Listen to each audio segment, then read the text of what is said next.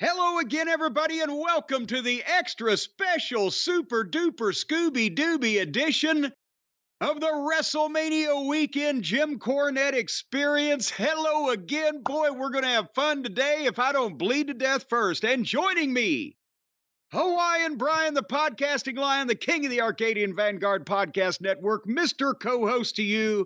With all the big shakeups in the world of wrestling, he feels the earth move under his feet.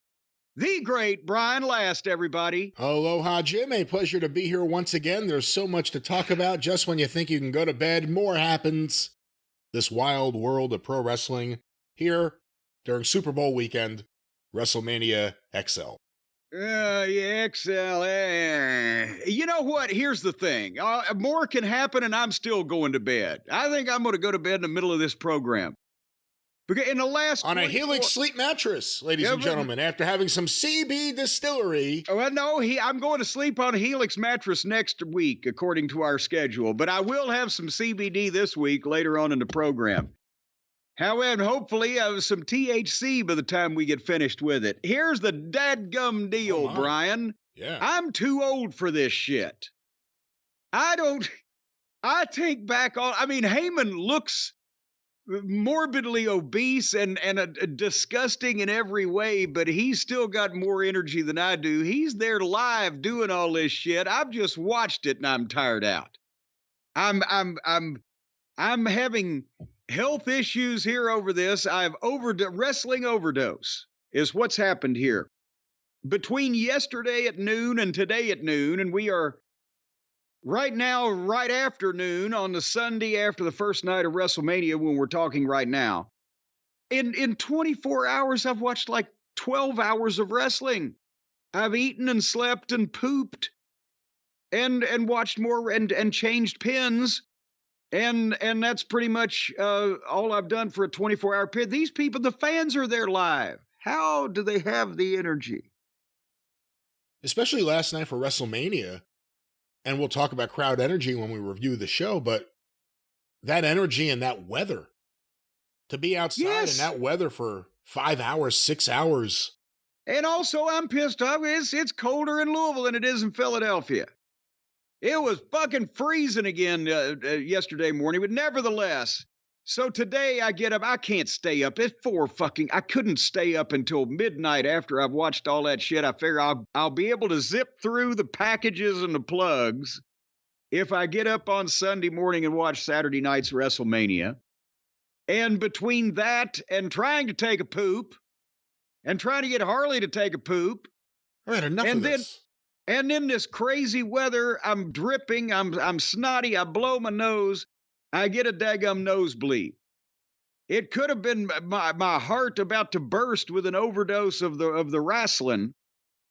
And then I had to delay recording here some half an hour or more so that I could finish bleed. I may begin gushing blood again at any point. You know, I've always had the touchy nose.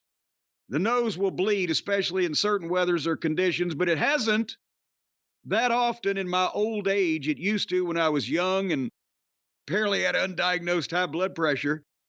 But now it's still when the pollen's out and then it's freezing and then it's hot and it's dry and a boom. So any moment you could hear sirens, I could be rushed to the local medical facility. We're going to try to do this program anyway. So I haven't had a lot of sleep. I'm grumpy and I'm weak from blood loss. Let's get started. What's new with you? Did you have a fucking earthquake? Oh, yeah, we did. We had earthquake. We had aftershocks. It was crazy. Have you ever been in an earthquake? Like one time we had an earthquake here when I was a kid and I was in bed asleep and my mom was yelling, Jimmy, there's an earthquake. And I kind of woke up. It felt like the magic fingers in the hotel and the beds back in those days. And then it was over with. So I kind of slept through that. I don't think I've had any others, but what? Was this Snappy Pappy likes the magic fingers? You hear this? Well, you know, you had those for a quarter. You could go to Dreamland back in those days, baby. Yeah, or Playland. One of the other. Which, well, you know, it depends on the. I got on one of those things at a Days Inn in like Hopkinsville, Kentucky, and as soon as I put the fucking goddamn quarter in and turned the deal, the fucking motor fell out of the bottom of the bed and on the ground, and then it was just going wah, making a noise. I couldn't shut it off. But what did they have? Was it a damageful, a panicful, a noticeable? How strong was your quake? It was pretty crazy because, we've had small ones in the past. I think they said they're like 1.6 or whatever on the Richter scale. Like when I was a kid, I remember when I was like 5 playing with my toys and it was a minor shake. Very minor, but I remember it. It's happened a few other times. This was 4.8. The epicenter was within 15 miles of my house. And I was on the deck. There was a lot going on. I had been working for hours. I woke up at like 6 that morning. I was smoking my morning joint. And all of a sudden... Oh, now kids, don't try that at home. What kids? Who's listening to this show? Adults, try that at home. So I'm there on my deck doing this, and I hear like it almost sounds like a mix between thunder and like the biggest recycling truck ever just hit the street. My daughter said she was at the school. It sounded like a plane was about to crash into the building. You never hear that, here on the East Coast. We don't experience it like they do in California. Just how loud it is.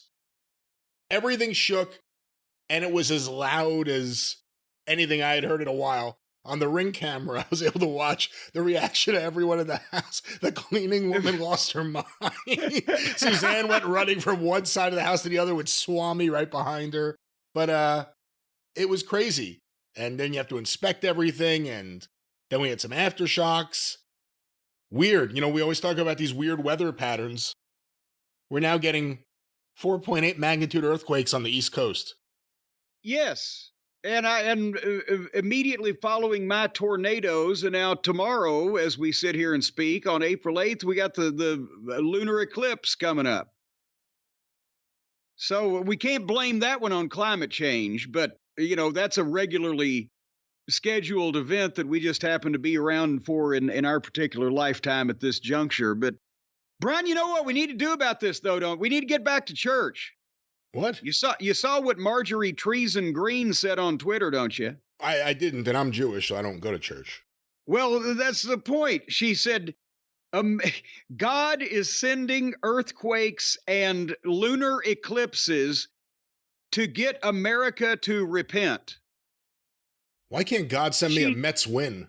No. She said this seriously. This was not a joke. This was an official statement from an elected representative of ours in Congress. So just not to get on a soapbox, but for anybody who can't understand why I cannot take Republican voters or Republican politicians seriously, even above and beyond the Trump criminal lunatic thing, she said that like she skipped 3rd grade science class. And it's not climate change. It's not the astronomical bodies doing their regular thing. It's God's mad at us because we ain't going to church. So he popped this up. He must have known with a couple of 100 years advance notice on the eclipse, I think. The thing is, this isn't John Denver working at the grocery store. You have to ask yourself, if God, whoever you believe God is, whatever you believe God is, if God chose to communicate with earthlings, if God chose someone to help him get his message out, would it be this person? You have to ask yourself that no matter what you believe. If God said, I need to let everyone know, who are they going to turn to? Are they going to turn to this person to relay the message? That's what you have to ask yourself. Yes, you do. But anyway, I want to turn to another person real quickly, and then I got something to test your wits about you here today. But I got an email from Danny, who is apparently from, he says, across the pond in Stockton-on-Tees, near Middlesbrough in the Northeast. And that's not a bro like the shit stain bro. It's Brough. So that's Middlesbrough, I guess there, isn't it? Or how do they say that? What's his name, Danny? Danny. That's easier to say. What did Danny have to say? Well, he's from Stockton-on-Tees. He says, I wish we had a guy like Stephen P. New to fight for the little men in the UK. My little man, Adam, was born 10 years ago. He was 8 weeks premature and was extremely swollen at birth to a point his lungs wouldn't open. Oh, my God. And he didn't breathe for 15 minutes. And this resulted in brain damage, cerebral palsy brain damage, which was totally avoidable had the hospital followed correct procedure and done some scans. So maybe Stephen needs to open a branch out in that direction. But he has a certain type of syndrome, I won't try to pronounce, and autism as a result. We were told he would never walk or talk.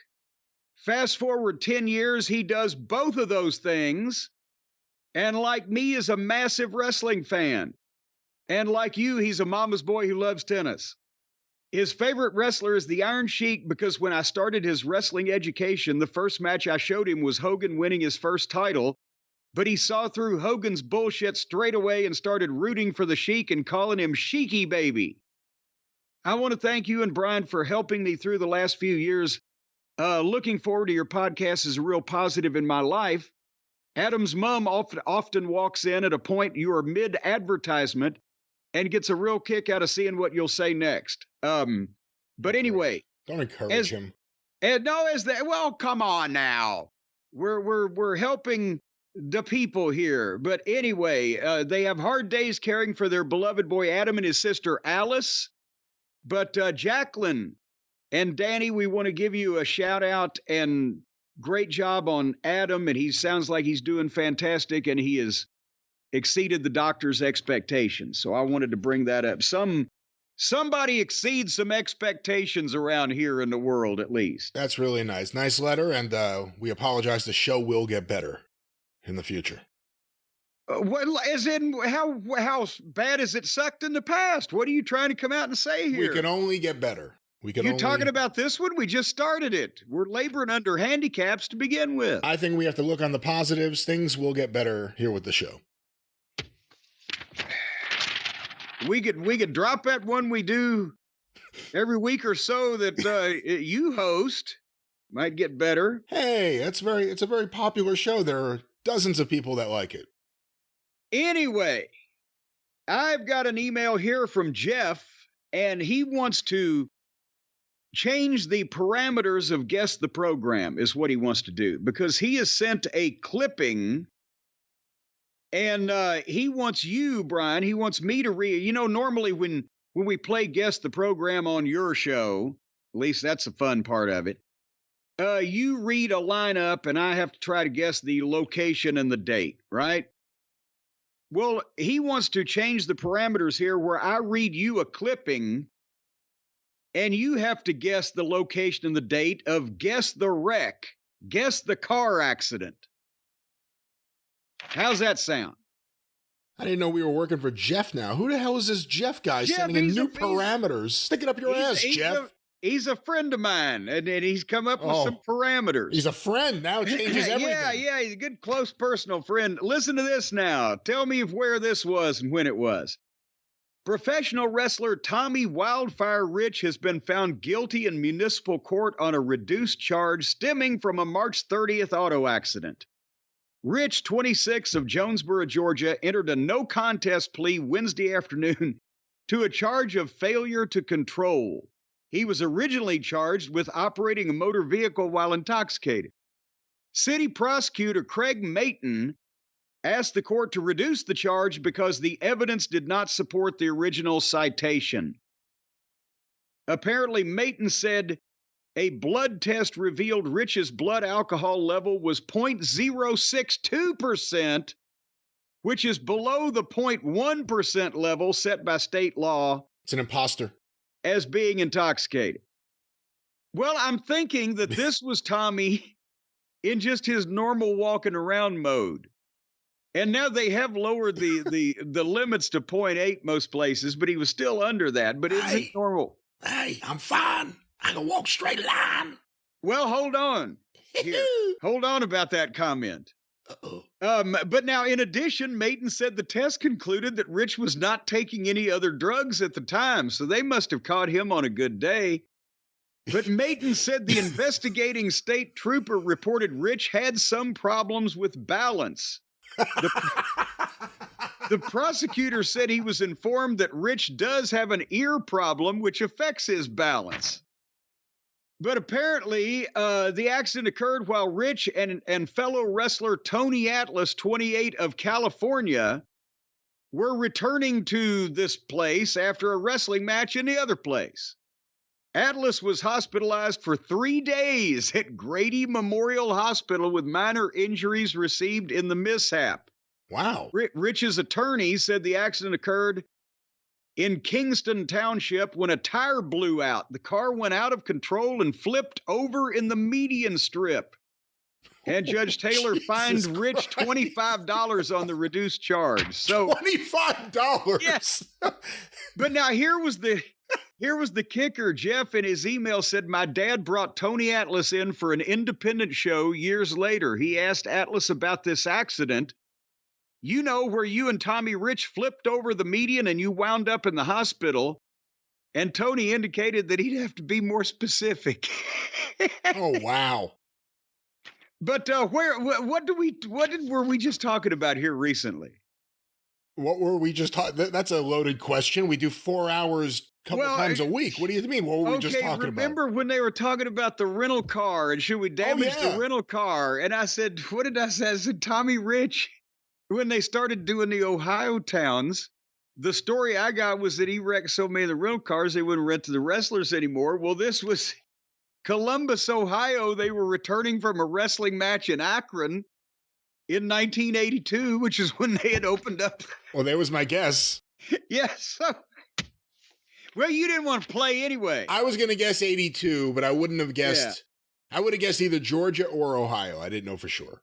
Yeah, but they were returning to Columbus after a match in Akron, and I guarantee you that was a rental car that ended up upside down in the median. So maybe not the first time. No, I would think that was because they had opened up really in 81. They started going up there, didn't they, or did they?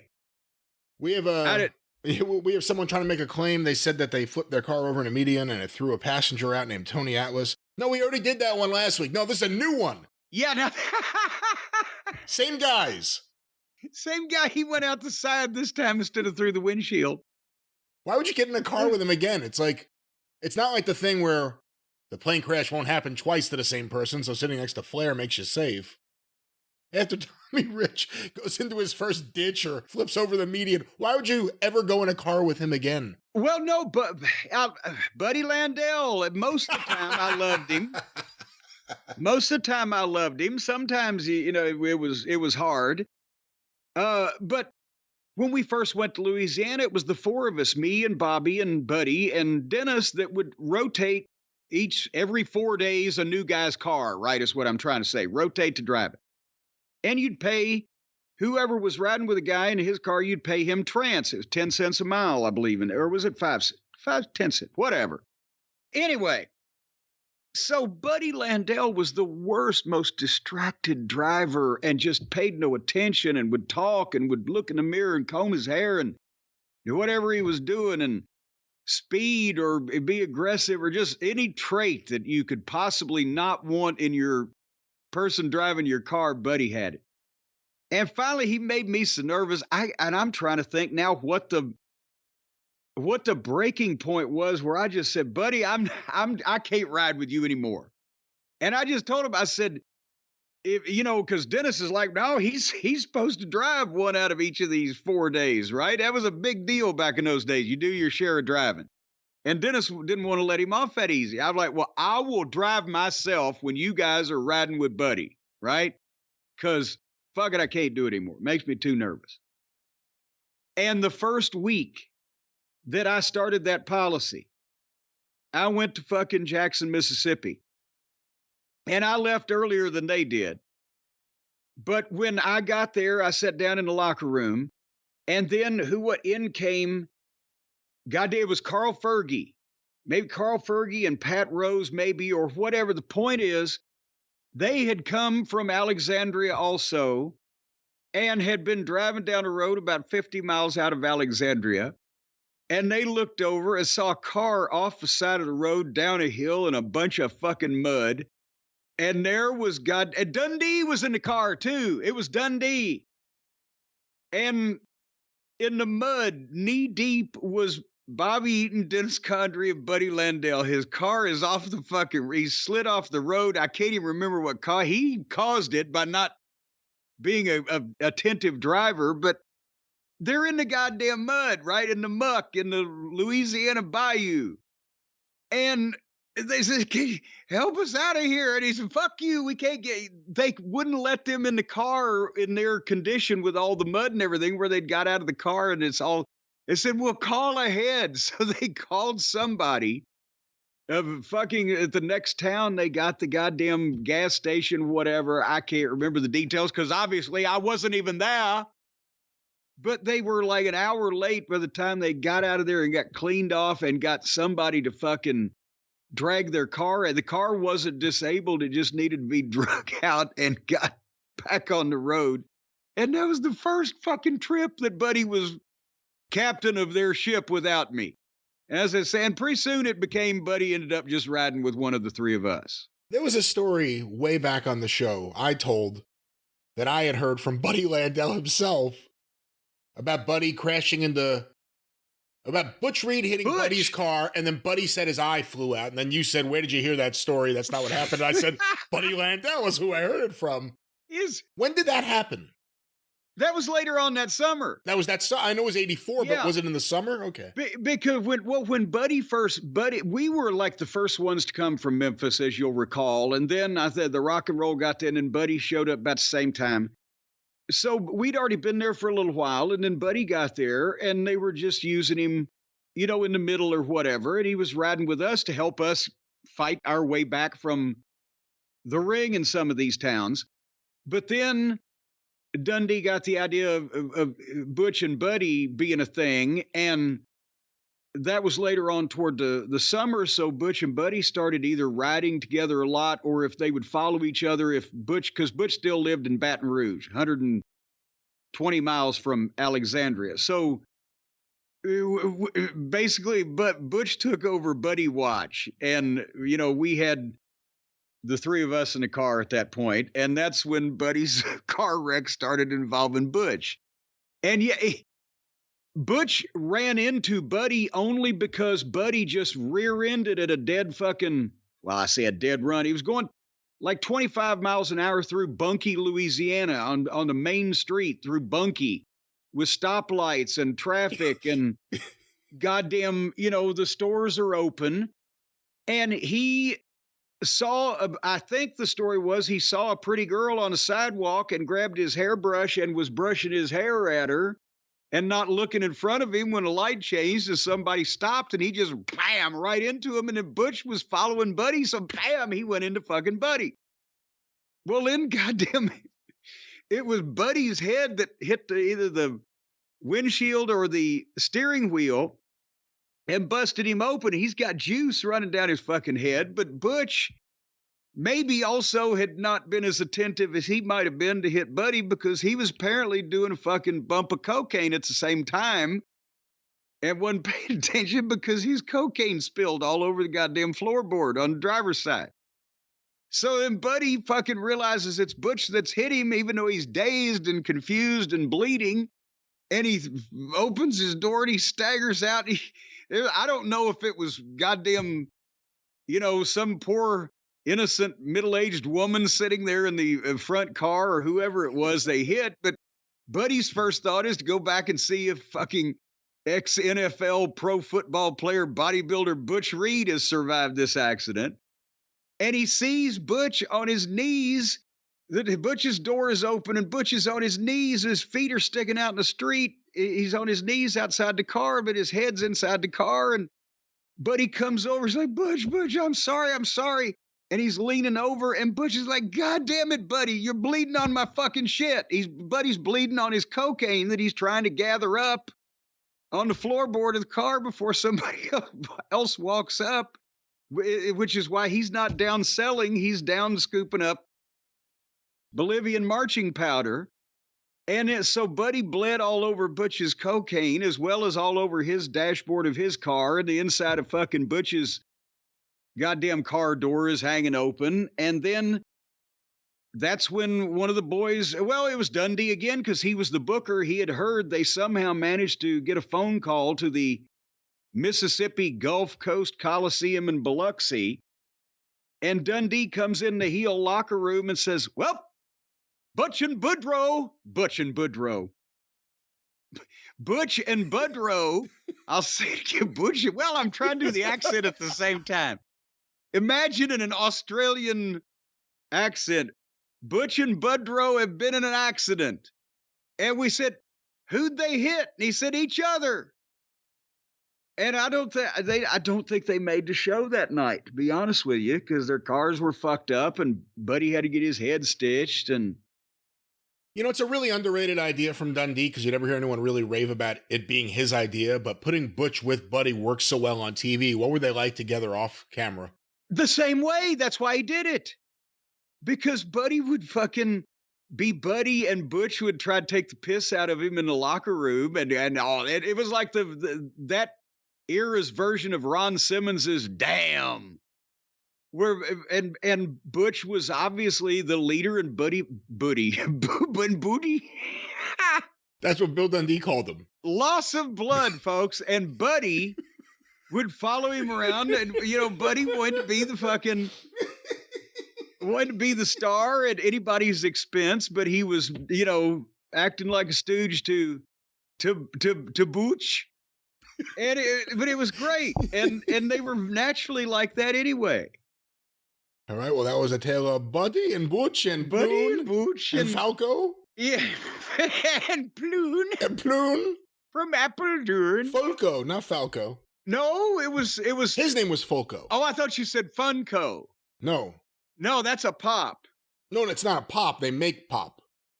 All right. No, Funko. Funko makes Funko Pop. Yeah. Yes. It's not a pop, though. Well, they are. It's a brand of pops. What do you consider a pop? A pop. What's a pop? One of those pops with the big head. They call it the Funko Pop. Well, it's kind of a figure just like JD Funko. Well, you call them that, but... Well, it's because they're the top of the pops. That's why they call them that. You know what? He may be the one in Judgment Day I like the most at this point, JD Funko. Because... everything he does looks good. The other ones have fallen off greatly in our estimation, except for our girl Rhea. But anyway, it was Fulco, not Falco, who did After the Fire, first at least. Or no, they didn't do After the Fire. No, that was Commissar. I don't know why you decided to go through the history and then you messed it up right away. Well, see, I messed it up again because we couldn't figure out whether Falco did Putting on the Ritz, but that was Taco. But Falco was the one who did Der Commissar before After the Fire, but it wasn't Falco we were talking about. It was Fulco, who was the husband of Ploon, and they were from Appledurn in the Netherlands. And I am Oli, and he is Sven. And, but anyway, where were we going with this? Nowhere. You mentioned these people. And brought it Jeff. up. Thank you, Jeff. That's where we were going. Thank you, Jeff, for your email. Well, that was a while ago. Jim, we have some sad news to report. What's up now? News being broken by Greg Oliver of SlamWrestling.com, or .net, excuse me, SlamWrestling.net. Promoter Al Zinck has passed away at the age of 91. Oh, gee, I thought it was going to be a rib of some kind, or you were going to do. I would never make a joke about such a subject. What's wrong with you? Never make a joke about the death of Al Zinck at 91 years old. Good heavens. And in Nova Scotia, too, or up there was he Nova Scotia, Newfoundland, New Brunswick? What part of the world Keep going. He promoted? The Maritimes. The Maritimes. I think that's a safe way to... Well, is that a whole group that's what they call the whole group of the area there? Hold on. It goes into here. I could see your Canadian geography is as good as mine. I was up there a time or two, but not often. My Canadian geography, I have learned, is comprised of only the territories that were good. Now, come on. If it's any of the ones that are just like there's no footage or you don't hear any good things about, I kind of don't know the geography as well. Al Zinck was the one that Dennis Condrey went up with Phil Hickerson and David Schultz and the Gibson brothers from Tennessee, summer of '77, right? Was that was Al Zinck or was that Emile Dupree? I bet you it was Al Zinck. I'm not sure, but did Al Zinck, I'm going through this article here. They left after like 2 weeks and came back to Tennessee after causing riots and fearing for their lives. Schultz had to bail him out with a hockey stick. He was the WCW NWA promoter from 89 to 93 in Canada. Well, it's nice of them to bring back a legend at that point in time. So did you meet him when you actually worked for WCW in Canada? I don't remember. Maybe he was good God, was he the promoter of the show that was gassed? It was gassed. Remember? No, you know what I'm talking about, don't you? I'm not sure.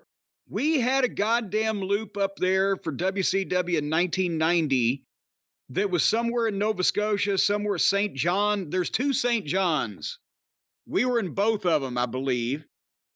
And the first town drew like shit. We're talking 500 people. It'd go all that way. And the second town drew like shit. And if there was 4 of them, the third town drew like shit. And the last one we were going to do before we left fucking to come home, we get to that one, and there's a giant line outside the building, 4 abreast and winding around the sidewalk. And oh, wow, okay, one fucking show we're going to goddamn do up here that's worth a shit, right? And the hotel is right across the street. And we check in the hotel, and I'm looking out the window. I'm going, that line hadn't moved. Well, you know, we still got a few minutes. You'd think maybe they'd open up the doors a couple minutes early because there's all these people standing there. But we got to walk over. It's an hour before showtime, right? We walk over there, and as we're about halfway there, I think it was David Crockett. I can't remember, but it may have been. Nevertheless, whoever was there representing the WCW office started waving, said, go back, go back. What? It was a hockey arena, right? And they'd had a leak in the ice freezing process of a professional type of hockey apparatus. Somehow there's ammonia involved, right? And they've had a leak. And the whole building, they says, filled up with you know what ammonia smells like. I mean, it'll burn your nose if you just stick it over the bottle, right? Imagine if there's a leak from this shit from tanks. And he said they've got a bunch of big fans on. Just go back to the hotel for about a half an hour. Come back at 7:30. Okay. So 30 minutes later, we go back, we walk back over there again.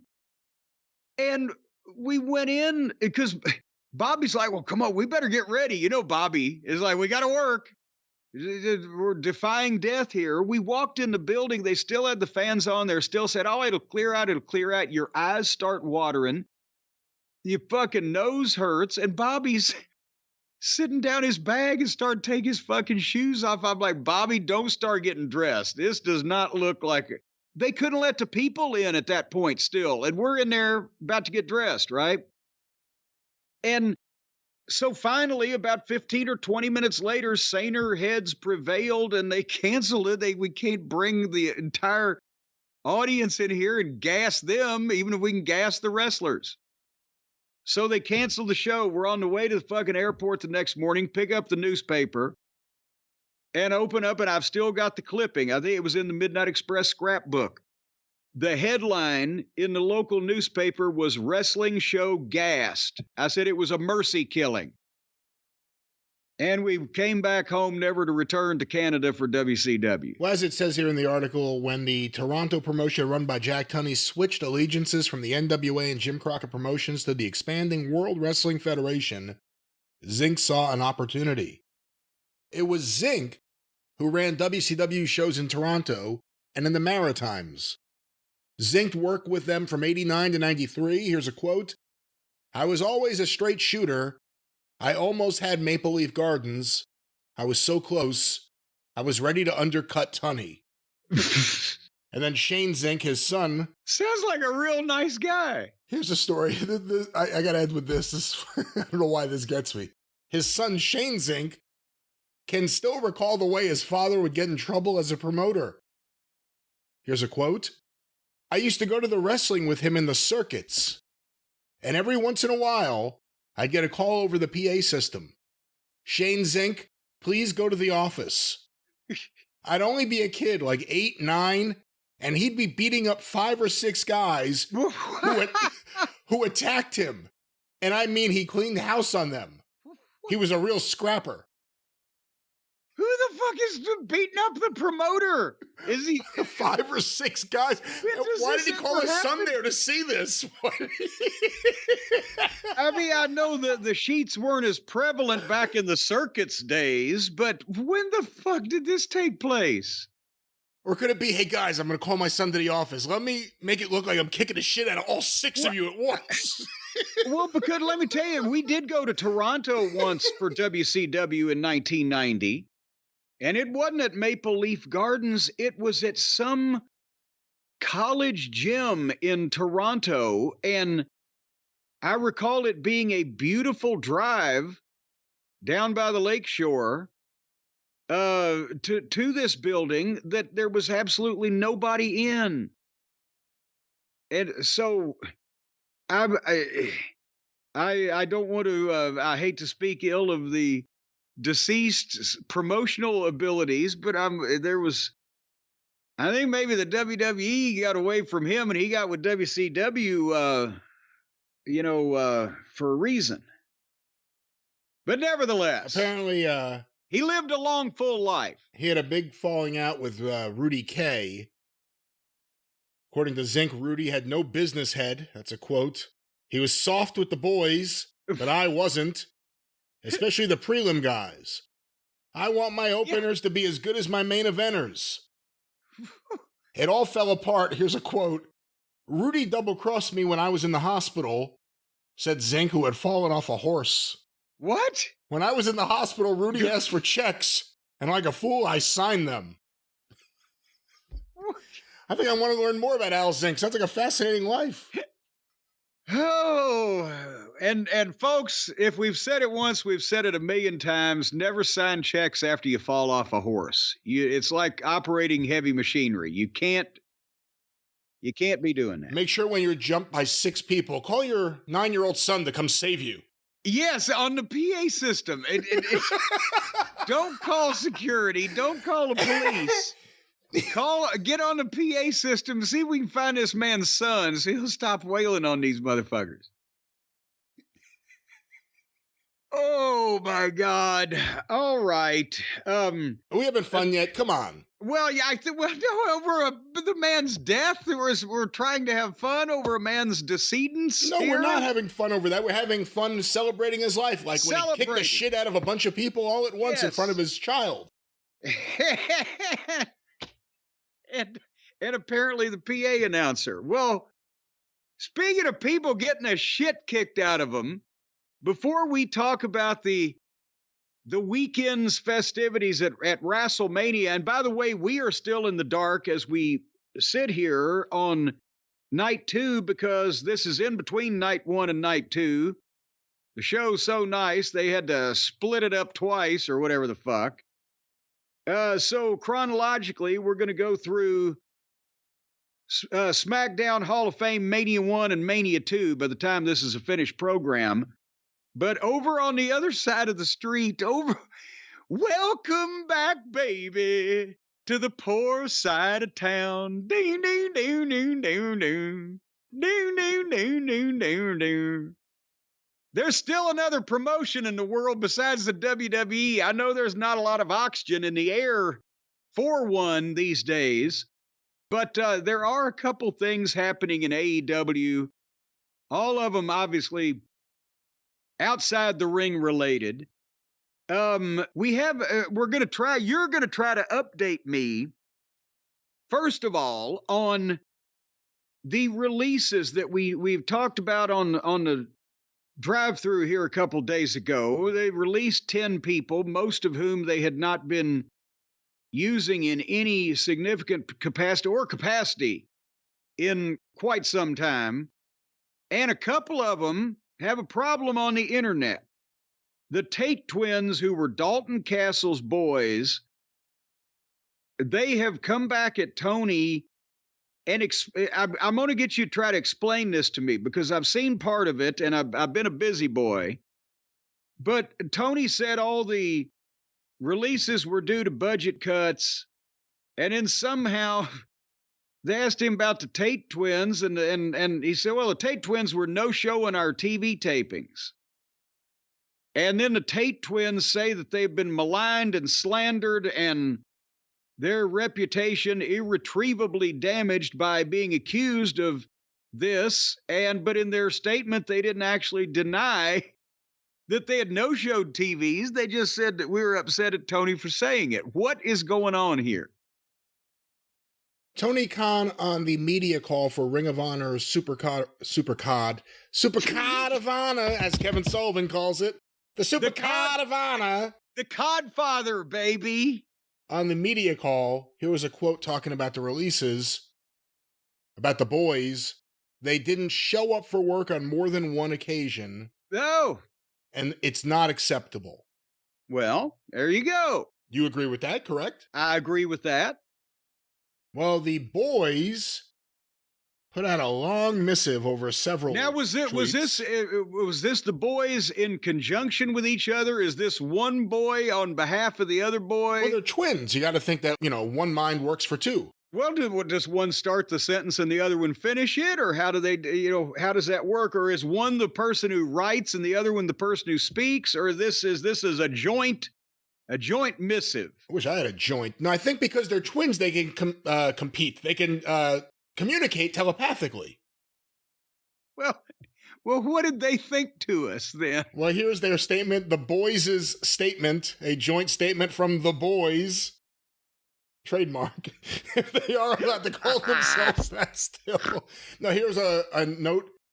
We had planned to stay quiet publicly about our release to take nothing away from the biggest show of the year for Ring of Honor in Supercard, excuse me. Didn't even give the full name. Tonight, out of respect for the locker room that will be on it. And by the way, nobody's talking about it. We kind of forgot they were going to have it, but apparently they had a Ring of Honor show this weekend also. And just like AEW, this Tony Khan promotion, every time there's anything positive happening, they somehow find a way to make the story about the ineptness of the management. Due to Tony's comments and the numerous fans, media outlets, friends, and co-workers that have reached out to us, that isn't an option for us anymore. We want to apologize to the Ring of Honor fans and to the AEW fans that were invested in the storyline and were expecting both of us to be there.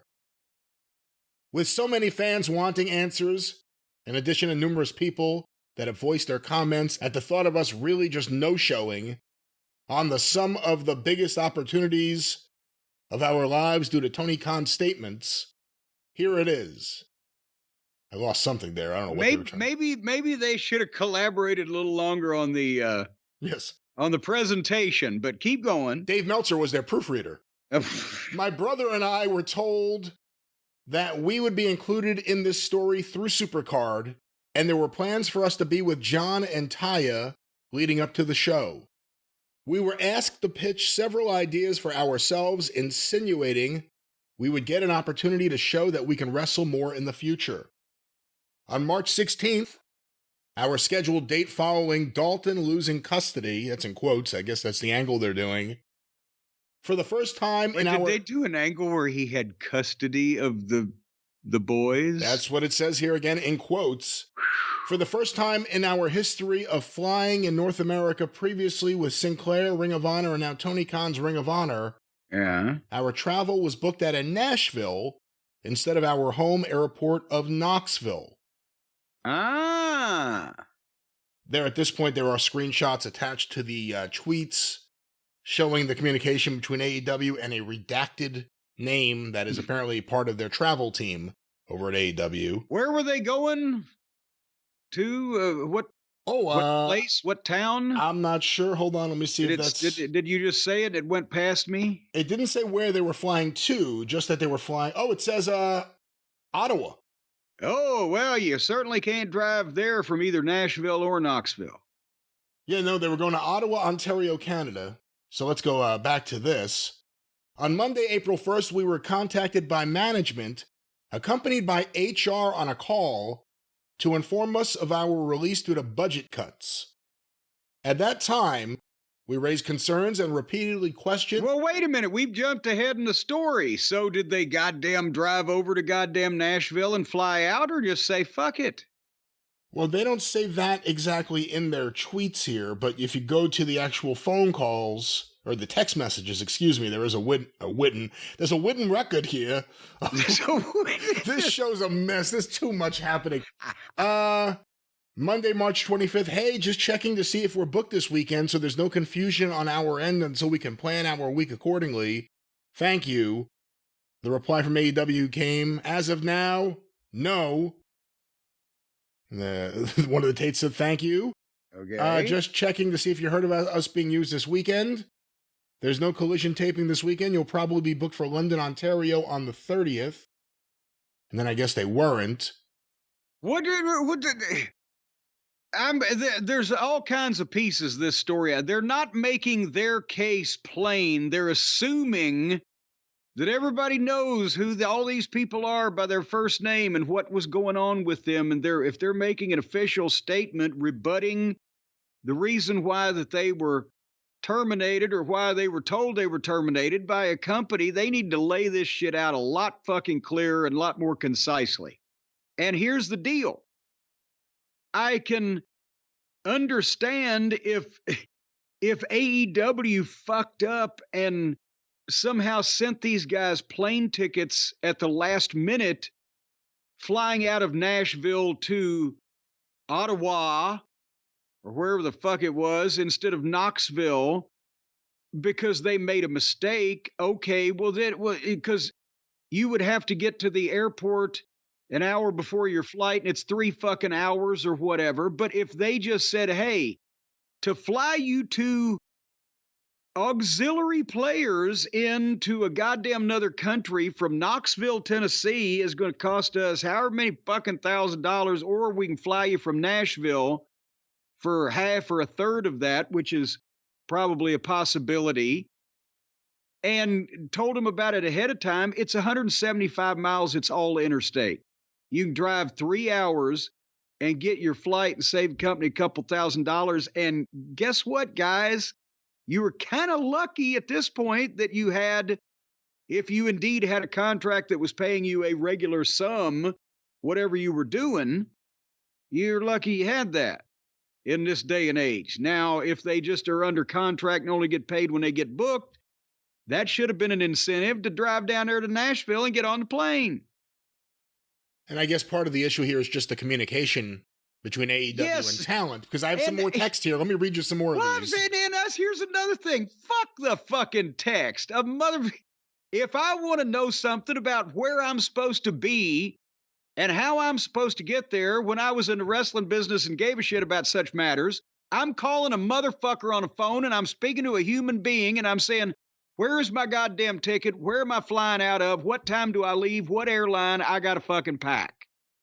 And all the kids are texting around back and forth like everyone's texting. You're the only one not, so stop making it about texting. God damn it. Well, that's why everybody's confused. No, they're doing AEW. That's why they're confused. Motherfucker pit. That's why I'm saying you got some weaselly, squirrely son of a bitches over there in AEW land. Get one on the phone and pin him down verbally.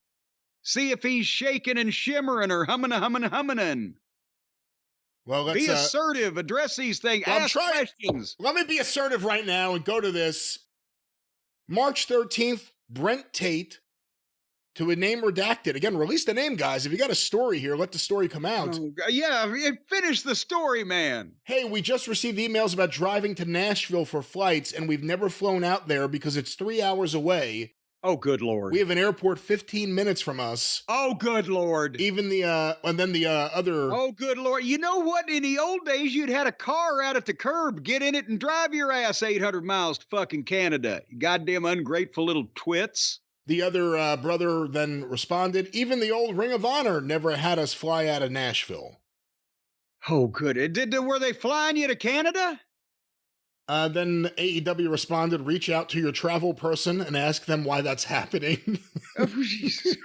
Okay, and then on the 16th, Saturday, hey, we are getting texts from people asking if we are at the venue. We told travel as soon as you told us to fix our flights, and she said she would send us new flights, and we stayed up until midnight Thursday and still haven't received anything. Brandon and I both have had our bags packed since Wednesday. Just to show you how much we were expected to be there, we already packed. It's good that they're packed, because that way when they got fired, they were all ready to leave. And then the response from AEW. Okay, guys, I just got off the phone with travel. My understanding is that because Ottawa is a difficult airport to get in and out of, boom, they tried to save $800 per ticket, boom, by having you go out of Nashville. Boom. I see your point about being asked to drive 3 hours to a different airport, but did anyone specifically tell you that they were getting new flights? Excuse me, that you were getting new flights? And when you didn't have new flights, did you contact anyone to see what the situation was? Hey, listen, I know it's fun to pick on AEW. It doesn't seem like they're really in the wrong with this. No, I could tell that a mile away what they were doing. These are not the main event guys. They're the guys that hang around with a guy and part of his gimmick. And yes, they wrestle some and fine, and I'm not knocking them, but they can't honestly look in the mirror and say, we are people who, if it was not for AEW, would still have a contract with a television promotion of any kind and at least have a check coming in, right? They'd be on the indies doing what everybody else in that situation is, which is working shots. And so when you're trying to fly somebody from goddamn Wartburg, Tennessee to fucking a small Canadian market, yes, if you go to Nashville, that's a hub and you can get cheaper flights. And I fault both sides of this because, goddamn, again, the fucking administrative side, the office side, is a disorganized mess, and nobody is telling them this specifically. And with the other guys, they're idiots that they thought that they had the fucking leverage to just blow shit off or whatever. Or if they heard they were going to get new flights, well, apparently they probably misheard. Or when they didn't get new flights, they still had 3 hours to get in a fucking car, make the show. Because you're lucky you've been given a gift. But somebody from the talent administrative division of AEW on the office side should have called them and said to them flat out, because we did this. We used to do this. In Ring of Honor, we did this a number of times because Sinclair was tighter than his tick on fucking airplane flights. And we did it in the WWF, for fuck's sake. That's why we spent that Saturday night in Nova Scotia. You save money on these goofy flights because not only were they going to save $1,600 on these two guys just in terms of a plane ticket, they were probably doing it with some of the other talent. Maybe if somebody lived in fucking some other place where there was a smaller airport or a bigger one. Point is, somebody should have called the Tate twins and said, hey, we're not going to spend however many $1,000 to fly you, just to fly you guys before we put you up in a hotel, before we pay you to be on this goddamn deal, or if they're paying them regular, before we put you up in a hotel and we spend these thousands of dollars to have you stand outside the ring. But if you're willing to go down to Nashville, which is 3 hours down, 3 hours back in the car, we'll buy you fucking 2 tanks of gas and you'll save your job. well, once again, let me go back to the actual text messages here. Oh, God. One of the Tates said that a name that is redacted here, a woman for AEW, she said she would send flight options shortly. I didn't hear from her, so I texted from my phone about seats and didn't get a text back. Texted about seats for what? I also emailed her on Sunday or Monday about hotels and seats for the flight. Oh my God. And didn't get an email back. Yeah, you got her phone number, nitwit. The other Tate jumped in. Jack her up out of bed on Sunday morning. Where's my fucking plane ticket? Also, the other one said here, our cars aren't in good shape also. Oh boy. That's why we request rentals. I'm not sure why travel changed our airport week of without notice. That's why we request rentals. So now they're renting them a car also? We have flown to Canada numerous times from Knoxville, and this has never been the case. You can get to the moon too if you got NASA behind you. AEW responded, "You had flights going from Nashville, so you were booked. Yes. If you had gotten a rental, you could have sent in the receipt and gotten reimbursed. Oh, good Lord. The flights from Knoxville were 2 stops and more expensive, which is why they tried Nashville for this trip. You guys should have at least let someone know you," and I guess it continues from there, "weren't going to come, I would assume, would be next. Can your excuse be I was sitting by the phone for the whole time, so I didn't make an attempt to come at all?" No, because again, it needs to be adjudicated one way or another, communicated from party to party officially before you. They're sending this poor travel woman, unnamed travel woman that was in there, texts on, "Do we have flight options? Can we get a car?" And she's not getting back to them. Who's in talent around? Who is the booker? Who's helping the booker talk to the fucking talent about whatever the fuck? That person should have been on the phone with these two guys saying, "Look, you got to fly out of Nashville. It's cheaper." If they don't have cars to get 3 hours, how were they making independent wrestling shots? And how are they working for this company if they do not have, between the two of them, one car that will drive 3 hours down the interstate and they're in the wrestling business? Yeah, by the way, this is another story because we just talked about that. What was his name? Slim J, a guy you and I are both not familiar with at all. Yes, he was living in a hovel. Yeah, he couldn't afford to support his family working for AEW. What's going on over there that the lower card guys? A lot of them are making a fucking fortune. Some of them aren't making. Some of them can't afford a car. Here's the thing. Well, if they're in the wrestling business, you need a car and a fucking phone. And what I'm saying is they shouldn't have considered themselves important enough to just sit around and dick around and wait on the travel woman to serve their bidding. Somebody from the office should have been on the phone with them, or they should have been beating up somebody from the office's phone in the talent relations department. "We want to fly to Knoxville. Leave the voicemail. We want to fly to Knoxville. We got tickets out of Nashville. What is going on?" So somebody then would call back and say, "Look, you two morons, have you not figured this out? You're going to Ottawa, Canada. We're going to save $1,600 fucking dollars if the two of you drive 3 hours down the road and fly to Nashville." I can't believe that they are goddamn frivolous enough with their money that they would agree to rent them a car to go to Nashville. But they had said we would have done it if you'd asked, but nobody was fucking talking. They were goddamn texting and sitting around like movie stars. Because I guarantee you, when I was in the business at their particular level, I would have not have been calling Jared about whether I got a plane ticket if he told me to go to Hawaii. I'd have had fucking Speedos on and I'd have my nose greased up for a long swim. Fuck.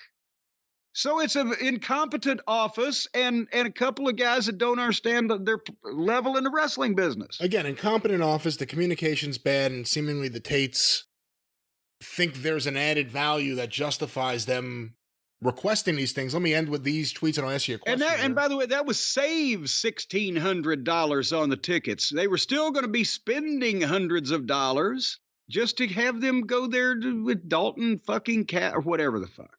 They're now saying we never heard back if we were booked, and we figured since no one got back to us from travel, we weren't booked again this weekend. Also, that's why we asked if we were booked until Supercard weekend, just to avoid all this.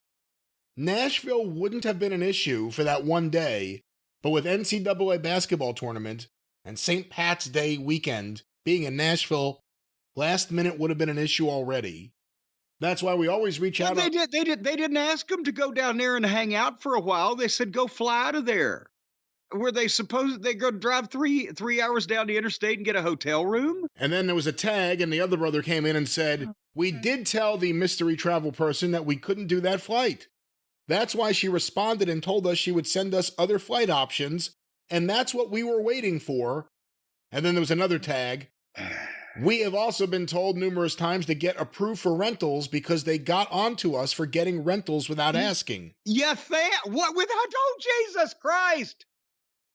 They were just getting rental cars and turning them into the office to go be goddamn wallpaper in this gimmick. What the fuck? Seriously? It's not even on TV. I mean, if it's on Ring of Honor, that's the only, it's never on TV. What precedent are they setting with these other fucking guys on the cards that these guys get rental cars without even asking and just turn it in like, oh, yes, baby.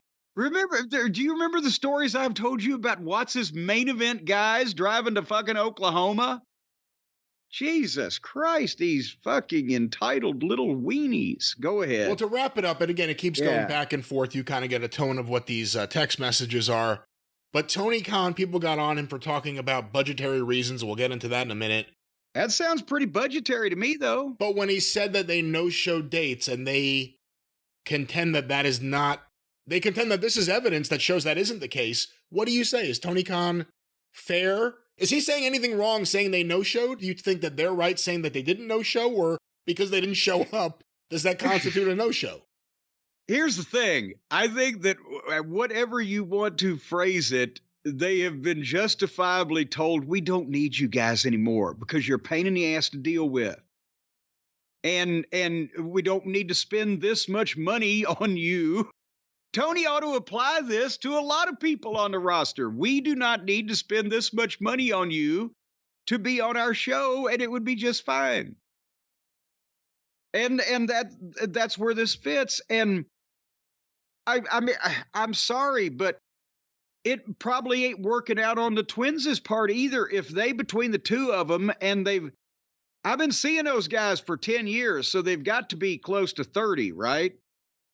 If they're between the two of them, they're 30 years old, they're in the wrestling business, and neither one of them has a car that'll make it to Nashville, they've picked the wrong career choices. They need to reevaluate and maybe consider another line of employment.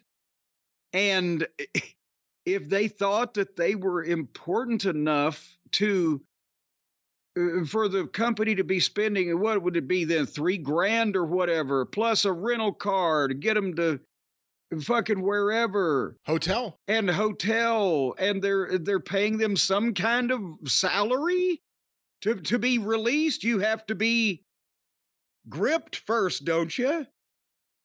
So to do what? And they're complaining about it. Oh, we can't get down to Nashville. Yeah, Bobby Eaton, his first 3 years in the wrestling business, at one period of time, he was making car payments on 2 used cars that wouldn't run and riding a Greyhound bus to his matches. And he didn't no-show. So fuck you. Anyway. Well, that was the story of the boys, and maybe the final story of the boys. We will stay on top of this story. But there's another part of the worm that is turning over there also, because apparently now Tony is hating it, that he's getting the bad press, the bad publicity. People are saying bad things about him, and he's freaking out and flipping his shit, especially over the Punk interview, to the point where now they have announced that CM Punk, ladies and gentlemen, will be returning to AEW television this Wednesday night. Does this smack horribly of the Razor and Diesel will return to the WWF scandal of 1996 or whatever it was? CM Punk is still the biggest star in AEW.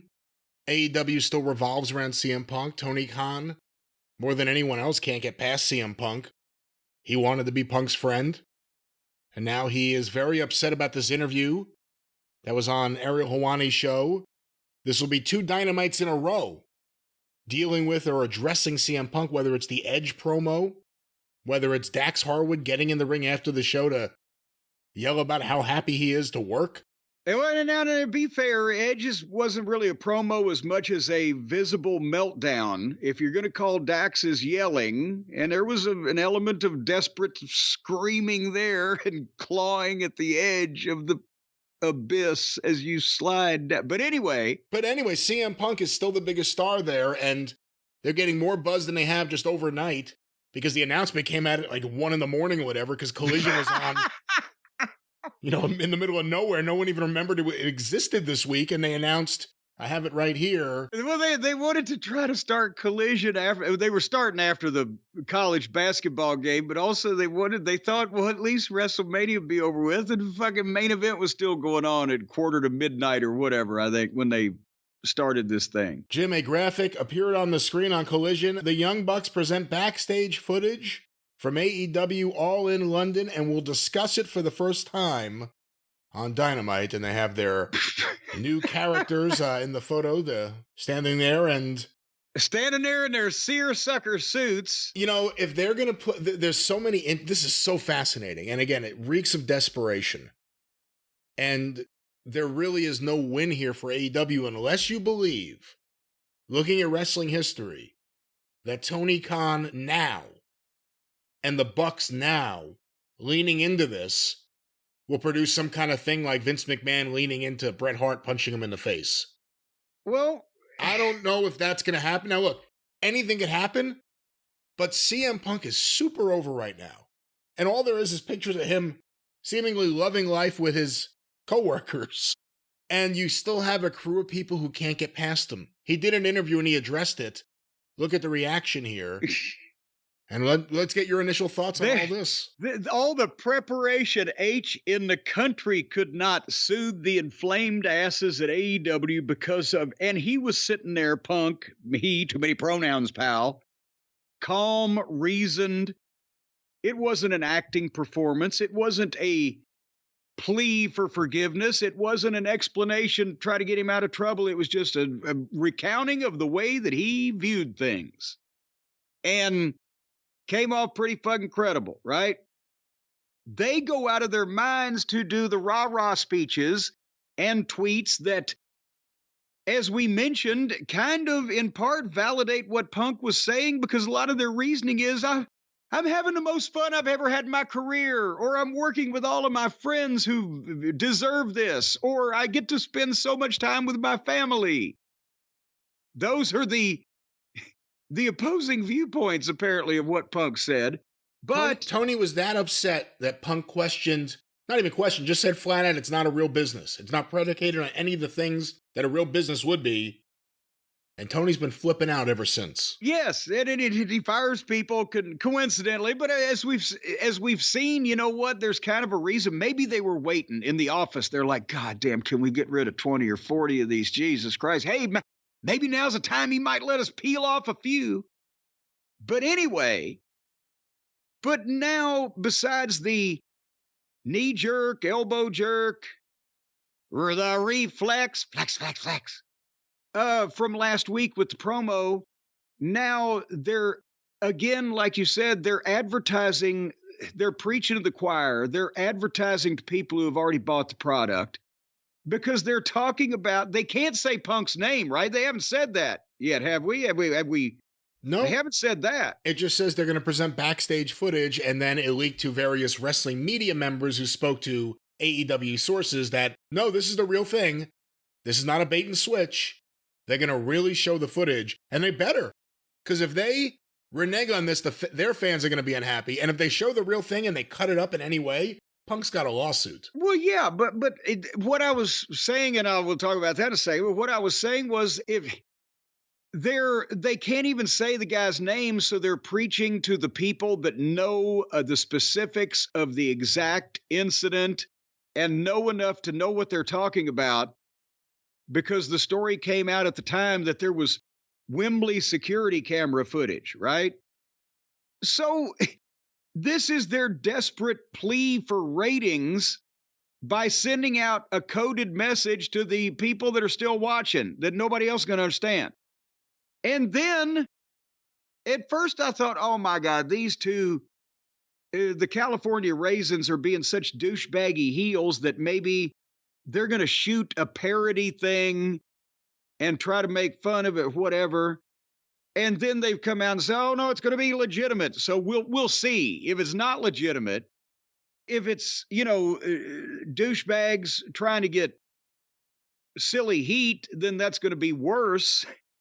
But right now, they're just going to show another wrestler that they have that's under contract to him, Jack Perry, that he might get over being mad at and bring back at some point, getting fucking choked. So, by a big star from another program. So how it's so desperate, because Punk can still be on our show. We found a loophole. Except we can't really say his name. And the only people that are going to know are the people that already know. And he's choking out one of our guys. They're spending TV time having a hissy fit over Punk appearing on a podcast. Not another TV. Punk hasn't said a word about any of them on WWE TV. No. And he probably never will. He talked about it on a podcast, and now they're dedicating another thing. They can't get past it. They all try to make it like it's Punk and everyone else. They can't get past things. They can't get past the reality of stuff. They're going to release this footage. Again, if it's cut up at all, that's going to be a problem. I want to see. And they say they're not going to show the footage of whatever scared Tony Khan to the point where he was afraid for his life. That's what I want to see. Oh, well, maybe here's what they'll do. They'll show the actual footage of Punk choking out Jungle Boy. And then they'll say, and here's what made Tony Khan fear for his life. And then Rick Astley pops up. That thing. And it'll get the whole audience all at the same time. Maybe not? Yeah, not one of your better ideas. Not really? No, not at all. All right, well, no, but here's the thing is that what are you going to show? How could you clip this? Because it wasn't like a fight where there was an advantage given over from one side to the other. He grabbed him in a front face lock and choked him until Joe asked him to let him go. Well, we don't know that. The footage will show exactly what it is. That's Punk's story of what happened. The footage will show. It's going to be awful hard to fucking let's see alter that, or are they playing with the artificial intelligence over there at AEW? They ought to be into artificial intelligence. They don't have any of the natural shit. If they alter it in any way, that'll probably be a lawsuit. So I don't think they'll do that. I think it'll probably be the Bucks in character, in the role of EVP on camera, reviewing the footage, and this may lead to the reinstatement of Jack Perry.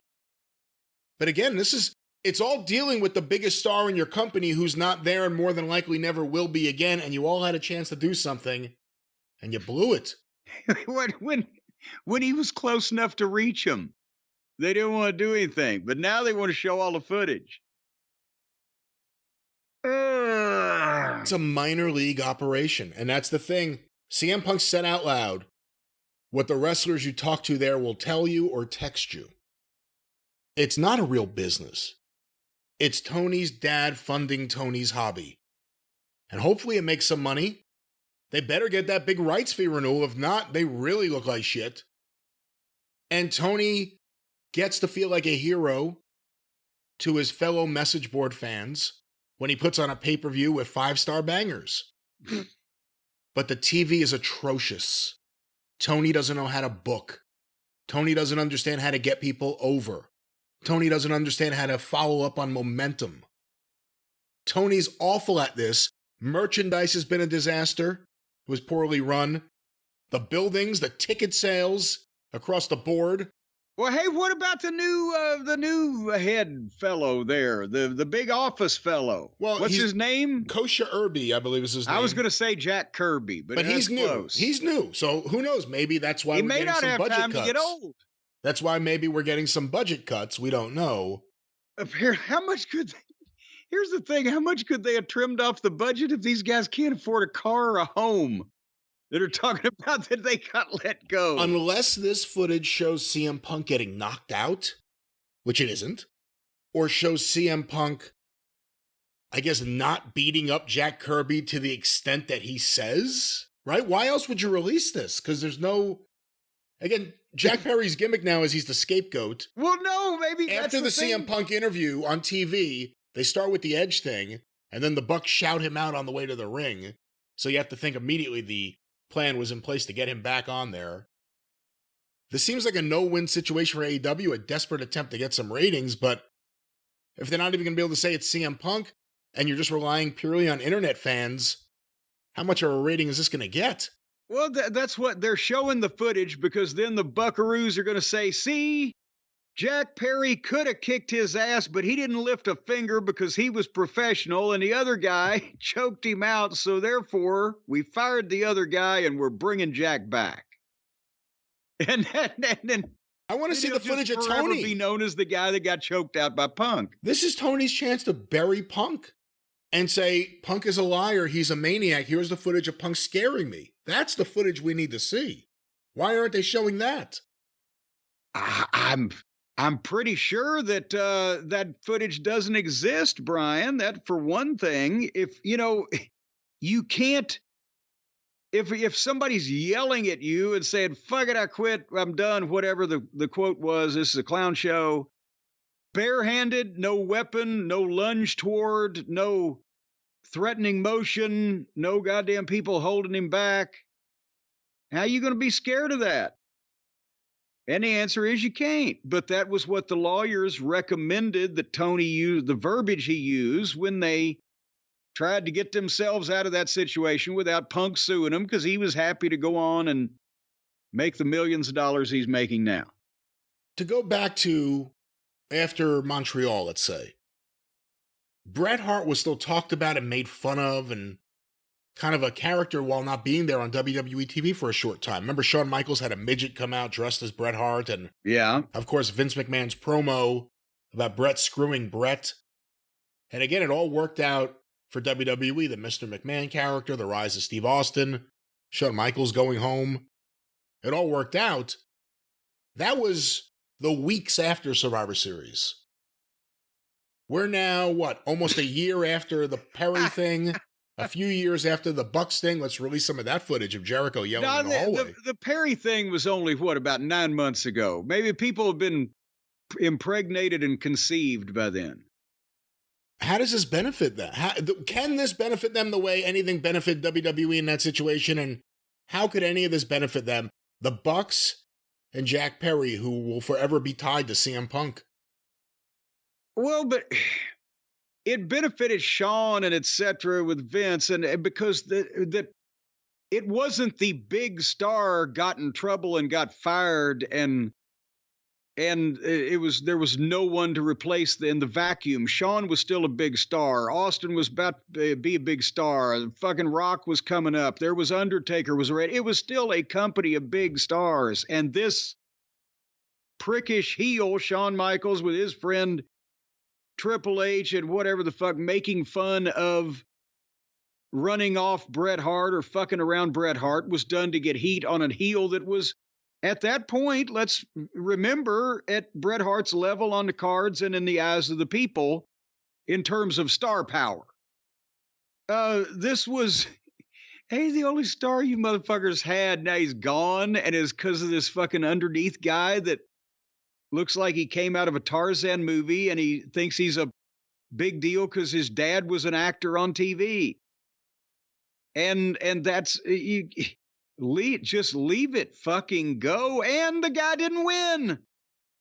If he'd have knocked Punk out now, he said, well, when Punk comes back and challenges for the title, well, look, one of our smallest guys knocked Punk out. Here we got footage, but what are they selling? Yeah, the big star on the other channel chokes out our guys for real.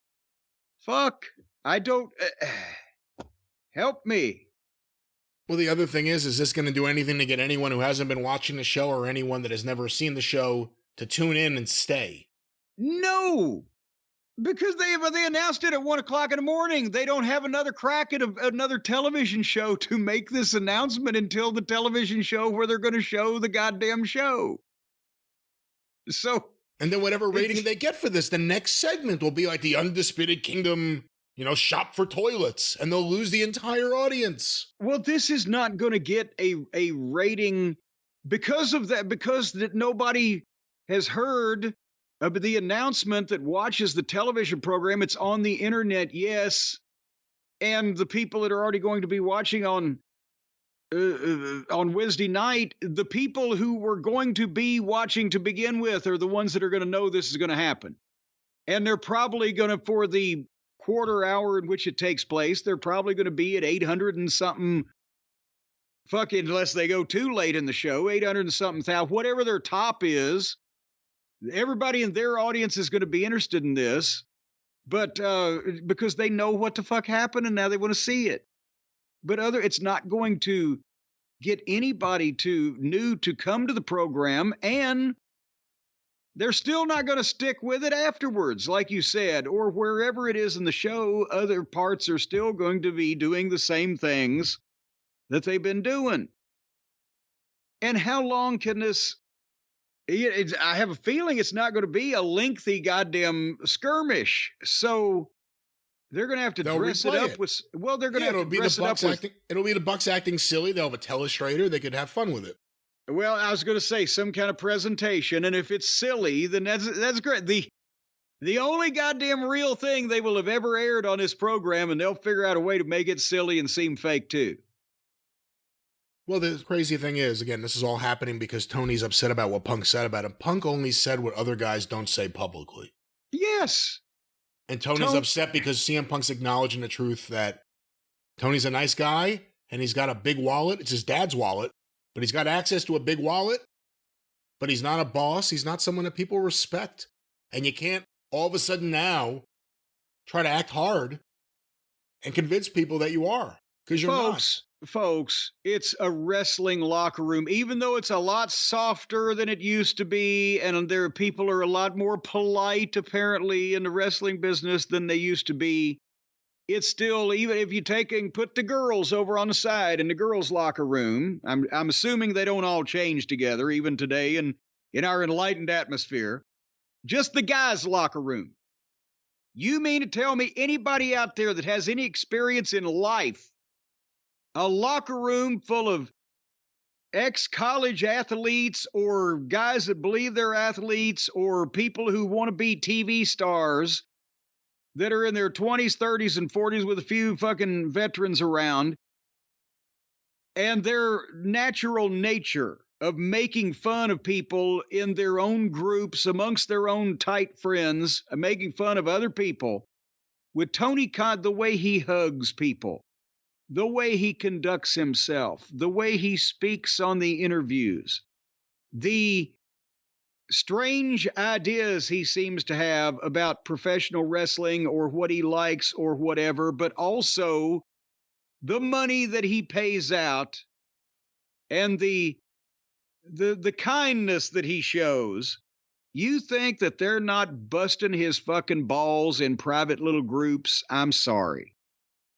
But it would there's one reason why Tony Khan has been accepted in any wrestling locker room, whether in 2024 or 1974, because billionaire precedes his name in introductions. Well, here comes billionaire Tony Khan, and he's welcome everywhere.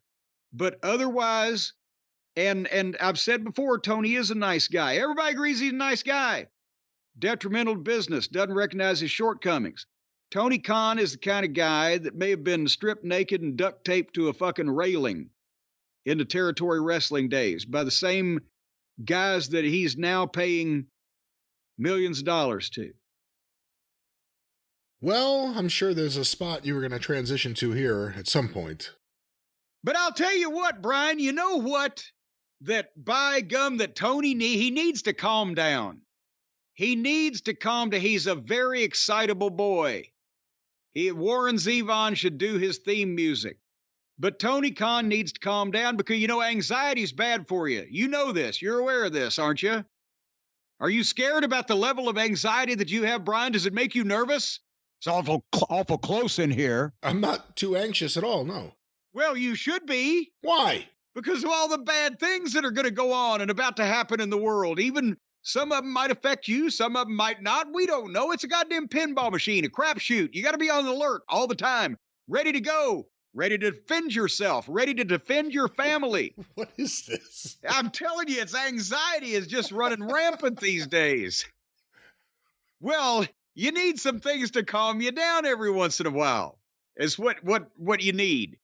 And all that anxiety can cause you pain and inflammation. You need something for that too. If you've got pain after physical activity, well, any activity for me these days is physical, but if you really go overboard and you try to get things off a shelf or maybe pick up a suitcase and you throw out your sacroiliac, well, you don't need to throw it out. It could be restored and remodeled and refreshed and ready to go, ready as new.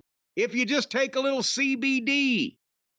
Because, Brian, whether you're having the problems when you're sleeping, or whether you got the pain after physical activity, or you're experiencing anxiety, a feeling of heaviness, like you got a sword hanging over you, inching ever closer to your Adam's apple or your jugular, and every time that it swings, it descends a little further. If you wake up in the morning that way, you're not on the CBD, because the CBD will wash away your cares and woes on the road to Shambhala. Because it is clinically proven, Brian, you know the surveys, 81% of the customers experienced more calm. 80% said CBD helped with pain after physical activity. 90% said they slept better with CBD. And 3% felt that they were the ones that were beating up Rhea Ripley at WrestleMania. That is not a proven fact, and that is not a proven fact. That is wrong, no. Well, that's what they thought. But with over 2 million customers and a solid 100% money-back guarantee, CBD Distillery, our friends over there, they're the source to trust. You can't just go around and get CBD out of the trunk of people's cars, ladies and gentlemen. It's not healthy, and in some cases, it's not legal. But where you can go to trust the source of your CBD, which is, this CBD is mined in Bolivia, and it is put on in saddlebags on the backs of burros and carried across the Andean mountains. This is the pure original CBD type of shit. It comes from the source, which, as everyone knows, is a volcano in Ecuador. They don't manufacture this shit just in somebody's bathtub, folks. So CBD Distillery gets this CBD to you, and then you take it and you feel better, as we mentioned. And I mentioned the over 2 million customers. They've also got a 100% money-back guarantee. If you can't smell the burro poop coming from the burros that brought this over the Andean mountains, even right now to this day on every one of these capsules, well, I'll kiss your rosy red ass. And folks, we have right now a way for you to save 20% on this fine product, or any of these fine products, at their website, cbdistillery.com. All you got to do is use the code JCE. You get 20% off whatever the heck you order to get you started on this. And once you get started, you can't get off this stuff, boy. You're going to have the CBD monkey on your back. You're going to feel so good. You're never going to, boy, I'm telling you, you're going to be just holding your arms out saying, stick it right in my hand. You could use something right now, I think. You're a mess. I think because I'm so anxious because of the world and the way it is today. Go to cbdistillery.com, use the code JCE for 20% off. Brian, once again, that's cbdistillery.com, code JCE, 20% off. Sleep better, feel better, feel and sleep better. Don't hurt. Do not hurt, ladies and gentlemen. Whatever you do, don't hurt. And CBD Distillery will do all these things for you as long as you buy their products. Buy their products because they're great, and you can use them if you, in fact, need them. Yes. CBD Distillery. Yes, you can them. What's that promo code one more time? JCE. It's always JCE. I'll tell you, I could use some CBD right now. We're mere hours before night 2 of WrestleMania. But Jim, before we move on too far from the AEW stuff, one last thing, because a lot of the listeners did send it in, and we're not recording another drive-through until tomorrow. So I want to make sure we get it in. I have Tony Khan's response from the Ring of Honor post-show scrum to Brandon Thurston's questions about the releases. A lot of the listeners wanted to get your takes on this. So we've talked about different things, and Swami's barking. It's just a mess here. No one knows. Oh, don't blame the dog. Everybody's upset about these budget cuts. Are you kidding? But and Brandon's budget minded. He's a cruncher of the numbers. He'll get to the bottom of this, won't he? Well, let's go to this audio. Tony Khan talking about budget cuts. Hi, Tony. Brandon Thurston, WrestleMania. With the releases that just happened, you said that it was for budget reasons, right? So, and that's the first time there's been releases for budget reasons. I know in the past there's been contracts that have expired, but you've talked about loyalty and wanting to keep people on until their contracts expire. I know there's been some exceptional cases otherwise, but does that represent a policy change for you? And if so, can you tell us what led to that? The entire time that Brandon Thurston's question is being asked, Tony Khan is reacting with his face. He's making approving nods. He's kind of selling, ooh, that's interesting with his face. He's nonstop action, this guy.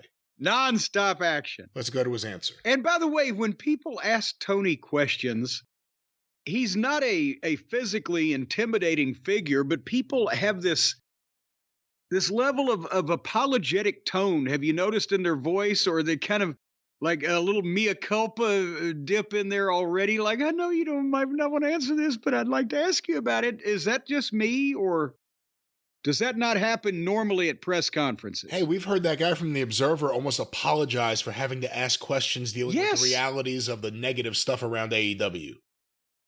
But let's go to Tony. He's like Billy Mooney in the Twilight Zone episode. In the Twilight Zone episode. It's a good thing. Don't wish him into the cornfield, Tony. Go ahead. I'm sorry. Well, let's go to this. Tony Khan answering Brandon Thurston's question. Well, it's a great question. I think that this year I have been very active, not only in the free agent market, but in the production budget. You know, there are things tonight, like, for example, on one song alone, I spent a year's pay for most pro wrestlers in this business. And the budget was not only... Let me stop it right there. Again, this is about the budgetary reasons that he fired some wrestlers who can't afford cars or places to feed their family or live. But he rented a song. What song did he pay that much money for that night? That was a Ring of Honor show he's talking about. That, right? That's right. He paid a year's salary for a wrestler for a song on a Ring of Honor show? Is that what I just heard him say? That is indeed what you heard him say. Well, let's hear him say some more. And the budget with not only free agency, but production is very high. And also, we're going into a contract year, and I plan to continue being very active, not only in free agency, but in the production of the show and producing great content. And going into this year. Again, the question is about why these wrestlers got fired for budgetary reasons when that was never the policy previously. Well, but he's trying to say it without saying it, that he's spending more money on wrestlers, free agency, and he's spending more money on production. But it's not hard to spend more money on production without making the show look a goddamn dick's bit of difference if you're spending six figures on a goddamn song.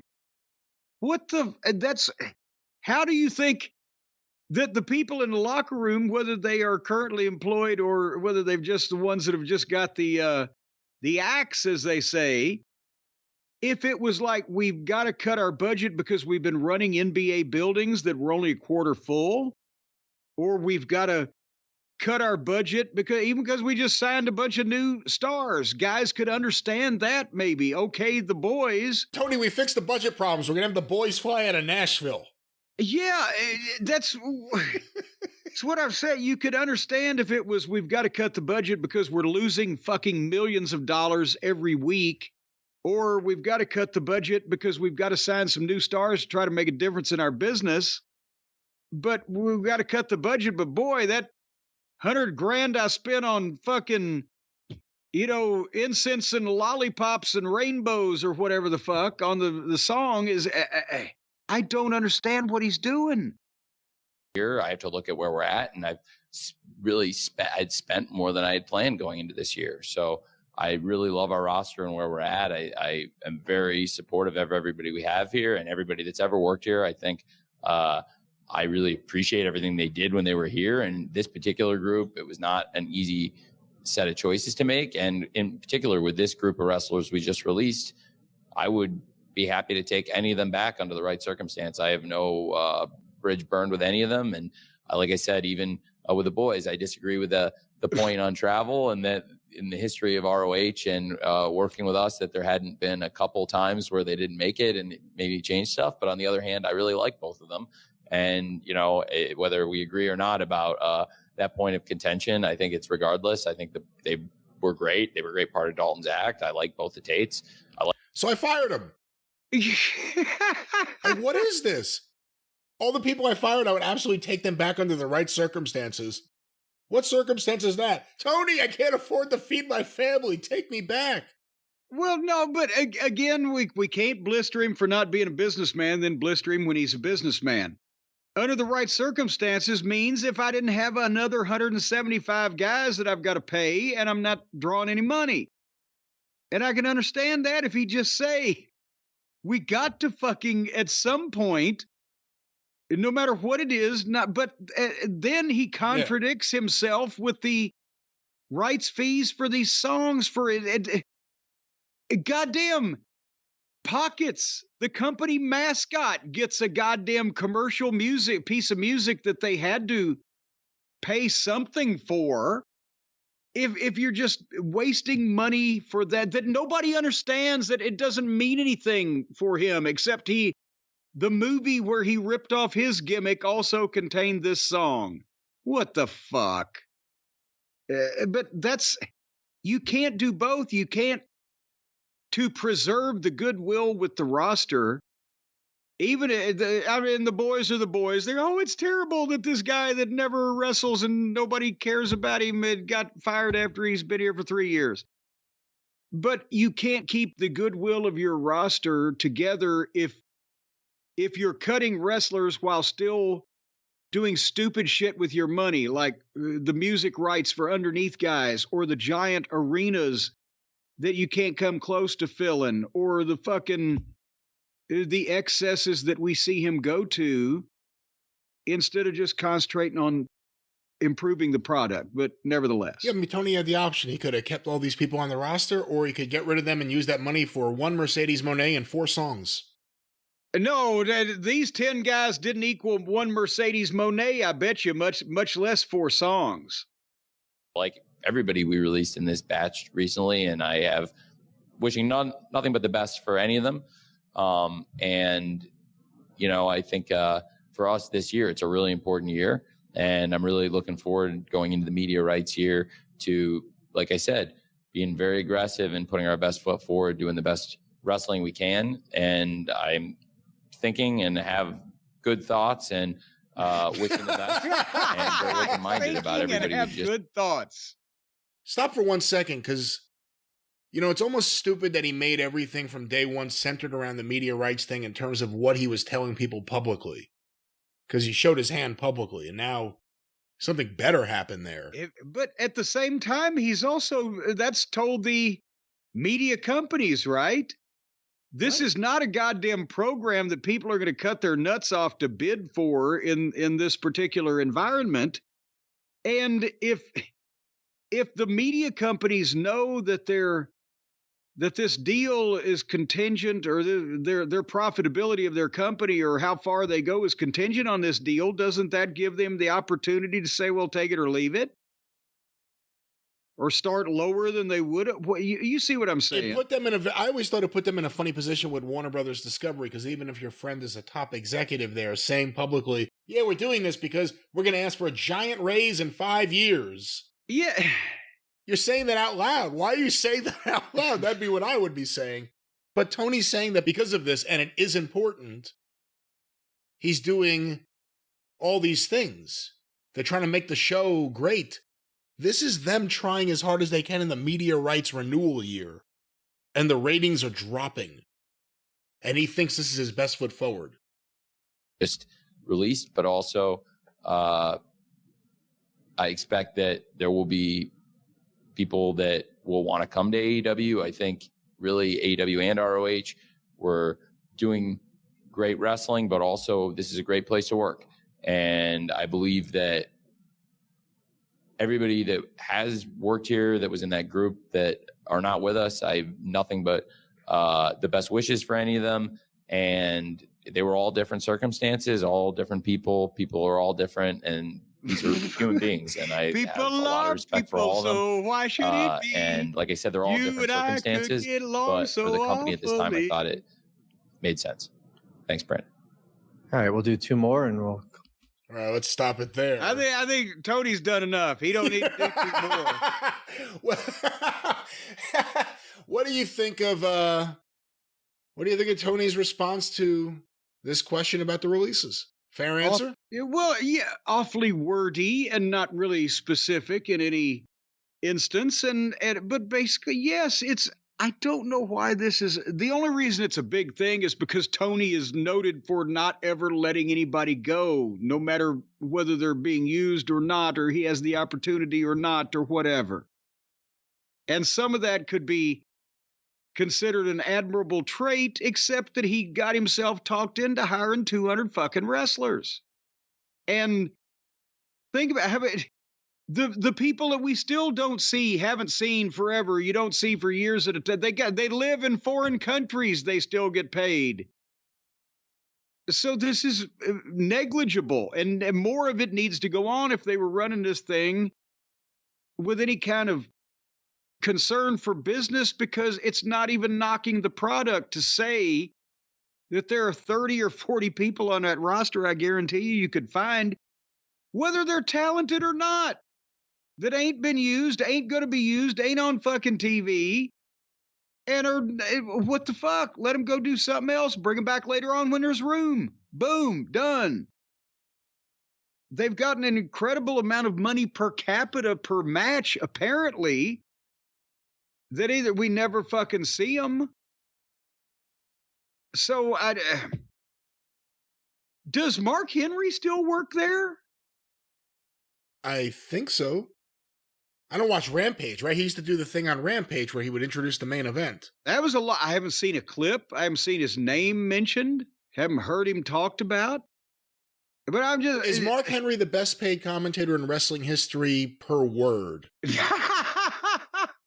Per word spoken on camera. He set a record when they signed him to his first contract. He had his debut match with Lawler on pay-per-view and then got hurt in training and didn't work for a year and a half, but got paid. And I'm not knocking Mark. I'm just saying that's the way things worked out.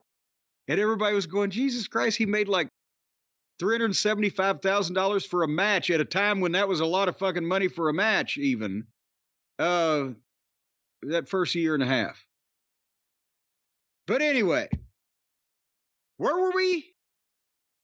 Was Tony done? Tony's done. We're done with Tony, but that was Tony Khan. His any closing comments on his budgetary concerns leading to these cuts? Yes, Tony, we'll send for you if we need you. Until then, you're dismissed. And I think he ought to dismiss a few more and maybe try to pare down the size of those arenas a little bit until you're ready to put some people in them.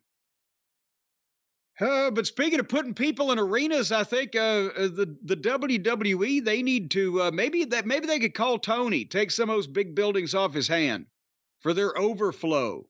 They're selling out everything. Tony ought to get the picture. But from what I understand now, I think you told me we might, before we go into the festivities in Philly this weekend, you might have a clip that Triple H is talking about. He's looking for a different kind of talent for his roster maybe than Tony is. Is this what I'm hearing? That is indeed what you're hearing. I have a clip here that a lot of the listeners have sent in. I think it's from Pat McAfee.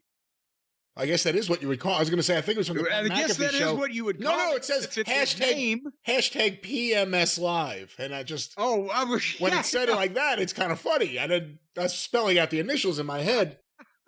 But Jim, on the Pat McAfee show or PMS Live, Triple H had a comment about, I guess, the free agent pool or people that are coming or have come or why they come. Let me play this. Why did they come in the pool? Well, let me go to this. It's only 25 seconds. Here's Triple H talking to Pat McAfee. It's a different game. It's a different world. If they're not here to be all in on this, like when I see people that come out of, trying to make it, and then they pick the job where they go, well, they work less, the schedule's lighter. All right, then I'm glad I didn't get you. Okay. Because if you're not in it for the grind, at that point early in your career, you have no business being here. Okay, so. Well, let's stop it there. And again, recently in AEW, they've signed Okada, they've signed Ospreay, in the past Jay White, and various people chose what we've been told chose Tony Khan and his money over WWE and working your way through a system. What do you think of Triple H's comments here? Well, it's true, and it's been that way to some extent since, Vince went national. That was his mindset, and that's why he always talked about you'll get the opportunity to make more money. And then until there were guaranteed contracts that you still knew that when you worked for him, you stood a better chance than not of making good money. But they want they want the old-fashioned work ethic that I can find fault with a lot of their business practices, but not the Triple H especially. Instead of the Kevin Dunn, Vince thing of modern times, or John Laurinaitis, let's hire some lingerie models, let's hire good-looking people and teach them how to wrestle. Our friend Shitstain one time, he was quoted as saying, well, I've had matches, and if I can learn to work, anybody can. That was an exact quote, folks. Another reason I despise the ground that he stains shit-colored with his footsteps. They just, what? And that's the thing, is that they want people that want to get over. Whether it's me talking about our schedule in Louisiana, we wanted to be stars. We were going to fucking run those roads and do that shit and fight those fucking fans. It was the same thing no matter what era you were in. You had to go through the trials and tribulations of whatever point in time that it was to get to where you wanted to be and be a star and make money and be et cetera, et cetera. And especially now with the WWE, the way it's structured, the money is the potential money is so huge that they want guys that want to learn this as an art and as a business and want to fucking perform. And if they become a star, they want them to go on the road. They want them to make the schedule. They want them to do the big matches. And they're apparently going to pay them very well for it too. But they want guys that are, and I like the way he said it, all in, wink, wink. But there's something to be said for guys at some point in their career, and I'm glad it's there for them, I've got my money, but I'd like to take advantage of the last few years of my career, but I want a lighter schedule. I want to spend more time with my family. I want to have fun, and this billionaire will pay me however many hundreds of thousands or $1 million over the course of whatever. So why not? Because I can't do that WWE fucking thing anymore, and new guys are coming and it's crowded over there. I understand that, but I don't understand, and nor does the WWE want to fool with any young wrestler that doesn't want to be in that program and become the next Rock or the next Austin or the next Cena or the next fucking Roman or whatever. But that's young wrestler. We're talking about free agents like Okada. Will Ospreay can't be considered a young wrestler right now. Okay, not young wrestler. How about unknown wrestler? Okada's fine, and I think that now that I've seen Okada, I think they probably wanted him because they figured they could get a fucking foot in Japan. Because what the fuck are we seeing from Okada right now that would impress the WWE audience, or he would stand out from the in-ring of who's there now? What have we seen? It was Okada who got the Punk Perry footage and put it in his red car and drove it to the Bucks. Well, nevertheless, so I think that they probably wanted a foothold in Japan and wanted to fill that demographic, but they weren't going to pay Okada to just walk right in and just be, who the fuck would he be in the middle of that crowd of stars? And Tony's like, oh yeah, you can fly to Japan and come back every couple of weeks and whatever. And for Tony's audience, they might know who Okada is. That's fine. For the WWE audience, they would have had to completely start him from scratch. And I don't see it. With Ospreay, I believe they probably had much more interest than they would have in Okada, because he can speak English and he's athletic and he does all the blah, blah, blah. But he would be moving to Florida. He would have to fucking train in the system and then just be there to understand how television and shit works that he ain't been doing, not at this level. But instead, Tony said, fuck, you can fly right to Heathrow every week or whatever. You come make these 9-day tours. I don't know what the fuck. And he's perfect for their audience. Whereas the WWE, again, would he be a British Ricochet? And so Triple H isn't talking about guys like that they'll go for him, but they're not going to break the bank for him because they got to start him from scratch. There's only a few people probably still left in the business they could get that they wouldn't have to start from scratch. Or that if Danielson ever came back, they'd know him. Would they ever accept Moxley back? My God. Yes, they would, because he's tied to Reigns and Rollins, so that always makes it acceptable. But that's the thing, is that when we saw, and we're going to talk about the Roman Reigns biography soon in the future, but when you see the three, there's Seth Rollins, there's Roman Reigns, and there's the plumber. And Uncle Dave was thinking he was going to be the star out of that group. Holy Christ. But they would have to completely control what the fuck that idiot would do on their television. Point is, there's only a few people that could walk in and they wouldn't start them from scratch. And otherwise, but Tony will just bring them right on in, and here you go. You can have whatever you want.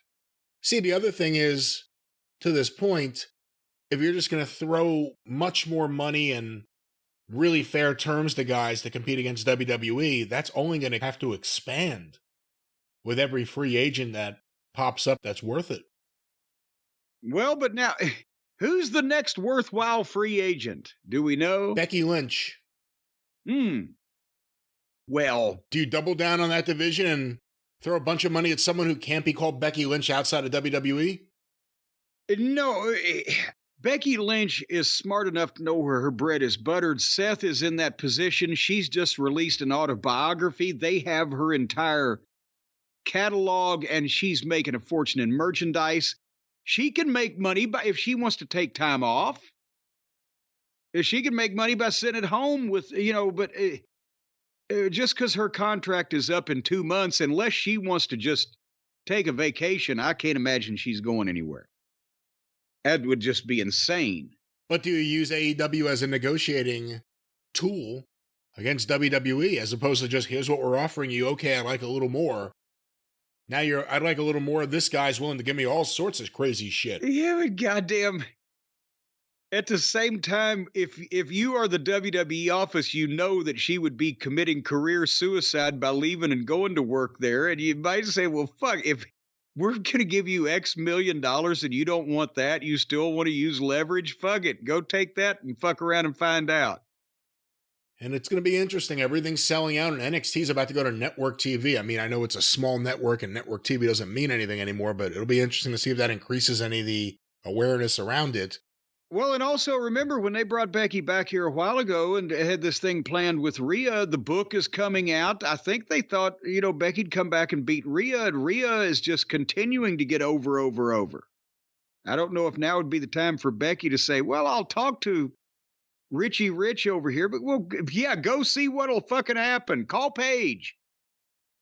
Whatever the fuck. Anyway. Well, Jim, before we completely move on, just to finish up an earlier story, apparently Tony Khan licensed Leonard Skinner for Mark Briscoe in the Ring of Honor World Championship match. And actually, hold on, apparently he licensed a bunch of songs. It's not even just that one. I thought I had a list here and I don't.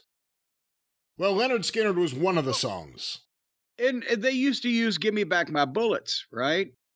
And it would have been back in the day of Ring of Honor when nobody fucking knew it was happening, right? So they just played it. That, because Tony lives in a different world. I'm sure that was and I'm sure Mark was thrilled, and it was in honor of Jay and however it was presented.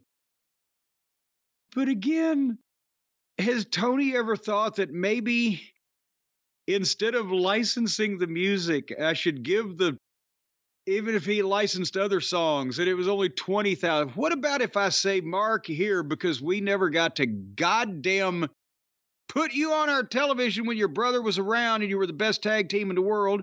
So here's a $20,000 college fund for Jay's kids. or I can play this music for you when you go out on this pay-per-view that nobody's going to goddamn watch. And then brag about it when asked about why I fired a bunch of wrestlers. Well, yes, but am I misdirected there somehow? I like commercial music being used where acceptable. Well, you know how I love it. I love it. But in this, to pay for it versus, I don't know. Versus steal it? What are you saying? To pay for it versus... I mean, if you... Dine and dash. If this was the national television program and it was an ongoing person that was not the company mascot that gets Jefferson Starship for probably a nickel 95 or whatever the fuck, if he was featuring Mark and put him on the big TV every week and using him on top in the real company, yeah, license that fucking, go the whole way with the gimmick. But now he spent a bunch of money for one night to license a fucking song for Mark. I'd have said, here's the Jay's Kids College Fund. Instead of I'm spending all this money on licensing music that I'm going to go complain about later on when I talk about firing more wrestlers. And I'm sure he's done a lot for Jay's family, to be fair, but that's the update on audio we had to play before we review a bunch of things. And as you said before, Dark Side, Harley Race, and Biography, Roman Reigns, and this one and that one will all be... Other things that have not been covered in this rush up to WrestleMania, we're going to catch up with on the drive-thru. And now we go to Smackdown on April the 5th, because we're not going to, again, folks, please, I don't want to relive most of these moments.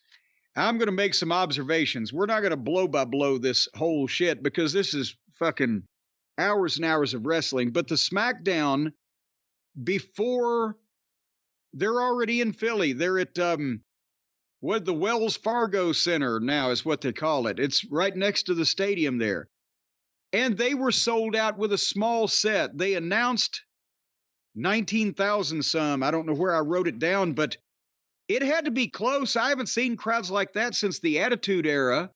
And then, back in the 80s and the Territory days where they didn't have the big sets. If you sold out, you sold out. The building was full, and it's looking incredible. And the video and production now that you've called my attention to it, even though I've been looking at it, I watch the breaks now, the in-betweens, the bumpers, the crowd shots, the drone shots, because it's fucking awesome. They're doing art. Now, it's a fresh way to feature pro wrestling.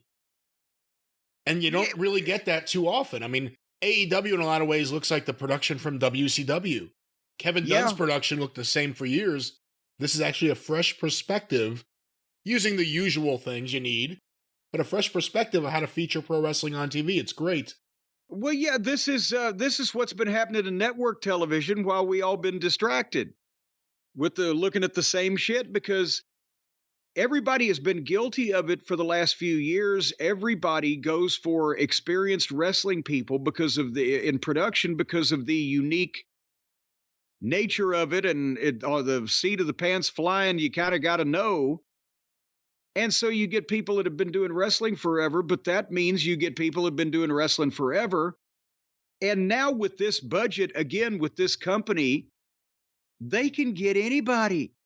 They can get the heavy equipment. They can get the fucking snazzy young savants at every position, audio and camera. And so anyway, who is not a young savant, in my opinion, Meek Mill narrated. They did the cold open for WrestleMania. They showed it on SmackDown. And he narrates it and then apparently raps over it or behind it, the video. Or was that him rapping? Was that him? That was him. Oh, boy. It wasn't bad. It was a very well done video. And don't criticize him. Don't put words in my mouth. Don't criticize him, considering what Lil Wayne performed. Well, at WrestleMania. We're going to get to Small Wayne here in a little while, but the video was art. I liked his narration. If the rapping was an example of his music, I'm glad I'm too old to be listening to this shit, because that left a lot to be desired. It was like somebody had fucking trapped a goddamn coyote in a trap, and it was begging, pleading howling at the moon, trying to get out. Anyway, so they had an amazing crowd. They're sold out there. They open up with the KO show with Randy Orton, where they bond over their mutual hatred of Logan Paul. But then Logan Paul appears on the screen. And it's a small screen way at the back of the building. And you could hear, when you could hear him, you could tell a lot of people in the building couldn't even see this fucking screen.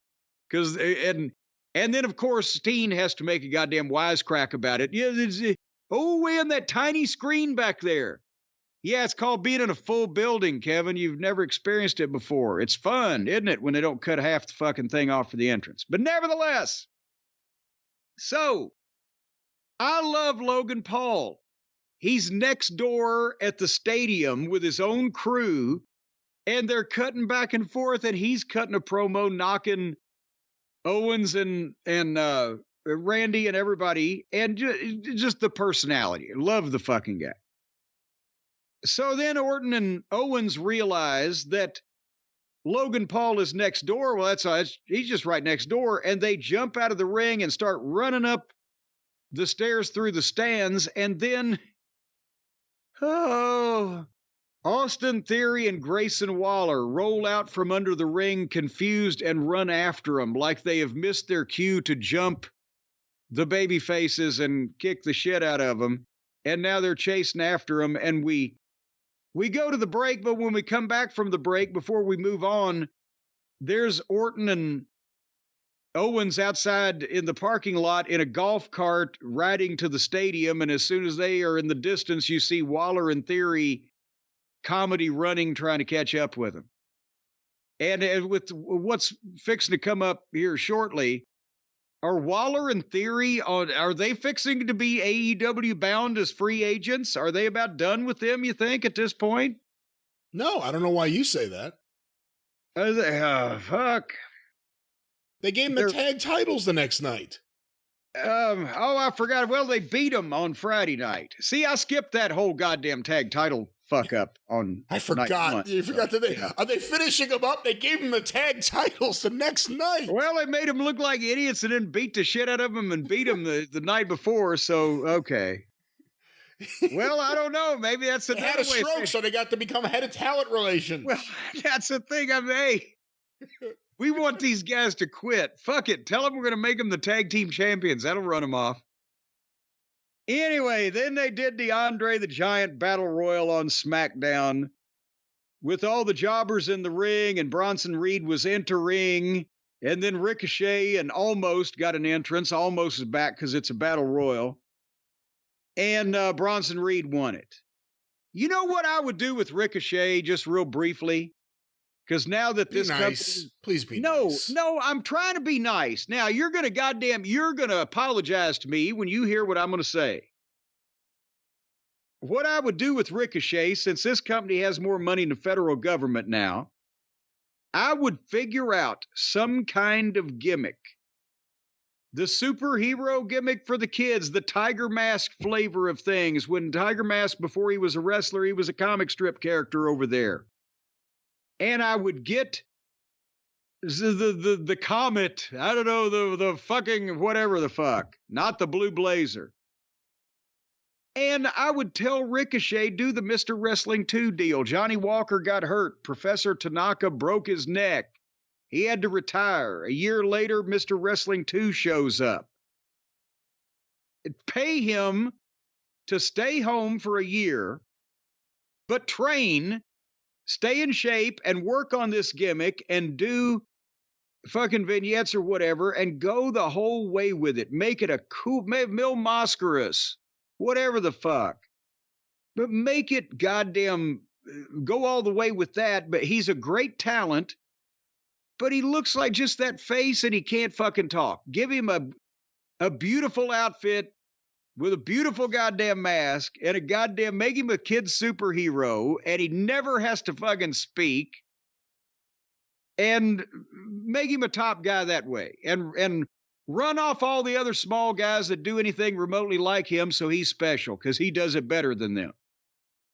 And that's the way you could make some. But now was that being not nice to Ricochet? Well, I don't think it would work now but I think it would have worked when they first brought him in. He has noticeable tattoos. You can't do it. Remember, no, give him a full body outfit, the cape and the superhero costume with the material from Krypton covers all the tattoos. We'll get away from the PG era with another superhero. But in Lucha Underground, remember, he was Prince Puma under a mask. And he looked really cool under a mask. And then they took the mask off. Oh, and then there's that face. I'm not saying that. See, that right there is an example of you not being nice. Well, no, that's me being goddamn fair. He's Great from Kentucky. talent. He's from Kentucky. Oh, bullshit. He's from Kentucky. What do you mean bullshit? Where'd he ricochet into Kentucky from? Hold on. Rick O'Shea. That's Rickosshea. All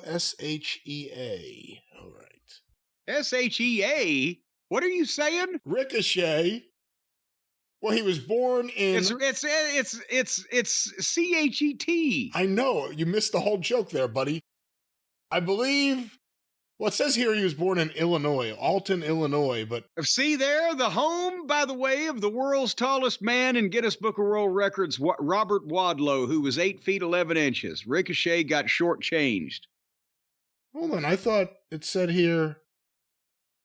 What does it say here? Paducah, Kentucky. He's been billed as being from 3 different places. Las Vegas, Nevada, Boyle Heights, California, and Paducah, Kentucky. Well, that's because Paducah's the nearest major metropolitan area to Alton, Illinois. See? You didn't know that, did you? No. Well, and now you do. Now you know. So moving on, if the idea won't work anyway, fuck it. Just fuck Ricochet. Fire him. Well, no, hey, come on. Well, you said the idea wouldn't work. Too late, so let's fire him. Anyway, so then Logan Paul comes out in the arena. He's there live in the arena now. He's over here now. While Owens and Orton have run to the stadium to catch him, right? And he outsmarted him. And he gives another great heel promo, which most of the stuff is obviously his own material. And that's what I like about a lot of these heels now. They actually sound like the same person didn't come up with all their shit. And he says, and I've got eyes on a scene because right now my boys are over there kicking the shit out of these two. And where are they? And the screen Theory and Waller pop up. And a little bit too much overacting. But they can't find Orton or Owens. And then Logan Paul's in the ring and realizes, And then here comes Orton and Owens rolling out from under the ring, and they corner Logan Paul and stunner him and RKO him and leave him laying. Because the other two bumblefucks couldn't find the baby faces. Your thoughts, Brian? I enjoy everything with Logan Paul. So I thought it was clever. It was good. It was a great way to incorporate, that it was live. There was a lot of things happening in the area. WrestleMania's there. Hot crowd. I liked it. Yeah, well, I like the back and forth from building to building. And that was the kind of stuff that we used to do back in the day that was fun, that, didn't expose the business, except I wish that Theory and Waller were a little bit better at their acting rather than their overacting. But that's another Theory. What is he? He must have the goddamn most abrasive fucking person. He must be a real heat-seeking missile in the locker room. That they have taken that talent and just brought him back to be the flunky of Waller that's now the flunky of Logan Paul. He's a flunky's flunky. I think he's someone that it'll work out maybe later, but very early on, they put him in all that stuff with Vince. They put him at Mania with Cena. It didn't, for whatever reason, it didn't take. Because it was horrible shit. And he didn't really impress much in the promos or anything. I mean, Cena called him out to his face about his promos. Yeah. And they never really got better from there. Waller seems like a natural prick. Maybe some of that will rub off on Theory. Maybe Theory will discover himself a little more right now. I don't think they're giving up on him. It's just Waller looks so undigestible visually. The goofy outfit and the lack of physique and the goddamn nerdiness of the face and the annoyance in want to hit him. Yeah, but you feel like if you did, you could do damage too at the same time. All right. Someone told me he used to box, even though you wouldn't really know that from the way he's presented. He did. Apples, oranges. I'm telling you, he was the most productive employee in the fruit market. Yes. Yes, and then he moved over to the land of fruits and nuts. All right, well, let's continue on with the fruits and nuts. I shouldn't say that. Let's continue on with WWE. Well, same thing. That's what Pat Patterson, a lot of guys always used to say. The WWF is the land of fruits and nuts, and Vince McMahon is the head cashew. But anyway, in the back, I know, Brian, you'll find this hard to believe. The heel Luchas had beaten up the babyface Lucha, and the other babyface Luchas were upset about it. And then they went to the ring and had Zelina with the babyface Luchas against Carmen Electra with the heel Luchas. And Carmen won. And then the heels and Dominic, who's in this group for the sake of the match at WrestleMania, beat up the babyfaces until here came Andrade and saved the day. And I believe we've now set a record for most people involved in two factions in a goddamn rivalry. I think we're up to 13 now, counting all the ancillary characters. You know, Suzanne is Colombian, and she's seen some of this on TV on Fridays when I have it on, and WrestleMania, of course. And she said, how come every Latino is in one feud? Every Latino in the company has been shoved into no matter where you're from, Cuba, Mexico, Venezuela, wherever you're from, you're in this feud. Well, it's so at least they understand each other. If there's not a problem in the translations, everybody understands the insults. All righty, you know, the 9 o'clock hour on SmackDown, it was a big one, Brian. Here came Bianca and Naomi in cowboy hats, cowskin dresses, cowboy boots, and it looked somehow like they were. Is this something fashionable now, or are they trying to be the Dixie Chicks? If they'd been in Nashville, I would have got this. Well, you're very old and white. You have to remember this. Yes. Beyonce Knowles. Beyonce, as she is known now without the Knowles. Oh, Beyonce. She has the #1 album, Cowboy Carter, and it's her country music album. So she's also dressing like she's a country She's music a country fan. music, yes. That's right. Just wait until she discovers punk rock. Can't wait to see her with a mohawk. But that's why. It's a fashionable thing right now to be someone who's never listened to country music, who's embracing the fashions of country music. Of country music? I said country. Well, here is another fan of the country music that came out then because they did the big, they stood there kind of in an awkward fashion, stagey toward the camera, recited back and forth some memorized material, and did a banter, somewhat acting like they were auditioning for the role of Florence on the Jeffersons. I don't know what that was about. And then they introduced Jade Cargill. But the WWE, Brian, has changed her name. Did you see this? They're now calling her Jade Cargill. So they've changed her name. What are you trying to pull? No, I'm just saying they've changed her name. Her name's always been Jade Cargill. You're the only one who refused to call her Jade Cargill. I don't know what you're talking about. Are you saying you now accept her as Jade? Well, now that they've changed her name. What do you mean they've changed her name? How have they changed her name? Because they did the blackout, they did the lighting effects, they did the big entrance with the overhead shots, the carefully managed camera angles. It was cinema. And they introduced her as Jade Cargill. See, that's all it took, was just a minor tweak of everything she was being presented as. So for the wrestlers who don't like the nicknames you have for them, this is a way they can go about getting rid of the nickname? Yes, they lights can just go out, light show. Yes, they can just go be stars. If they go be stars, then I'll change their names for them. And they've got the formula for Jade here. She did the same thing. She an incredible entrance. She looks like a star. They figured out all these angles. She did a short recited interview without botching it up. and said, you are now in the eye of the storm. And that's all. And we'll get to night one of WrestleMania. It's going to be the same thing in the matches. They're going to lay until she's ready. They're going to lay it out so she's dominant. No mistakes are made. She's working with people that know what they're doing, allegedly, hopefully. And it's going to be strictly controlled to present her in the best light because, as they said a few months ago, they were dismayed at the lack of training she had had.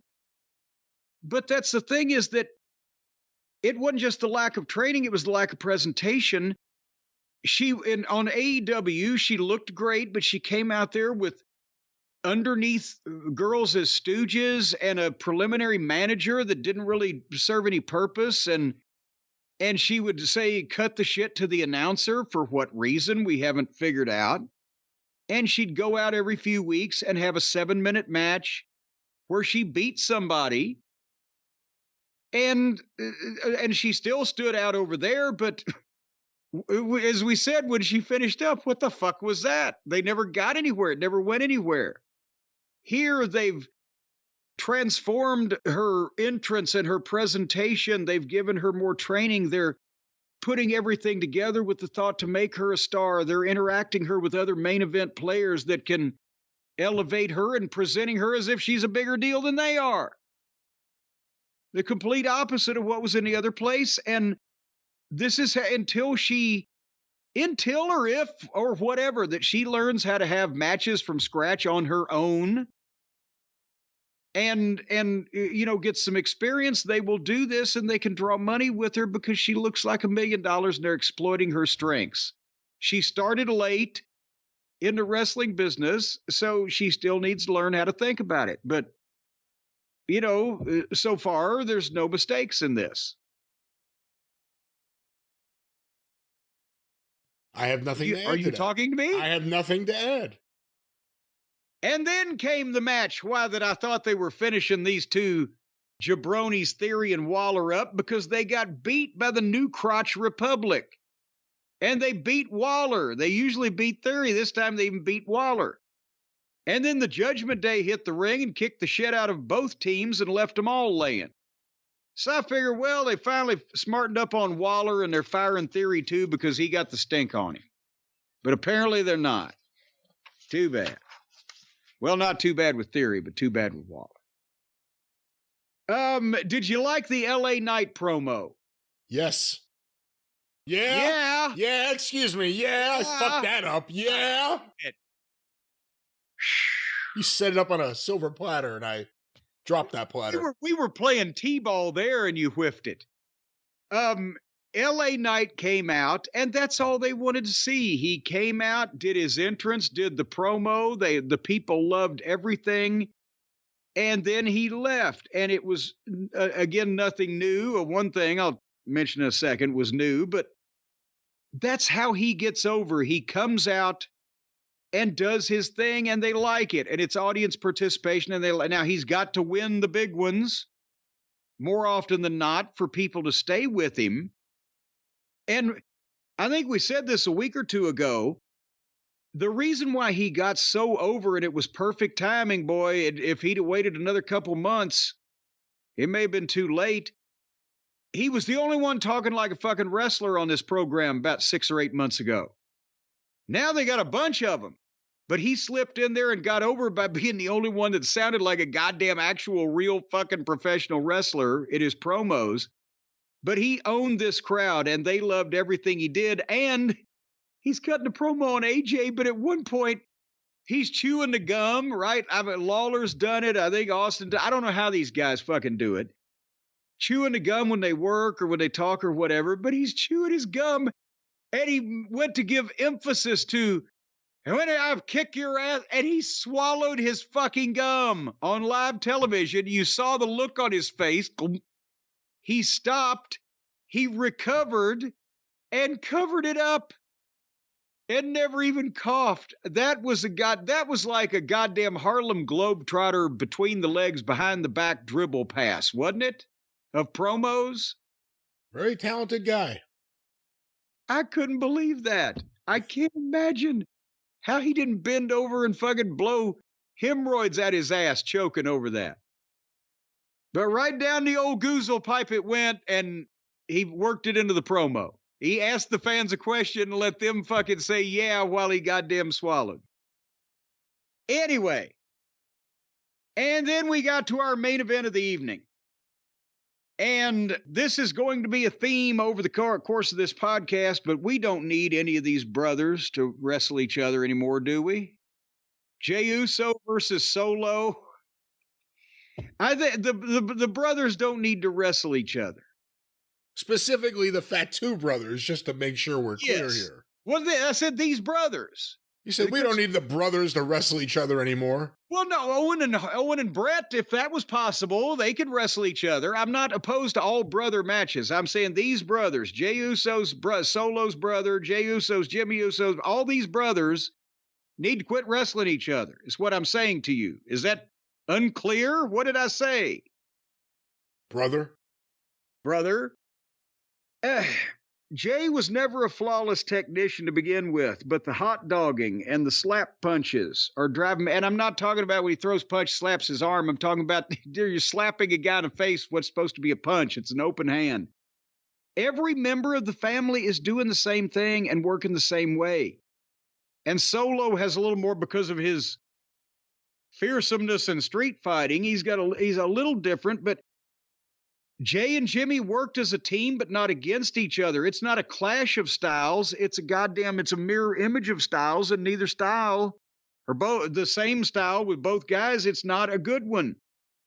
They're good athletes. They're over as personalities. Their work is not convincing, and Jay and Solo was not convincing here. And it was stagey and herky-jerky, was it not? What'd you think of it? Well, you have been pointing out for a while your issues with the way the Uso, specifically Jey Uso, works. So I've been paying attention to it. I've never really loved any of their matches. But this weekend specifically, I hated their matches so much. I mean, this is nothing. This is chump change. The WrestleMania match is one of the worst matches I've ever seen. Yeah. Yeah, I don't want to see them wrestle each other anymore either. Well, and I gotta say it. Well, here was the finish. Jay hit the splash. Jimmy came in, disqualification. Imagine that. Heat. Cody and Seth made the save, laid Jimmy out and whipped him like a dog. And then Cody cut a good go-home promo, rallying the troops and pretty much telling us he's going to beat Roman. And his off-the-air quote was, "When one good story ends, an even better one begins." But after I saw Jay and Jimmy and Solo in the ring so far this weekend, I'm at the level, again, WWE is now. And the money that's potentially there for any major personality. Jacob Fatu would be well worth a multi-million-dollar offer right now, much less no offer at all. And he ain't getting any younger. And they're unless the rest of the family hates this poor guy for reasons that I'm not been smartened up to. How the fuck do they not have that guy in this? But that was Smackdown. They layeth the smacketh downeth on these people. It sucked. But the Hall of Fame, that was the kind of shit show that anyone could like. Well, and I'll tell you what, now a lot of people there, the whole sellout crowd was there not only to see SmackDown, but also to see the Hall of Fame. But there was some time in betwixt and in between, Brian. You heard of it where they got to tear the ring ropes down and they got to make the ring a stage and they got to set up different seats. So a lot of people, the fans, they were just sitting there twiddling their little Johnson, waiting for this to take place when they could have been catching up on all the latest wrestling news by listening to our podcast or by listening to our YouTube or even by listening to one of our competitors on the Raycon wireless earbuds, because they wouldn't have been just sitting there for Steven to listen to these deadgum commercial announcements that the WWE is throwing at them in the arena there while they're changing the set. They could have plugged in the Raycon everyday earbuds into their ears or the ears of their loved ones next to them. And they could have been listening to all the news from all the other outlaw mud shows that were going on around town, people trying to leech off the WrestleMania name.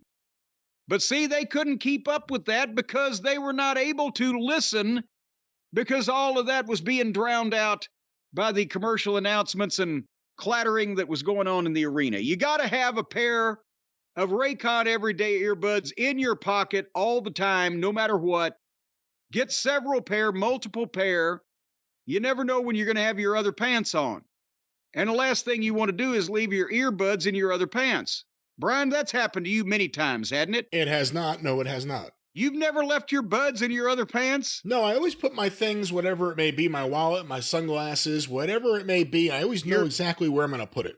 Your buds are always in your pants? I always know where my bud is. Well, I'll tell you what, with 8 hours of playtime and a 32-hour battery life, everybody will want to be your bud when they see your Raycon everyday earbuds, folks. And whether you want to put them in your own ears or hand them right over to your friend or neighbor so they can stick them right in their ear canals, whatever the case may be, you'll find that, and by the way, surveys have shown it's not possible for ear-to-ear transmission of a communicable illness.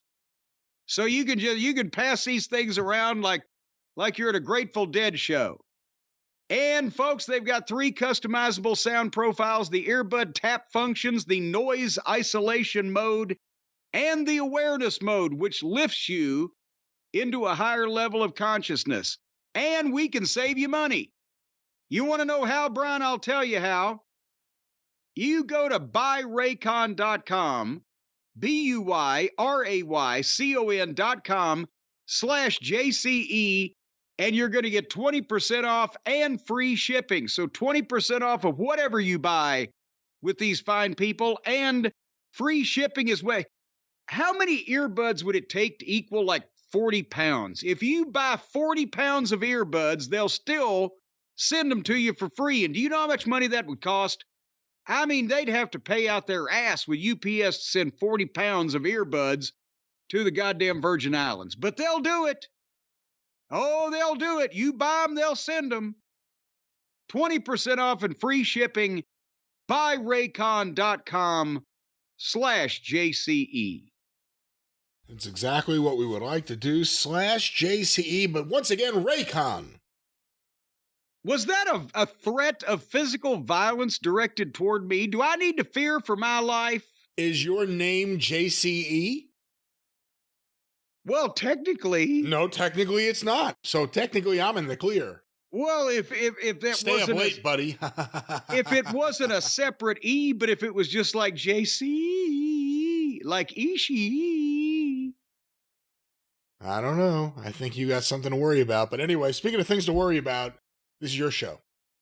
Well, we hope that everybody listens to the earbuds at every opportunity, but we've got to pause now to recognize and talk about the salute to the immortals, the pantheon of the legends that is the WWE Hall of Fame ceremony. And the first thing I've got to say is, and I don't think this is an inflammatory comment, don't they need to move this to SummerSlam or some other place?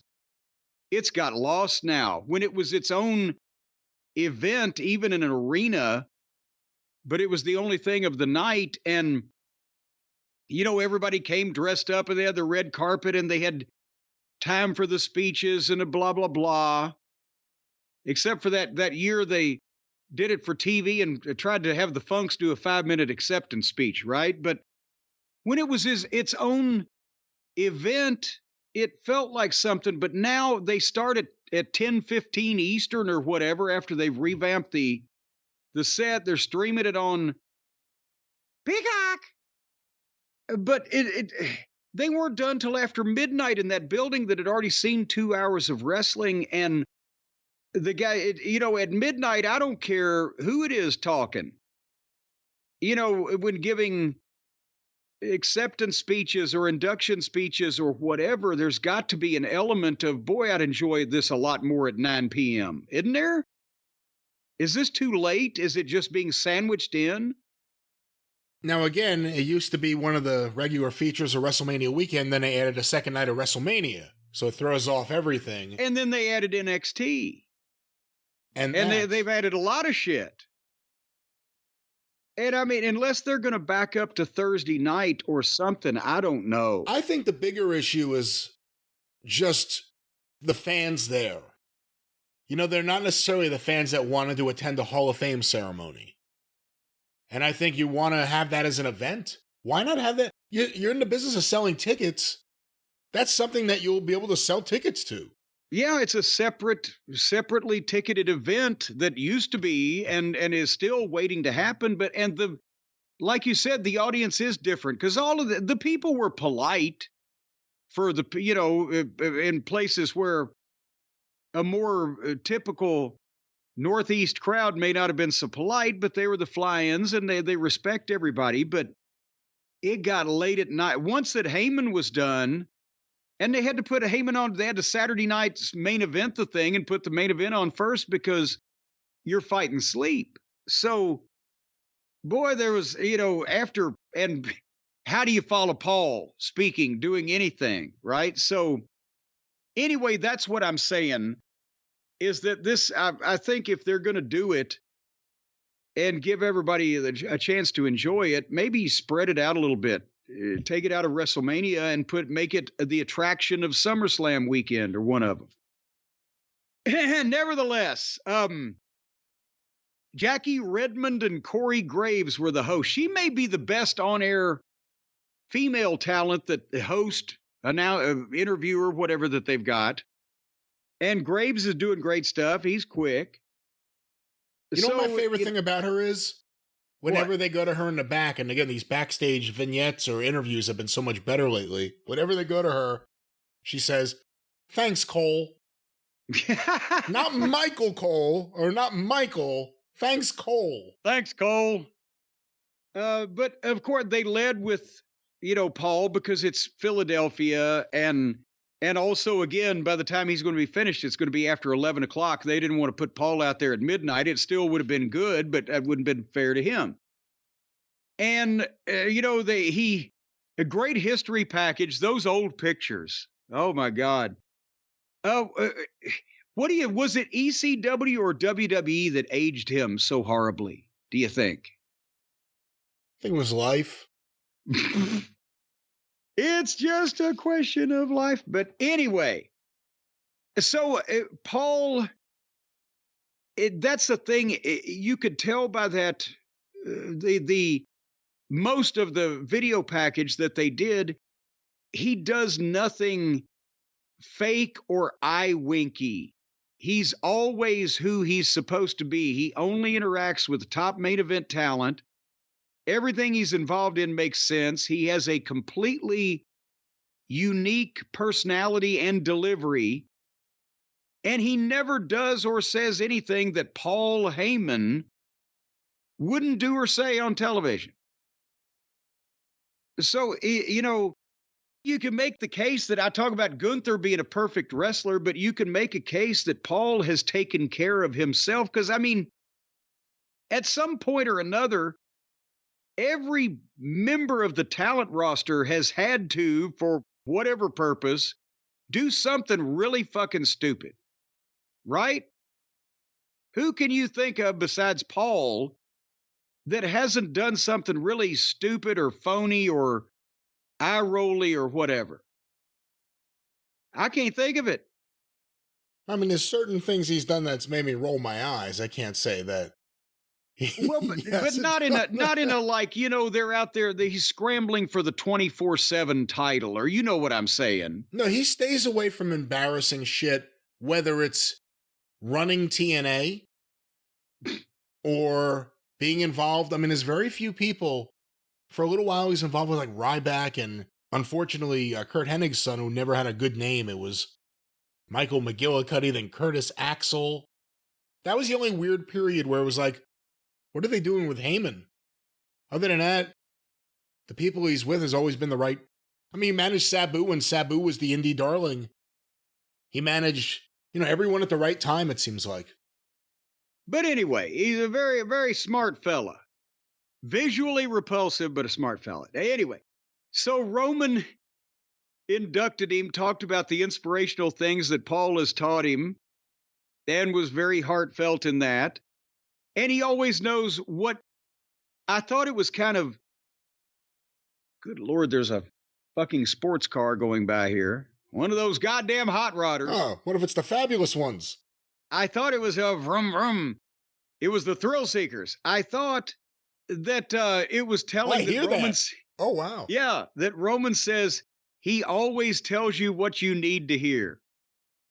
And sometimes it may have an element of what you want to hear, but he's a great motivator. And he said he's a mensch. Brian, is that's good, right? That's like the ultimate compliment, yeah. Well, there you go. I didn't know they had menches in Samoa, though. I think you could be a mensch anywhere. They just may call it something else. Ah. Well, then Roman introduced him, and Paul waddled out proudly and hugged Dreamer and RVD and Bubba and Roman.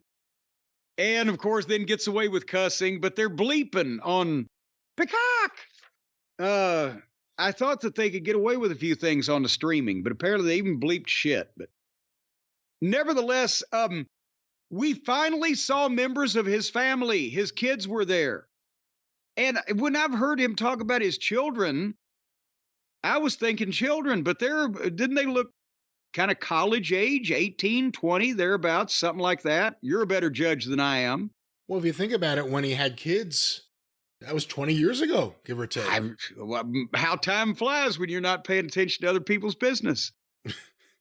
But anyway, they're fine and all grown up. She's attractive. He looks scared shitless, the young man. But I wonder, Will you leave them alone? What is your problem? Well, no, he looked like he was. His son looked like he was scared there, like he's got the perma grin on his face, like they're shooting me on camera.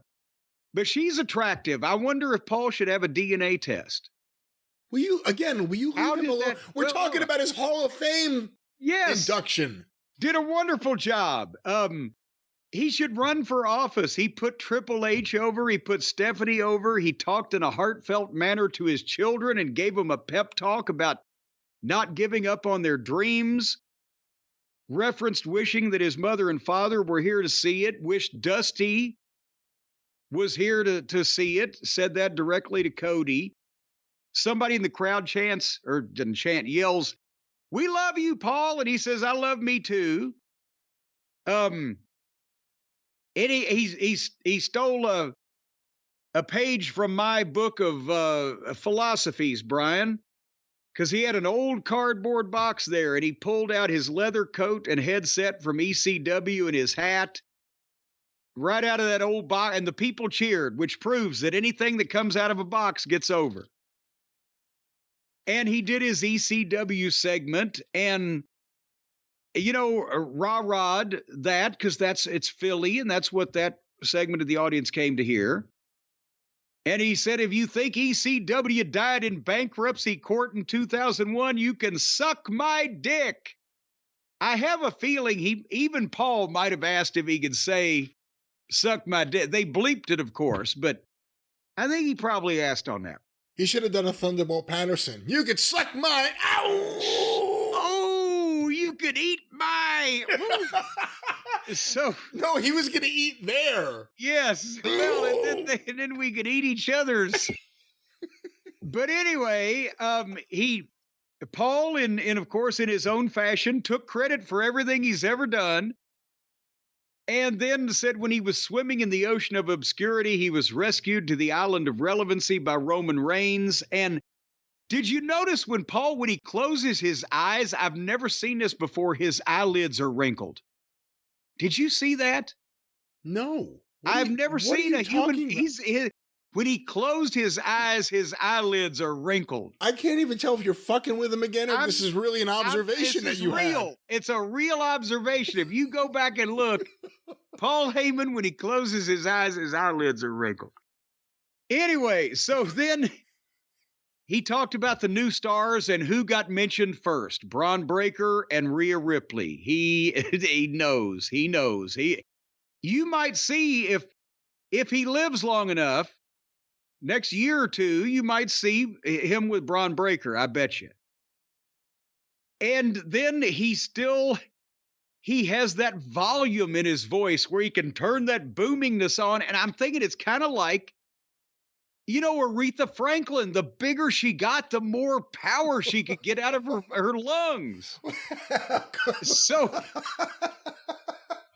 it's nothing like that. And by the way, she had a very powerful voice when she was not as large as she would become. As large and in charge, but no, you think about it. You're talking about a Campbell's soup can, or are you talking about a big old barrel drum? That barrel drum's going to have more resonance, and depends what else is in the drum. If the drum is filled up with lard, for instance, it looks like that drum is filled with lard, but anyway, he said, I'm blown up and I have to pee, and finished with, we're going to disrupt the industry all over again. And that was a 50-minute segment. How Paul again has the energy, and the state of his physical condition, I'm proud for him. That was the best speech that has ever been at the Hall of Fame, I think, and obviously what the people came to see. Really good speech. For me personally, like some of the parts like about being canceled, that was kind of cringy, and I don't know. Well, but he builds everything up to, he can read you the phone book, as they say, or he can, read mundane things, but in the dramatic manner that he builds everything. How do you think he's been able to talk all these people into doing all the stupid things they've done for him over the years? Well, there's also a lot of stupid people. Well, that helps, but no, you've still got to be good. Well, what I was going to say before, you see, you drag me into what you do to him. Just what are you slandering him and putting the guy over as the greatest talent in the goddamn business? Go ahead. It was a good speech. He came out, he saw some of the old ECW guys. I saw a comment online that made me laugh. They said he patted down Tommy Dreamer to make sure, because Tommy Dreamer previously said, Paul Heyman cost me everything. I was going to shoot him at WrestleMania. Yeah. Well, when Tommy went through that period of cloudy thinking there, he was going to hop the rail at WrestleMania and shoot Paul and himself and make history. But I guess he changed his mind and he hugged him instead. The biggest issue, I guess, Heyman's so smart. Thank God he went on first, because I don't even know if he would have been able to get the same energy if he had gone on after everyone else or any of the other people at all. Yeah. But starting the show with Heyman was a good idea. Well, then we went, after Happy Heyman, our friend and colleague, we went to Bull Nakano being inducted by Medusa, or Alundra Blaze, as they still call her there. For she was Alundra Braze. Yeah, Dairy Queen Brazier. She was Alundra I can't. What is wrong with you? She was Alundra Blaze. She was Alundra Blaze for like a year and a half and has been Medusa for the rest of her life, and they're still calling her Alundra Blaze. I think Medusa's great. Bull Nakano was great. This is a 2.5-hour show. And it's not that I'm not interested in women. I'm not particularly interested in this particular woman. Sherry Martel, check. Leilani Kai, Judy Martin, check. Whatever, but Medusa, random thoughts on what I did watch. Medusa looks fantastic. As soon as she started talking about Bull Nakano's dreams and aspirations at the age of 15, I hit fast forward. I came because there's no visual fast forward on the Peacock. So I was having to kind of just gauge it, but I jumped back in on Bull Nakano's entrance. She's lost a considerable amount of weight, has she not? She has. She looked very svelte and demure and looks fantastic for her age, which apparently they said was 56. And then she started talking. And it sounded like she was going to be nice to people and talk for a while, so I hit fast forward. That's rude. And when I came back, I was in the middle of the Becky Lynch and Rhea Ripley video, which was dynamite, by the way. But what, if anything, did I miss about Miss Nakano's induction here? Well, you shouldn't call it dynamite. That's not necessarily a compliment anymore. It's true. It was a very nice speech. It went on for a while. Asuka seemed emotional listening to it. Bull Nakano was really good And it was even cool because they showed some of the footage they had of her, I think from like 86, when her and Dump Matsumoto came over and worked some dates for the WWF. You know, people almost think it's like nothing and then the Jumping Bomb Angels. They were there in 86. And it was really cool to see. I liked it. Well, good, but here's what was really cool to see is the fucking video between Rhea Ripley and Becky Lynch, the WrestleMania match promotional video, and get next level television production on this thing. And what I talked about a few weeks ago, the whole mommy and the man deal. This is a money match in the women's division in anybody's little black book. And Jim, then, can we take a break for a moment? I have a few things I want to cut into the show with, if you don't mind. Oh, I'm sorry. Well, go right ahead. One, tying into this story, and Paul Heyman specifically, because VCW, WWE wasn't the only company putting a Hall of Fame together. The Indie Wrestling Hall of Fame took place. Oh, boy. Game Changer Wrestling promoter Brett Lauderdale had to announce on Twitter, let me read this tweet to you. In the true spirit of independent wrestling, Sabu has decided to keep his deposit and no-show the Indie Hall of Fame ceremony today. He accepted the booking and took the money, but doesn't want to get in the elevator and come upstairs. What? What a legend. Doesn't want to get in the elevator and come upstairs. That's a new one. Not he won't get in the car and be driven to the show. He won't come upstairs. But that's the other Hall of Fame, Sabu. I guess he's still is he inducted if he doesn't show up? Well, it depends on where his car's parked. Unless there's goddamn a stairway he can take, he might not be able to get back to his car. Well, that's that news. And then here's other news. Elevator phobic, Sabu. This may excite you a little bit more. There is news going around right now, Jim. And even the Observer is now reporting it. Jacob Fatu has informed people that he has signed with WWE. Boom! Boom! Now we're going to see some shit. Now something's going to happen. The werewolf will be on the prowl. Ow! Werewolves of WWE. Ow! What? No. What? That sounded so awful. It's so out of tune. It has nothing to... Whatever. Jacob Fatu, what do you think? Well, I just said I'm howling over the news. What do you think this means for tonight? Well... Could this mean something for WrestleMania as we are recording?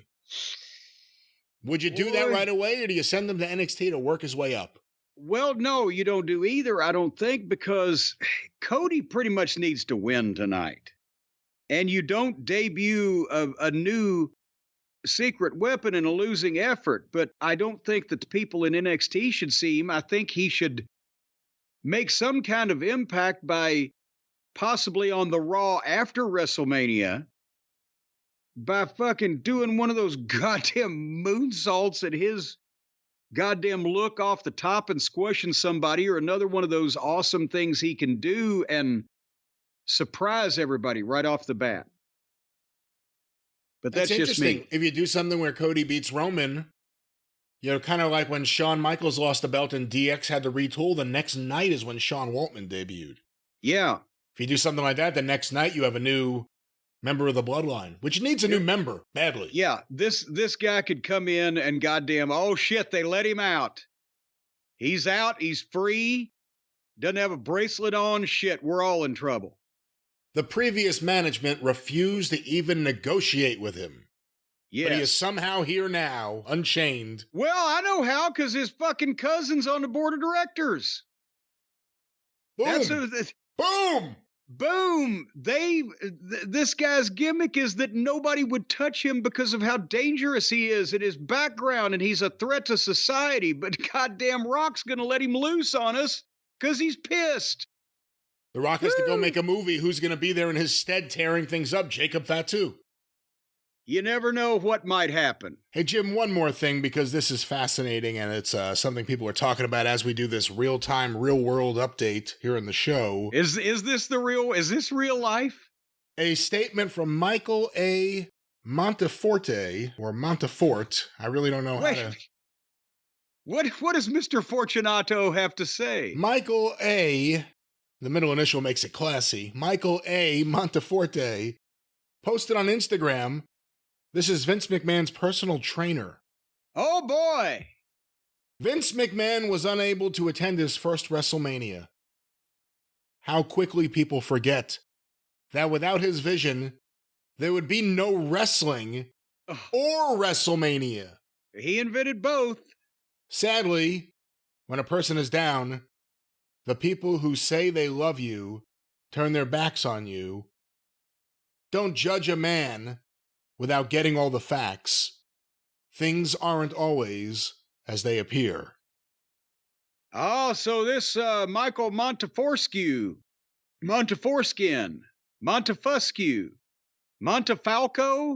he knows some Monte Cristo. He knows some things that he's not saying. You know, and that's the thing. That is true. When a man's down, it's terrible for people to just, while he's down, just shit on him like that. You know what? You're out of control, first of all. I like this little insight, though, into Vince's inner circle. First of all, it shows that Vince is upset that some people haven't stood by him, that he invented wrestling, let alone WrestleMania. But also, who's he hanging out with? His assistant and that other executive who are brothers that work for him? The chef. Is this the personal trainer now, or is this who was involved in the head shitting incident? That was a physical therapist. No, that was a physical therapist. So it couldn't be. It might not be Michael A. Monte Cristo here, because he's a personal trainer, not a physical therapist. Does it say anything to you, though, that this is the person putting out a defense of Vince right now? He surrounded himself with people that are. I've said Vince is Trump if he was articulate. He surrounds himself with stooges and sycophants that tell him how great he is, and then he demands that his, Miss Grant there, whatever his relationship could have been called with her, write letters glorifying that he hung the sun and the moon and the stars. He lost his fucking mind. Do you think the personal trainer gets a $50 bonus? Only if he gets color. Well, Jim, let's return to the Hall of Fame. Back to the Hall of Fame, because speaking of real Hall of Fame talent, I'm glad to see that finally an omission has been rectified and clarified and circumcised or whatever, because it just wasn't fair that all the great contributions that Muhammad Ali made to the world of sports, that he maybe was in some little rinky-dink Hall of Fames, but now he's enshrined in a major Hall of Fame. Muhammad Ali into the WWE Hall of Fame. I'm from Louisville. And we love Muhammad Ali, but yes, he did do the first WrestleMania as the referee or blah blah blah, but he was a wrestling fan. They showed the clips, and we see all the Ali documentaries here in Louisville, and they never show his wrestling clips, so it was nice to see that stuff. But this was for publicity, was it not? If really nothing else. And WWE has some sort of merchandising or marketing agreement with him, because they put out different action figures with him within the last year, 18 months, and they're about to put out more. So, well, that there may be a clue as to what's going on with this timing. Did you see in the package that Hogan always said, hey, I'd go up to Muhammad Ali and say, you're the greatest? He'd say, no, you're the greatest. Hulk Hogan, you're the greatest. Hulk Hogan, you're the greatest of all time. I love you, Hulk Hogan. But anyway, they had The Undertaker to induct him, and Taker's clearly a fan, and he loves combat sports and, legends like that. That was his era, like mine when we were kids. He also needs to just shave his head. Well, it is getting thin up there. I don't know what the hell was going on up there. But a heartfelt speech, and then he introduced Alani Ali to accept. I'm sure she was thrilled of all the many honors that have come their way, but they bleeped the F when she said WWF as it was known then. It happened a few times. I think it happened with Wyndham and Rotunda, too. Can they not even say that now, as in like referring to the past, a historical fact that was accurate? And that's crazy. You're talking about history. I mean, that's the thing. You're talking about actual history. So anyway, this whole thing was the most bizarre segment. Undertaker coming out there and not like, Muhammad, just, hey, this is Mark, friendly Mark out here. Talking about how much he loves Ali. There's no connection with The Undertaker and Muhammad Ali at all. The Undertaker had no connection. The Undertaker gives the speech. They bring up Ali's wife. And I know Ali was married a few times, I believe. But she goes, I knew Muhammad since I was 6. Yes. And I'm like, what? Well, that did require a bit more explanation.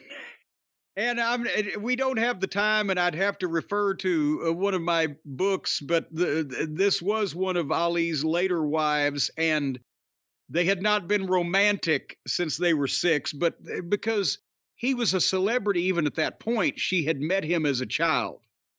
Which would have it was not phrased that way. Yeah, it would have been a nice sounding story if she'd have, but yeah, anyway. And the point then, in which she accepts, she then presents The Rock with a championship belt for the People's Championship, because the story was, and when he comes out, she calls him out, the crowd mildly kind of booed him, and he gave an acceptance speech of the title belt that she gave him, and putting Ali over, obviously, but said the Ali family came to a show in Louisville and authorized him to call himself the People's Champion when he was with the Nation during the Attitude Era. In Louisville, do you remember this? I don't remember that. I'm not saying he never met with them. Now, wait a minute, hold on. Because he was with the Nation. He was done with the Nation by what? The beginning of 99, right? Well, they did a couple of pay-per-views in Louisville in I think it was 97 and 98, I believe. I didn't even think, the whole ridiculous thing that happens here. I didn't even think about the idea The Rock lied about the story of meeting Ali in Louisville. Well, no, he never said he met Ali, because he said Ali's family, and Ali does have family that live here. So, and they may have even come to the matches. I'm not saying, but I don't know if there was a concerted, contingent from the Ali family that came in to have this summit meeting with The Rock but nevertheless. And he said, yeah, they told me that Muhammad said you're okay to do it. But so anyway, you've got The Rock accepting an award from the wife of Muhammad Ali, who's being inducted into their Hall of Fame. And I'm starting to get with you. It's like we're getting a lot of Rock here in a little short period of time. Hey, listen, it's not even her presenting him with a belt. What, does she know the belt makers? How did she get a belt? How come the belt has the WWE logo on it? What the hell was it? Was this even really Ali's wife? Was any of this real? No. That was. Was any of this real? Did any of this happen? It was there. Yes, it was there. Come on. The belt had the logo on it. Who does she know? She's not calling Dave Milliken. Hello, this is Muhammad Ali's wife. I need a belt for the real People's Champion. No, she had it made in Pakistan. It was cheaper that way. Come on. What was that? He presented himself with a belt. My man over at Main Event Belts in the UK. He presented himself with a belt. That was Vince McMahon did that once. He presented himself with a giant plaque to celebrate the sales of the WrestleMania VHS at the Garden. Made his own plaque, gave it to himself. This is what The Rock did. He got a belt and gave it to him. He had Muhammad Ali's wife give it to him. By the way, I accept the lineage of the People's Champion. That it was Bruno Sammartino. And by the way, yes, the People's Champion. The People's Champion is not a new phrase in wrestling, which is kind of where The Rock got it. But also, I would say, you're just making too much of this. You're just going on and you're winding everybody up for no reason. But The Rock brought the belt out at WrestleMania the next night and held it up like he was still a WWF champion. Again, that's the thing. If you really believe she presented it, that means you think somehow she got this belt made with WWE logos on it. I mean, who thought it was a good idea to do this? How is this a good idea? Hey, the Ali family has a reach far and wide. They know jewelers everywhere. All right, can we move on now? Even the fans were like, what the fuck? Even the fans were like, what the fuck? He walked through the crowd. He came through the crowd out of nowhere to accept this. You got another clear shot at The Rock here at the end. So save something. Because I want to get to Wyndham and Rotunda so we get past Wyndham. Barry Windham and Mike Rotunda, the U.S. Express, both Hall of Fame wrestlers for this team, as we've talked about, I'm not sure. And they had a bunch of the talking heads talk about how they revolutionized. Did they revolutionize anything? Did we establish they weren't there a year? The video basically was all around them being a part of WrestleMania 1. And really, that is kind of their biggest legacy in WWE. They were great. And probably would have kept going if Barry hadn't decided to quit. Which I think, according to Barry, happened after Mike quit, and then when Barry quit, Mike had already gone back. But they teamed some in Florida also, but it wasn't like, the point is Barry Windham as a single wrestler, definitely Hall of Fame guy. Barry Windham and Ronnie Garvin were a very successful tag team, as people may remember. Mike Rotunda and Rick Steiner were a great team. Rotunda wasn't bad as IRS on his own, but just this team. But anyway, then they did also, there's a tie-in. There is the new Bray Wyatt documentary that's out. They had Taylor and Micah Rotunda, Mike's sons, or son and daughter, and acknowledge Bray, who was the other son. And Mike looks great. He always stays in shape. Barry is not as big as I'd seen him in the past. I think he's lost a little weight. He's got some more to go. And this was the thing is, Mike was never an animated public speaker. And he did most of it. Barry chimed in every once in a while. And it was already midnight. And so they were polite to him, but I think people would have enjoyed it more if it had been earlier in the festivities. And they honored Bray with the cell phone lights, and everybody held their phones up and they played the music. But nice, nothing revolutionary here on this induction. Yes. Mike Rotunda looks like Chandler from Friends if he had grown up right. Yes, if he'd grown up and stayed away from bad habits. That's right. And Mike looks like a fucking IRS guy to this day rather than a wrestler. I remember his promos as Captain Mike. Both versions, the wrestling team captain and also the yacht captain. Different versions of Mike Rotunda. And of course, his IRS, who's a character, Michael Wall Street, various other things. Was he just nervous? I mean, I've never, he was stammering more than I thought he would. Not that there's anything wrong with that, but. Well, because he was trying to be himself instead of, and think about it, Mike's been out of the business for a while. He's a successful grown adult. But he's trying to be himself rather than his gimmick. And I think he realized that he'd never tried to be himself before. And he was and also it's late, you could tell, and everybody. When you're sitting there in the room, you can tell when people are drooping, right? So when you get up there, you feel like you're going even longer than you would have been normally because people are drooping. But boy, the next thing perked him up, didn't it? What was that? If he only had time. Oh, that's right. This perked me up. Thunderbolt Patterson, and now the people know. The people. They know what we've been talking about.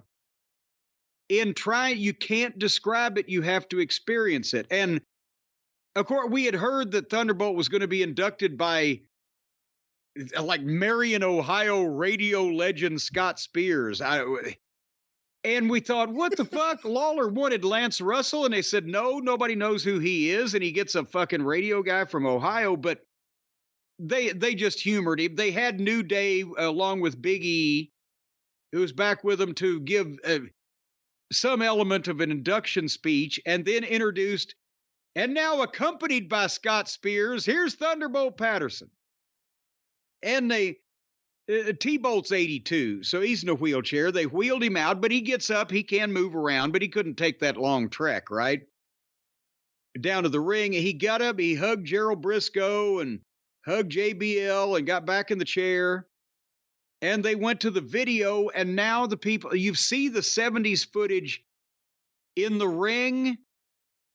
You see what we're talking about with the work. But from the promo clips and then from this speech, you see what we're talking about with the promo. Thunderbolt was over with the fans in the places that he got over. He was over as a person with those people, and they believed in him as a person. And if you had heels that had a lot of heat, the Anderson brothers or whoever the fuck, people would go out of their minds to see Thunderbolt beat them up, and they would overlook a significant portion of Thunderbolt's in-ring because you just had to. But it was the thing that he was doing rather than how he was doing it. And he was charismatic in the ring. You watch the clips of him in the ring, and you do watch him even though he's unorthodox. I'm not talking about his charisma when he's in the ring, the strutting and the dancing. I'm talking about when he actually did an offensive move to anybody. That's what you had to overlook, because that looked like shit. But everything else about him was incredible. And lots of people stole stuff from the promos as they talked about. And you see by the clips, the people are going crazy, but the heels are just bumping off of him when he, looks askew in their general direction. And that's what it was. And then, before Thunderbolt started talking, Scott Spears did indeed speak. And I'm surprised. Now, it was after midnight in the building. I'm surprised there weren't snipers from that crowd in Philadelphia. He called Thunderbolt Patterson the Jackie Robinson of wrestling. Yeah, well, yes. That's a bit of a stretch. That's a bit of a stretch. Bobo Brazil and Jim Mitchell are calling, but nevertheless. Yeah, really. What this was local radio at its best. Because he was a local radio guy, and I'm sure he's a big wrestling fan, and he told the most confusing story that I've ever heard in my life about a sheriff killing his wife, and I'm about to tell it better. A sheriff killed his wife and drew the fucking crime photo sketch of Thunderbolt to try to throw people off the trail. But it would have been a hell of a story if anybody had told it. And so then Scott got finished. If I only did crime. If I only did crime. If I only had a dime. So then Thunderbolt, then I could call somebody. See, that's oh, that was amazing. The days of the payphone. And anyway, Thunderbolt started his speech by praying, and suddenly it was a revival, and it was just like his wrestling promos, only nobody on wrestling television in the territory days ever let him talk for 15 minutes. And now you see what I'm talking about. It's complete gibberish, but an amazing performance.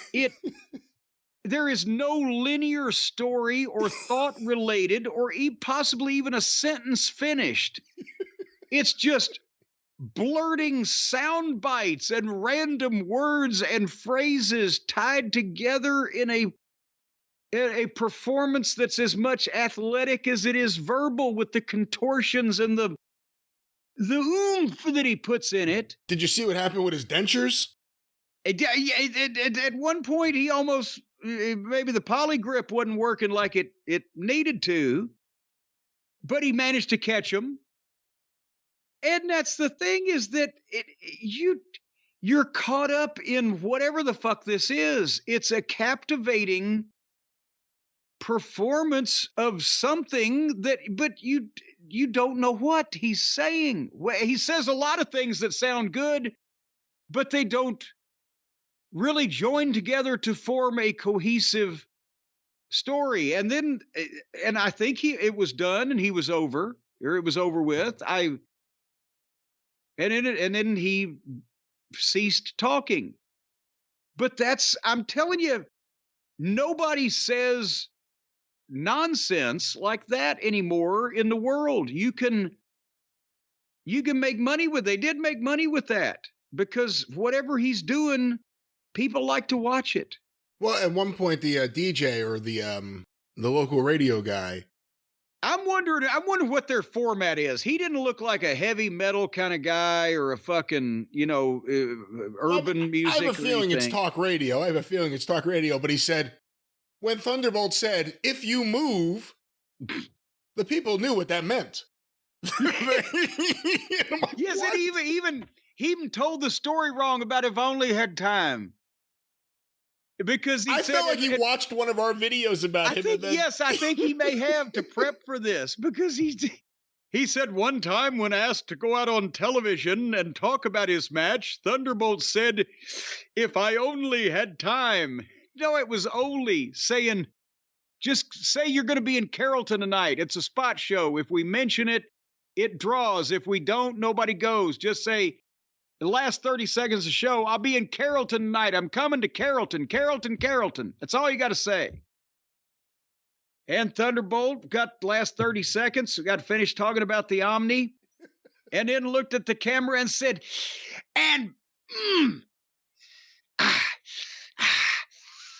ooh, if I only had time.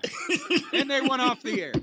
Well, this guy explained it. He goes, people knew. Now, when Thunderbolt said, "If I only had time," they didn't know because they didn't hear the word Carrollton to know that he was going to be there in Carrollton that night. But anyway, do you see now? I'm a fan of Thunderbolt. You ain't going to talk me out of it. I think he's the best. I'm not saying he's bad, but it's different. It's undescribable. It points out, like, when you see Big E doing, like, his evangelical voice or whatever you want to call it, it feels like a guy putting on a voice. Thunderbolt, it's real. It's deep inside. This is the way he communicates. Yes. Well, no, because, there's a different... I'm not trying to pigeonhole or categorize Big E's African-American experience, but I can say this with some degree of certainty that Thunderbolt Patterson has been in many more black Southern churches in his life than Big E has been in his. And Thunderbolt sounds legitimate. He sounds exactly like the preaching that you would hear in the church in Georgia or in Mississippi or in the Carolinas in those churches, which is why that those audiences believed him, because he sounded exactly like the preacher that was lying to him on Sunday morning. And he was the wrestler that was lying to him on Saturday afternoon. But it was the same. It was legitimate. It was authentic. And this guy's 82 years old now, and he can still talk like that. Should they give him the Ron Wright gimmick? Bring him back, let him work TVs? No. Managing Karrion Kross, Thunderbolt Patterson? Hey, nobody thought more of Ron Wright than I did, right? And dude, bless his heart. But I wasn't going to pitch Ron for national TV because it wasn't the audience. For East Tennessee, it was perfect because everybody knew somebody like him, but he was turned up all the way with it. And he had the history, and it made sense, and it worked. But with this production right now, Thunderbolt Patterson in the wheelchair, I don't know.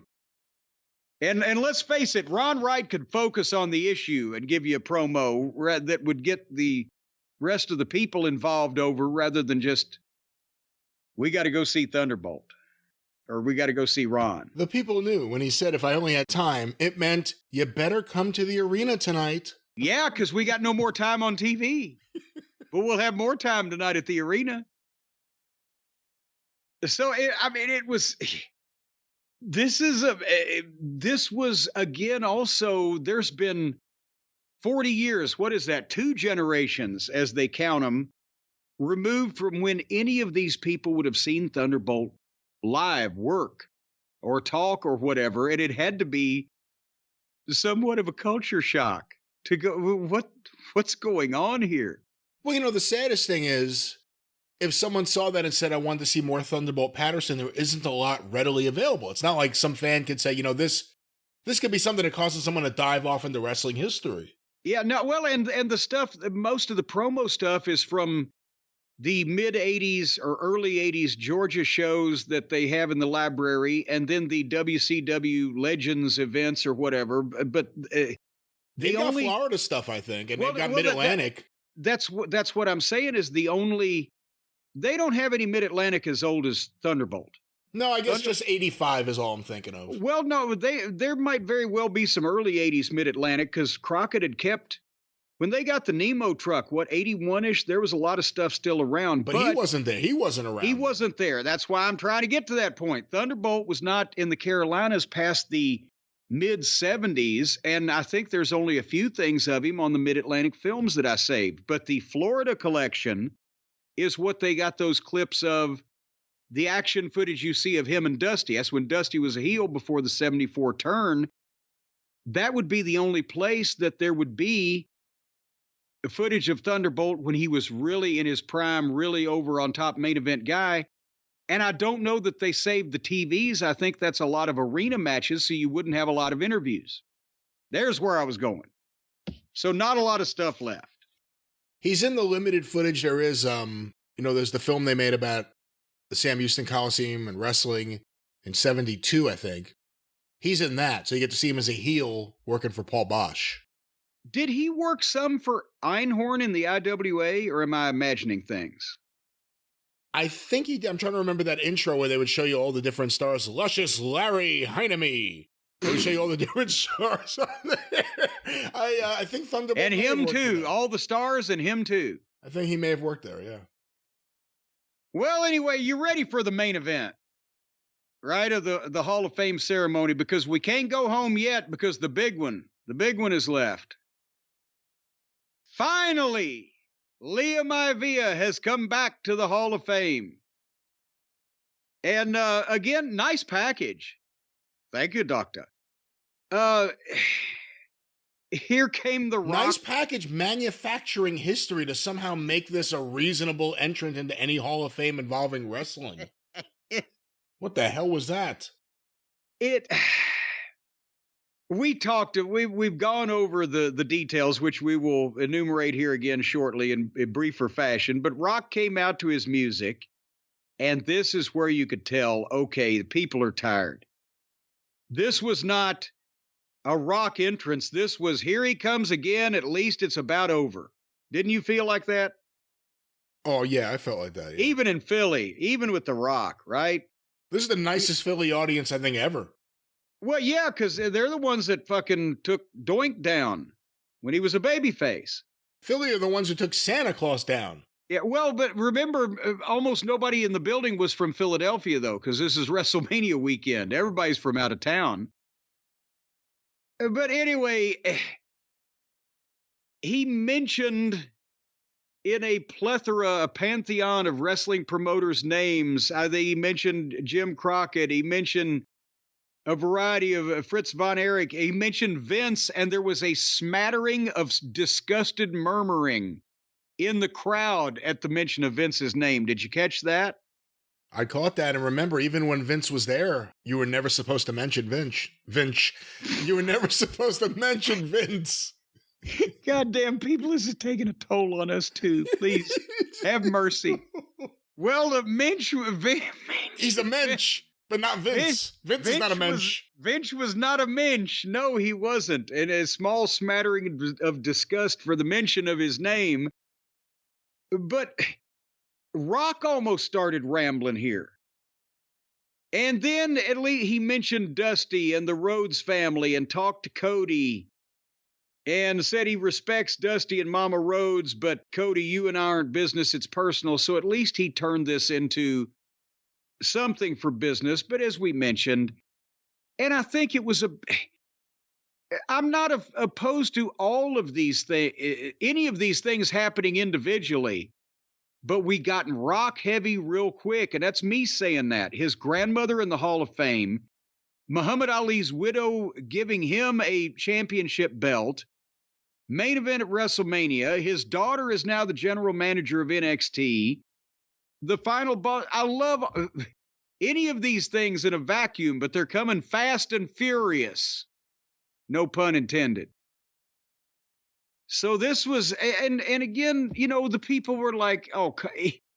I don't think they cared about Leah Maivia if they believed the story of how successful she was that was told, rather than knowing the truth about how she inherited a limping business and saw it put out of its misery a few years later. And threatened anyone who came within reach. I mean, Ed Francis got threatened. Yeah. I said that the other day. They made the video all about that one show, whatever it was, 85 or 86. Hot Summer Night. It was the 85, which had 40 guys, including Antonio Inoki and Ric Flair, from all over the world, and did 15,000 people. But it was most guys going to honor Peter Maivia and his memory, and to get a free trip to Hawaii for a couple days. And again, you listen to the Rock's speech, you watch that video, they're saying now how they're honoring the legacy with the next generation, the Rock's daughter, and The Rock says now Leah gets to join her rightful place in the Hall of Fame next to her husband. It's too Rock heavy, too quick, in the wrong ways. I love the new heel Rock stuff. If people think I'm still ripping on his on-camera stuff, that stuff's been mostly great, although it's a little self-indulgent at times. But this stuff is ridiculous. I think the problem is the business was hot. It was getting hotter. It was on a trajectory to keep getting hot. He jumped in there. He's not the cause of it. He can cause more people to get interest over a period of time. But the WWE shouldn't be centered around The Rock and The Rock's wants. Well, and that's one thing that I saw with the first night of WrestleMania that we will get to shortly. I know you all been waiting with bated breath. He can't help even. I mean, the match was structured where a lot of the attention was on him, but you can't help but looking at this guy, even when the attention isn't on him, unless he hides under the ring. Just natural charisma, doesn't it blow everybody else away? Roman Reigns looked like a big deal until he was standing next to The Rock. I don't know if you can you dull that brightness down? I'm not sure. Maybe he'll do it on his own if we see him anymore. Maybe he can come out and give a fucking concert again. Put him in there with Brock. He'll be out for 2 years healing up.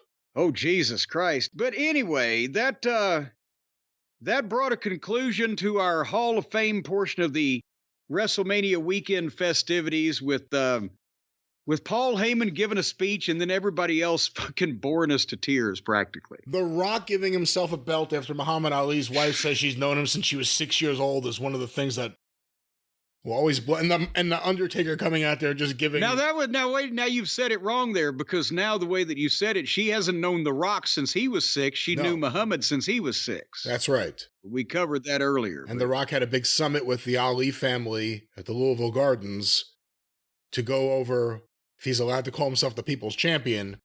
And all these years later, they had a belt made with WWE logos to present to him. Well, and you know the whole rest of the story, don't you? No.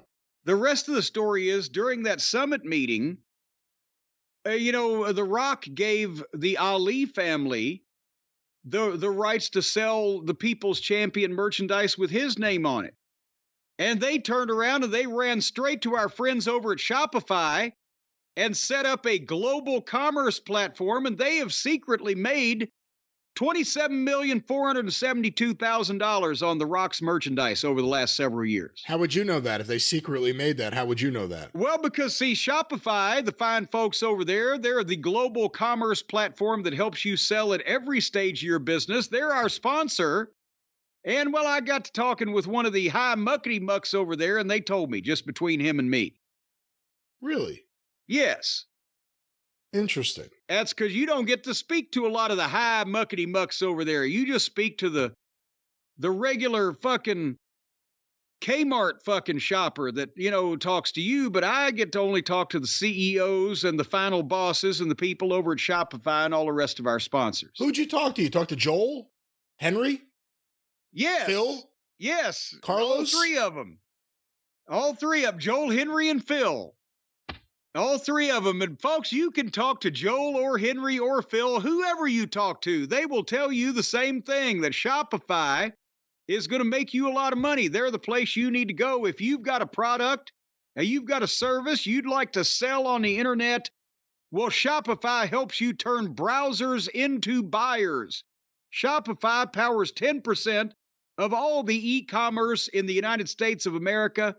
Shopify takes you everywhere from the launch your online shop stage to the first real-life store stage, all the way to the did we just hit 1 million order stage, and all the way into, oh my God, the IRS has caught us, they're cracking down, we're going to prison stage. They'll be with you. You'll be paying through the taxes. entire life of your business. They will disassociate if you're a criminal. You will do legal things and pay your taxes. Oh, as soon as you get charged with anything, they're going to disassociate you real quick. But as long as you're making money, you're part of the family with Shopify. And folks, again, they've got other They got lots of that and so much more. I can't even begin to. There are no words to describe the products that Shopify can help you sell. Running through my mind, they've got other God damn it! They've even got those, ladies and gentlemen. Where else could you get such a variety? I lost the line. Oh, the goddamn, it's so long on the email. It's double spaced. I can't find it. Well, you can grow your average order value if I can't find where I was reading before. And you don't have to just sell your own stuff with Shopify Collective. You can curate products to sell from the brands you love. You go into a store, you see something you like from a brand you love, you just take it, stick it in your pocket, take it home, list it on your site, Shopify. No, don't do that. Do not do that. Obviously, don't steal, don't shoplift. Shopify magic. This is not Shopliftify. What do you think? This is Shopify. There's going to be some payment going on somewhere. That's right. And they're your no excuses business partner. You can sell without needing to code or design. Just have a wild hair up your ass and some kind of harebrained idea, and Shopify will take it and run with it. They'll teach you how to make money with it, and then whenever you get too big for your britches or develop a drinking problem, they'll leave you in the gutter somewhere and go on to somebody else. And with Shopify Magic, you can whip up captivating content that converts from interest to sales immediately. You can pick the perfect email send time, generate instant FAQ answers, make blog posts and product descriptions, and whatever you do with them from there. And they make getting paid simple by instantly accepting every type of payment in the world. I'm talking every type of currency. You know, on some of the South Sea Islands, they accept shells as currency, Brian. You might open a box one of these days, you'll get a bunch of fucking seashells from the seashore. They'll accept any type of currency, but they'll get you something. You'll get something out of this shit, no matter what. So if you want marketing made simple and Shopify to remove the guesswork with built-in tools that help you create, execute, and analyze, then all you got to do is go right now to Shopify.com, because they got a $1 a month trial period. I mean, geez, even if it just sucked donkey dicks for $1 a month, who gives a shit? Shopify.com/JCE. That's all lowercase now, by the way. Shopify.com/JCE for a $1 a month trial period to grow your business no matter what shape you're in or stage you're in, or shape you're in, or no matter what state you're in. Offer void in certain states. Shopify.com/JCE is going to make you money.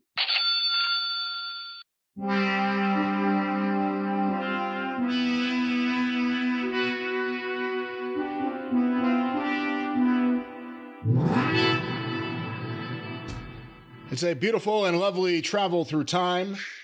You know, Jim, it's funny, on this time travel, right before I did that, I discovered another sound on here I could almost do the song from Crockett Cup 87. Listen. I got to figure it out, but you remember the hit? Remember that montage video they did for the Crockett Cup? Yeah, it didn't sound like that. That wasn't it? That's not it, dog. No, that was the other one. Well, we traveled through time, folks, because we realized that if we talked about night 1 of WrestleMania, it would take us longer. Night 2 would already be ongoing. So we just broke for a brief Swanson TV dinner and then watched these night 2. And now here we are back to report on all of these things. And before we do that, Brian, just briefly and lovingly, how is the Arcadian Vanguard Network going to respond to WrestleMania weekend this fine week? We will cover all the happenings of WrestleMania weekend everywhere, WWE and beyond, for free. Get the wrestling news wherever you find your favorite podcast. Look for Arcadian Vanguard's The Wrestling News, and of course, directly from thewrestlingnews.com. Get information about all the shows on Twitter at Superpodcast, or on Twitter at facebook.com/Arcadian Vanguard, and of course the 605 Superpodcast, the mothership. The mothership! Oh, goddamn you. That was a false flag. You see what you get? Go through the archive, 605pod.com, wherever you find your favorite podcast, the mothership. Maybe I should have made that a popcorn fart. That seems like it's a lot more than a popcorn fart. Yeah, based on what I always thought that meant. Bill Watts, the only person who would ever say it. You don't know how to eat popcorn. But speaking of popcorn, a lot of popcorn was consumed at the Link, as they call it, the Lincoln Fidelity Financial Field House, whatever the fuck that name of that stadium is, that they had the WrestleMania in this weekend. Boy, how is it the way they're shooting things, the way they're lighting things? It looked like it was twice as big as Wembley Stadium, did it not? On these shots and the drones and the aerials and the pans and the sweeps and the jibs and the jib-jabs. You know, for everyone that focuses on how good it is to get Vince McMahon away from this company due to his misdeeds or alleged misdeeds, let's look on the other side. It was good to get him away from the company creatively, and in terms of the stranglehold on production that Kevin Dunn had, it has opened up a whole new world to WWE. Wow. I mean, it's night. How would you feel if you were Bucky Beaver and you're sitting at home counting your millions of dollars that you got in small, unmarked, non-sequential serial number bills, and you realize that everybody is remarking, Jesus Christ, thank God he's gone. Do you think he's like texting Vince criticizing the show? Do you think they watch it and like text each other? What the fuck could you criticize? Spielberg would have problems criticizing this fucking thing at this point in time, wouldn't he? Right, again, Kevin Dunn. I'm sure he can criticize. Oh, they're not jerking the camera back and forth to cover up for... She's not pretty enough. Well, and that's just... Well, I'm not even going to... I don't want to make any remarks of it. I don't even know where you're going, but just stop. I don't know. It probably wouldn't have been as bad as I thought it would be now in hindsight, but nevertheless... We got WrestleMania to cover. So the stadium looks amazing. It was 52 degrees, felt like 48. How would you like to have been out there in your Speedos, Brian, for that particular night? I wouldn't have wanted to been out. I wouldn't have wanted to been out there. I wouldn't have wanted to have been out there in my coat for like 6 hours watching wrestling. A baseball game, 4 hours with extra innings. That's a long time to be outside in the middle of the day in that kind of weather. Well, yeah. Well, at least they brought. That's why they're breaking it up. Instead of freezing the people stiff, they do 3 or 4 hours each night. It's a little easier to take. But they should sell WrestleMania portable heaters and give them to the fans to bring into the stands. Maybe they should have just given everybody some kind of methane torch. That couldn't have gone wrong. They could have gotten a vodka sponsor and just passed around the vodka all around the stadium like Russia. No one will feel the cold then. No, actually, that makes you more susceptible to cold. That's a false narrative that's been put out there by all the cowboy movies. What? Wait, hold on. First of all, it's not the cowboy movies. It's the people from Eastern Europe who started drinking vodka. When you watch the old cowboy movie, they're trying to warm up the guy that's been caught in the glacier. Give him a shot of whiskey there, Festus, Whiskey. or whatever. Not vodka, whiskey. Well, it's alcohol. It's the same thing. Brandy in the goddamn... Brandy? In the Yukon. Not that brandy. Brandy in the Yukon? Where can I see that? Drinking brandy. Oh. Right around the dog's neck.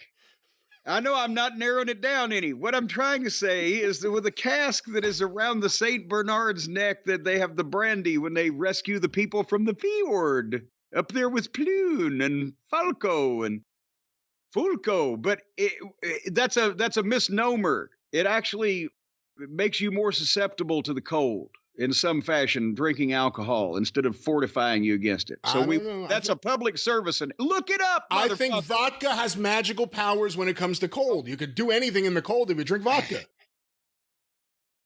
You've never spent time in Brighton Beach. That's why there's so many Russians, is what you're saying. You can do anything in the cold if you're drinking enough vodka. Well, one thing has nothing to do with the other. That's not why there are so many Russians. Well, if you can do anything in the cold, it's cold there most of the time. So speaking of a cold place, which was Philadelphia at WrestleMania. And who is Coco Jones, who sang the national anthem? Not exactly sure, but she did a good job. Well, she got that going for her there. What did that tell you? You want to talk about a new era? It wasn't America the Beautiful, which is what Vince McMahon always preferred. But it was God Bless America the next day. Yes. Is that another one of Vince's? I don't know. Maybe they just didn't want to do the same song 2 nights in a row. Wasn't the story always that Vince didn't like the national anthem? So he would just have people sing God Bless America? Or not God Bless America, but America the Beautiful? America the Beautiful. Well, what did Aretha Franklin, the Queen of Soul, what did she sing? America the Beautiful. Well, Larry, that's what he liked. Well, Ray Charles sang it at WrestleMania too, and famously on record. It's the best version there is. Well, but that was the best Vince intro of talent at WrestleMania. That's the one that Bruce usually does the imitation of. The Queen of Soul, Aretha Franklin. Yeah, I saw Bruce at WrestleMania. He's doing an imitation of Aretha Franklin in more ways than one. No, come on now. Hey, he just heard that Heyman was on a diet plan, and he figured he'd take over the Hitchcock chair. So let's get back to this show, which they had here, because at the start of night one, we're seeing a thread being strung up potentially, the Triple H era. Everybody talking about it, and here came Triple H. Welcome to a new time, a new era. Welcome to WrestleMania. And that's all he said, but that was... I wrote on my notes, I was like, was it worth the long walk down there? But he wanted to make a point. He's now the babyface in charge of the company. It's not an evil empire anymore. They have finally gotten... How long have we been talking about? God damn it. How much longer can they all be evil? And the answer is they don't need to be evil anymore. Now the heels can be evil again instead of the company. And the people are responding to it, apparently, because they're hotter than they've been in ages. And so now not only is he the babyface CCO in charge, but now he's been able to babyface the good McMahon member, his wife, Stephanie. Don't judge her by her blood, judge her by her marriage. She's the one McMahon that the name can be mentioned on television, which we'll get to at night two. But they've transformed it. Now the company doesn't have to be the heels anymore. It opens it up except for the board of directors guy. And this way they have rectified a wrong that's been existing for quite some time, in that the reason why AEW had a brief flash of fucking, can't say brilliance, spark of life before they settled firmly in the fucking bottom of the bowl, was because people were so mad at the WWE as a promotion. Is that not what we've been saying for years? People were wrestling fans and they were fed up with the biggest promotion being run by Vince McMahon, not necessarily because of him, but the style of wrestling he was promoting. Now you could say it's because of him completely, but it was really the style and the presentation. The style of it, and the fact that you couldn't count on there being a beacon of authority in the company because you could never trust Vince, right? He always wanted to be a heel. He was a great heel for years, but not for years and years and years and years. Anyway, but what did you think, Brian, of Triple H's brief but poignant statement? Well, you said it. I don't know if you got to see the press conferences either night, but after night 2, Triple H addressed it. He said Paul Heyman's really the one that did it. He started calling it the Paul Levesque era. Now that's a thing. Who knows if that's really the way it was conceived. But he said it's not just me. It's me, it's Lee Fitting, the head of production, and it's Nick Khan. And if you think about it, instead of one Vince McMahon-like creature at the top, you got someone who can worry about just the wrestling. You got someone who can make the business deals that make the wrestling work. And you got someone who can find a way to make it look different than it ever has before and better than ever before. It's a winning combination. You wonder about Vince's influence. I mean, as long as he has one of his dildos still there, he's got influence. And Bruce Pritchard's still there, and that's what he is. So, we got to be honest about it. You would never name an instrument of that description after, Brother Love. Brother Love. But anyway, nevertheless, all of his instruments may be neutralized for that use, though. They got to follow along in the new path. But the fans are with it. Like you said, I mean, Stephanie's accepted. I mean, if there were any boos, they were minimal when she came out night 2, and at the Hall of Fame, nothing. I mean, people were happy to see her, I think, in a way. People are happy to get away from Vince, and whoever's on the other side, I think they're willing to accept. That may have been the canary in the coal mine, her being there without much, just being in the crowd at the Hall of Fame. Why shouldn't she be able to be there? But at the same time, there was no outcry, ban her. So then Triple H got the great reaction on night 1. And I understand in internal documents, they had Triple H going out in her place in night 2, but then here came Stephanie, and the response was fine. And, same thing is that they're pushing the tagline that this is either the Triple H era, the Paul Levesque era, but it's a new era, and they have baby-faced those members of that family that were, by the accounts that we've heard and stuff we've talked about, they were the ones trying to avoid Vince for the last few years. Like, Jesus Christ, they left when he came and came when he left. Well, what was left on WrestleMania? Was that it? Was that WrestleMania? Was that? No, that was the whole show, yes. No, they opened up night 1. God, we're still there, but we'll move quickly now. Becky Lynch versus Rhea Ripley.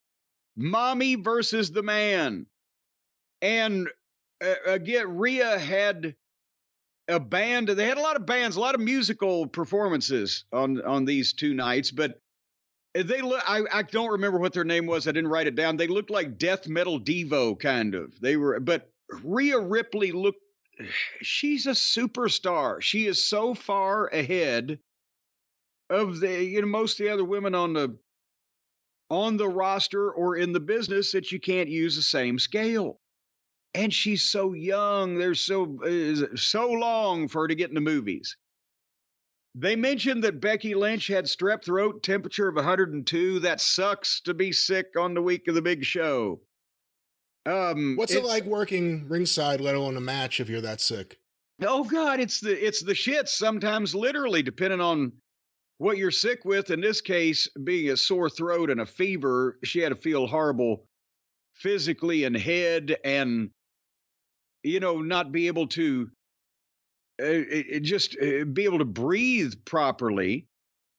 But it always, that's like one of your worst fucking fears, is you're featured on a big show and you come down with something that's unavoidable.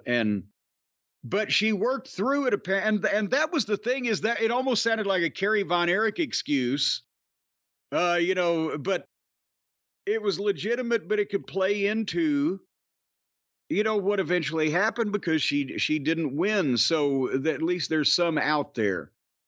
But I'm not going to go blow by blow on these matches, because everybody was trying to put all the twists and turns in. But perception-wise, they worked hard and fast here, and not fast in a bad way, but they kept the pace up and they worked hard. And also, it's the personalities. And while Becky is painfully thin, and, visually, just size-wise, this is, a contrast with her and Rhea, the aggressiveness and the personality she makes up for, its people are behind her, et cetera, et cetera. But these two throw better punches and forearms than half of the fucking AEW guys, all of the Japanese guys that they import over here, and half of the Americans on the AEW roster, the men.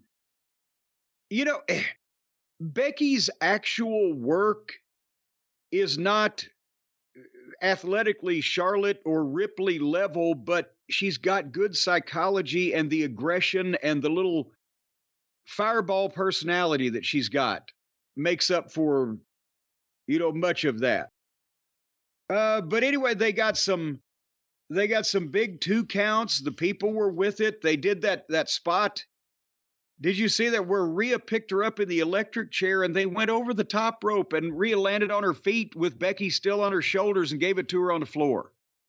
Amazing. That was, some fucking specialty shit. And again, they did a lot of big moves, but they sold in between. It wasn't just a video game. It was a struggle. They built it very well. And then finally, Becky, they were fighting on the top rope. Becky was going to try the rock bottom off the top, but Rhea escaped and did the riptide to the turnbuckle and then a riptide in the ring. Boom, 1, 2, 3. And it was a great match and the right finish. And as we talked about, I think when we did the preview, this may have been, and people were saying it, that they'd bring Becky back and, we'll just put the belt on her at WrestleMania. And this was months ago when they were thinking about it because they've been building this a while. But there's no reason to beat Rhea. If Charlotte was back, right, there's no reason to beat Rhea. She's hotter than any woman has been since the last time Becky was hot or whatever. So I think she's got a ways to go here. Did you like this contest of the Immortals? I thought it was all right. I'm always a mark II for the look of outdoor shows when the sun starts to go down.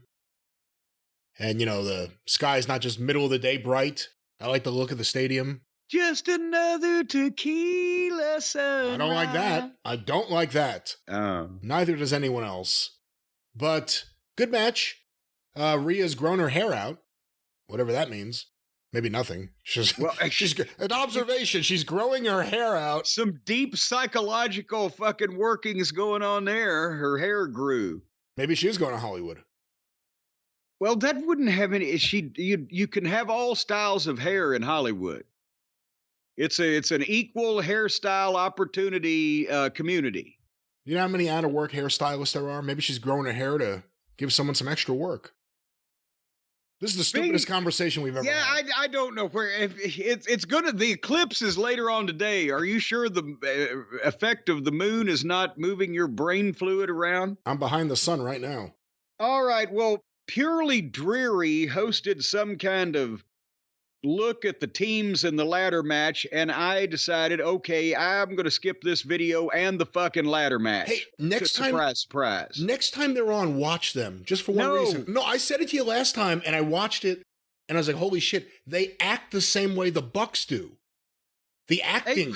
Watch their acting. I want to see that. No, but you got to, it's ridiculous. That's what makes, because they're a ridiculous tag team, it makes more sense for them than the EVPs. You got to see it, though. They act the same way. It's the same style of acting. It's not Strasburg. Goldberg potentially could come in and spear them all. But no, as anything that those two have anything to do with, I can't stomach. We're talking back about Purely Dreary now, not the Buckaroos, although that would apply. But also, these teams are jokes to begin with, and I'm not talking about everybody as a talent, but the way they've been presented.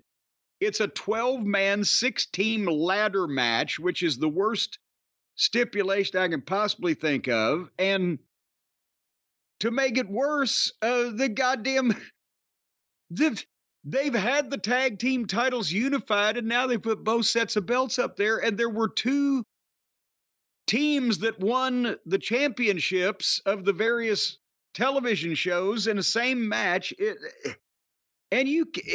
I'm sorry.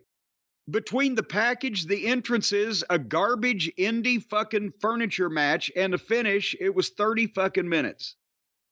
And yes, I went back and looked after you mentioned it earlier in the program before we traveled in time that Waller and Theory got, because I'd zipped to the finish. I thought, okay, Miz and Truth did it, right? I didn't realize that Waller and Theory got the one set of belts, and then they had more match, and Miz and Truth got the other set of belts after more tables and stupid bumps and the fuck. Yeah. What'd you think of the match? Fun match. I enjoyed it. And Waller and Theory got the belts. Kind of old school WWE style. They kicked the shit out of them, and then here's the belts. Let's see if they treat them any differently now that they have them. Again, new era. It's the Triple H era. Waller's an NXT guy. Theory's an NXT guy who's all of a sudden saddled with Vince McMahon. So, we'll see. So, the Civil War of Mexico annexing Puerto Rico, Cuba, and the Dominican Republic was up next. So, Dominic has now, for the purposes of, I guess, because he's got Hispanic heritage and so does Ray, so he's on the other side. So we got Dominic Mysterio in with Pablo Escobar and all of his various lucha heel men and women. And they were facing Rey Mysterio and the newly turned babyface Andrade with all of the babyface lucha men and women. And I think we got up to, on SmackDown, we got up to 13 fucking people, right, in this thing. So it's busy, but they care about Ray and Dominic. And Andrade is working his ass off. Apparently, you know, now that he's back there and rejuvenated after being able to escape the lunatic asylum that he was confined in for a little while, he did the crossbody. He had Rey Mysterio on his shoulders and stood on the apron, and they both did a crossbody off onto two different fucking people. That was snazzy. Did you see that, Brian? Yeah, I watched. Well, good. Then you can tell me what else happened, because I zoned out a little bit. Yeah, this is not a match that you care about. This is a SmackDown main event. This is not something that you're really going to care about for WrestleMania. It was a good match. I didn't fast forward through it, but I kind of zoned out till, you know, they got heat on Ray and then the finish. But I was trying to figure out where they were going, because I was like, how can they put more people in this thing? For the folks who haven't seen it yet, Andrade makes his comeback, a lot of moonsaults.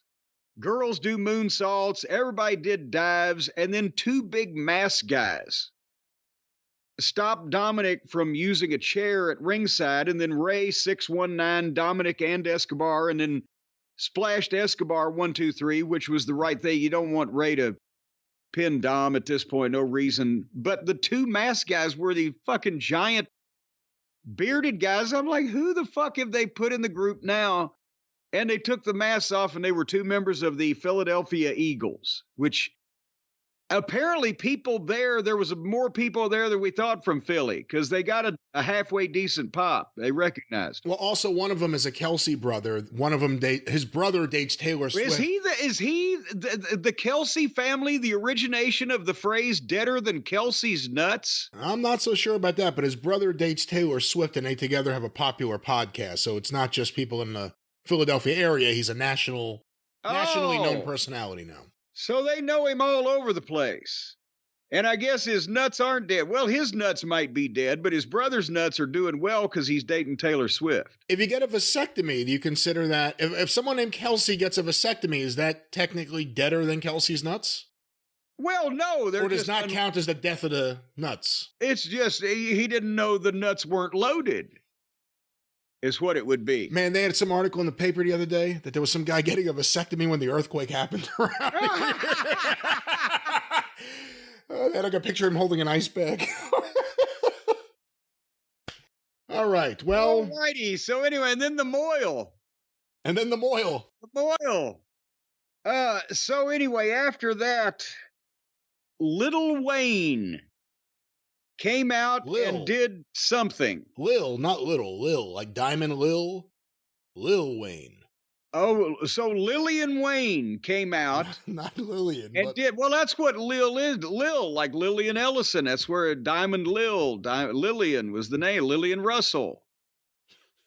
So is his name Little Wayne or Lillian Wayne? It's Lil, short for little. It's an abbreviation of little, as you know. Like Lil Al, like Lil Al Vavasseur. No, he was French because he was from a Cajun from down there in Louisiana. So that Lil didn't mean he was little. That was his first name, Lil. No, it wasn't. Lil Al Vavasseur.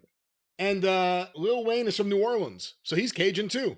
Well, there you go. That his name is apparently Lil. Apparently his real name is Dwayne, funny enough. Dwayne Wayne? No, Dwayne Michael Carter Jr. I don't know where Wayne came from. Well, all right. Then Little Dwayne. And that makes The Rock Big Wayne. Came out. No, he's Big Dwayne. Not Big Wayne. Well, his name is Dwayne, but he calls himself Lil Wayne. That would make The Rock Big Dwayne. I thought his name is Little Dwayne was Big his Wayne. name. Big Wayne, I mean. No, this guy's Lil Wayne. What does he do for a living? Let me say this. He was the biggest thing in hip hop and rap in like 2008. Like big, massive. But sometimes things don't translate to the live show. Did a safe fall on his head and he lost his abilities? That was, usually I defend all the hip hop stars that appear on these shows because I don't think they're as bad as you do. This was really bad. This was really, really bad.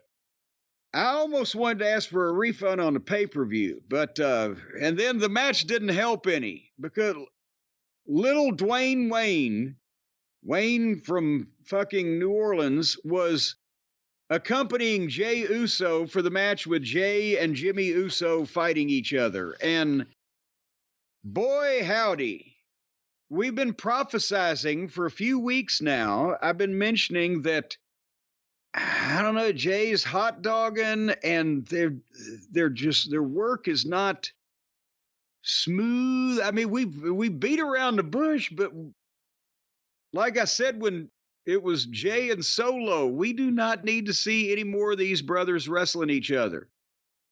The full body outfits that they come out in are off-putting to begin with, especially that sequined parka that Jimmy was wearing for a while. Then they take the top off, but the pants look like I don't fucking know. And they tried. I can't say they were serious about what they were doing. They tried to do it. They just didn't do it well. Everything it's sloppy. The dozens of super kicks over and over.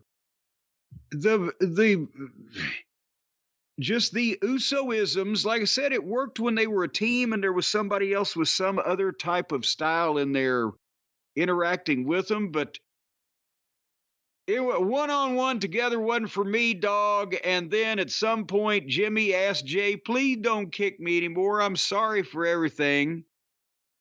And Jey helped him up, and then Jimmy turned, super kicked him, and hit a splash for a 2 count, and then Jey hit him with a spear and a splash, 1, 2, 3, and it came to an end. Dissect this for us, Brian. I'm not going to dissect it too much. It was one of the worst matches I've ever seen, one of the worst matches easily I've ever seen on a WrestleMania.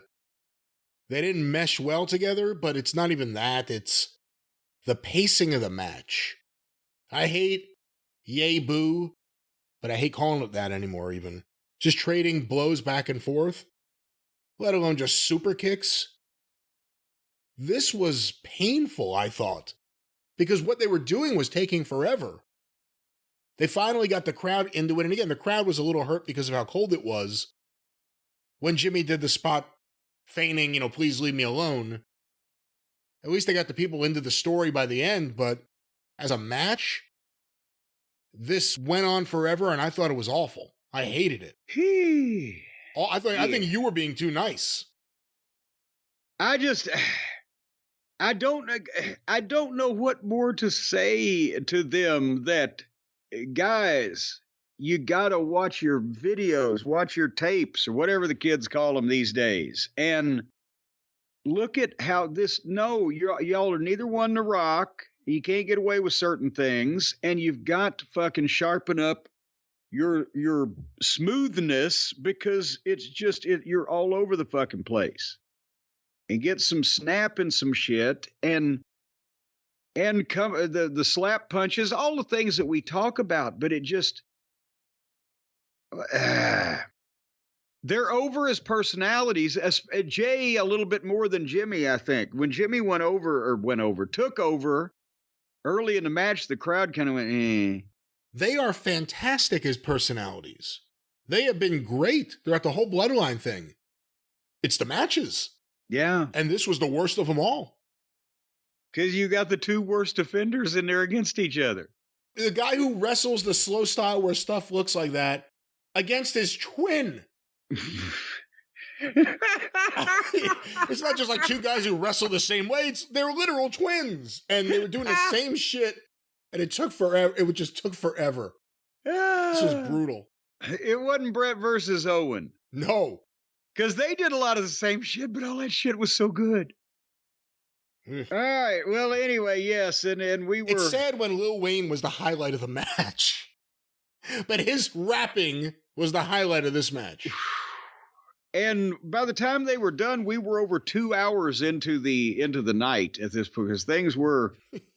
Saturday night took longer in that weather. Into the night. And then came the 6-man tag that we'd all been waiting for.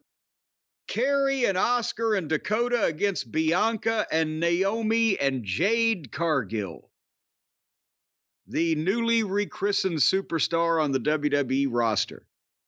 And they had a big entrance for the baby faces. I wish that I was interested in or knowledgeable of fashion or whatever's going on. They looked wonderful. It looked like Fashion Week out there in New York City. They have put a ton of, and I guess Bianca and Naomi would be getting something special, even if Jade wasn't with them. But boy, with this trio and their new, pot of gold being Jade, they gave them the moon here, didn't they? They like on the entrance, I mean. They give everyone big entrances at WrestleMania. This was the three of them.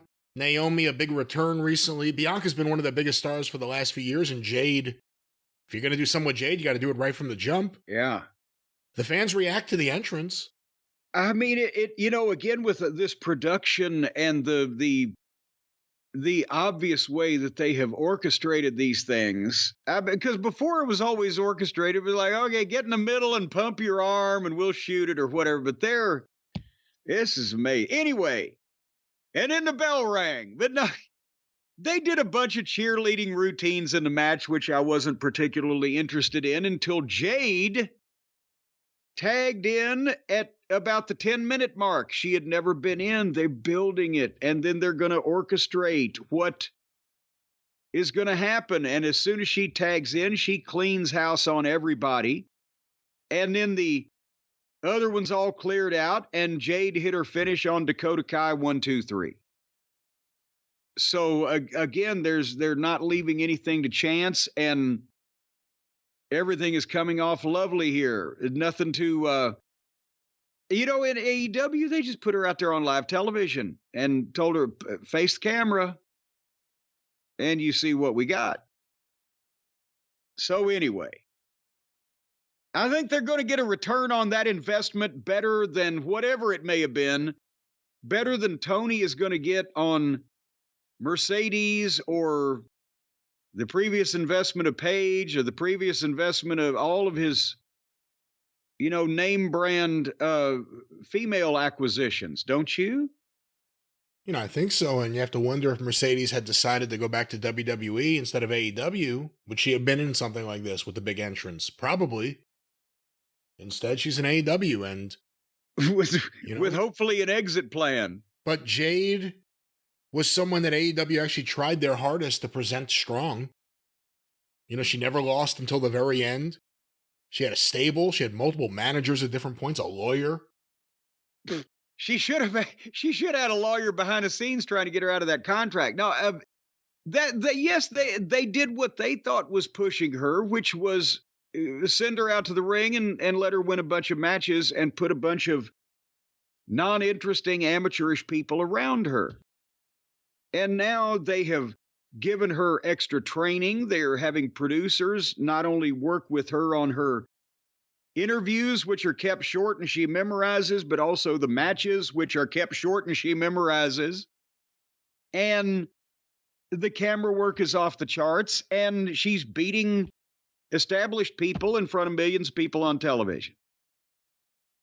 Anywho, up next was one of my favorite matches of the weekend. It's not any surprise there. The Intercontinental title match with Gunther against Sami Zayn. I'm dying to hear what you thought of this because it took us all for a surprise. Well, I was all the way there till I knew about 5 minutes beforehand what they were going to do in the finish. I was like, you got to be ribbing me, because it couldn't be anything else at that point. But Edward, we'll talk about it in a second. But thoughts of the match, Sammy had already, we've established his wife and his son were in the back, and he tells them, he tells her, don't let my son be out there. I don't want him to see it in person, watch on TV, whatever. And then Gable told him, go out by yourself. You got this. I'm not going with you. And he gets a pep talk from Steen, too. So the match was brilliant in that Gunther looks incredible. He's always perfect, as we've talked about. Sami Zayn, I think I mentioned this back years ago before they ever even started doing all this, pushing him on top as a single. I said, Sammy can sell better than most people. And he's also been brilliant verbally. It's just he looks like he looks. I can't even say he looks like shit. He looks like Sammy. For the kind of people who like that kind of thing, that's, but part of it helped his look actually kind of lends into his underdog persona. But the match was great because Gunther's going to dominate and the babyface underdog is going to fight from underneath, and this was a perfect dynamic for that. And the fans were into it, and these guys knew how to put their match together, and they knew how to execute it. And they got big false finishes, 2 counts with power bombs and clotheslines out of nowhere, and Gunther's a heel. He got heel heat in front of Sammy's wife, and his attitude and his facials, the way that he projects himself. So, and then you've, got the ultimate baby face in this guy that looks like he ought to be working at a goddamn, video game store or a comic shop, except that he's a WWE superstar. We can identify with him, right? He's he's the Eddie Marlin principle. He looks like one of the fans. And finally, where I knew was when Gunther started taking his time and a splash off the top, and then he hit another one, I think maybe 2, but he wouldn't cover him. He's taunting the wife, and Sammy's fighting to his feet. And Gunther goes to the top like he's going to, do something again, and Sammy runs, gives him the kick and the brainbuster on the top turnbuckle. And I don't know if you remember this, Brian, but I told you years ago when he was El Generico in Ring of Honor, look at that fucking physique. He is stronger than he looks. Because he did that to Steen one time when Steen was even fatter than he is now. He can pick the guy up and turn him to where the gravity can take over, which is no, small feat. And he gave Gunther the brainbuster on the top turnbuckle and then 2 of the kicks and covered him 1, 2, 3. And it got a huge pop, yes, but what the fuck? And I'm not saying that Sami Zayn shouldn't be used as a main event guy. And a lot of people like him. He's very popular. But they had something going with Gunther that I think it needed to be either a really, it was this Seth thing after he's lost his world title, or was this LA Knights thing to establish himself maybe one step up, or was this Braun Breaker's thing to shock? Can you imagine?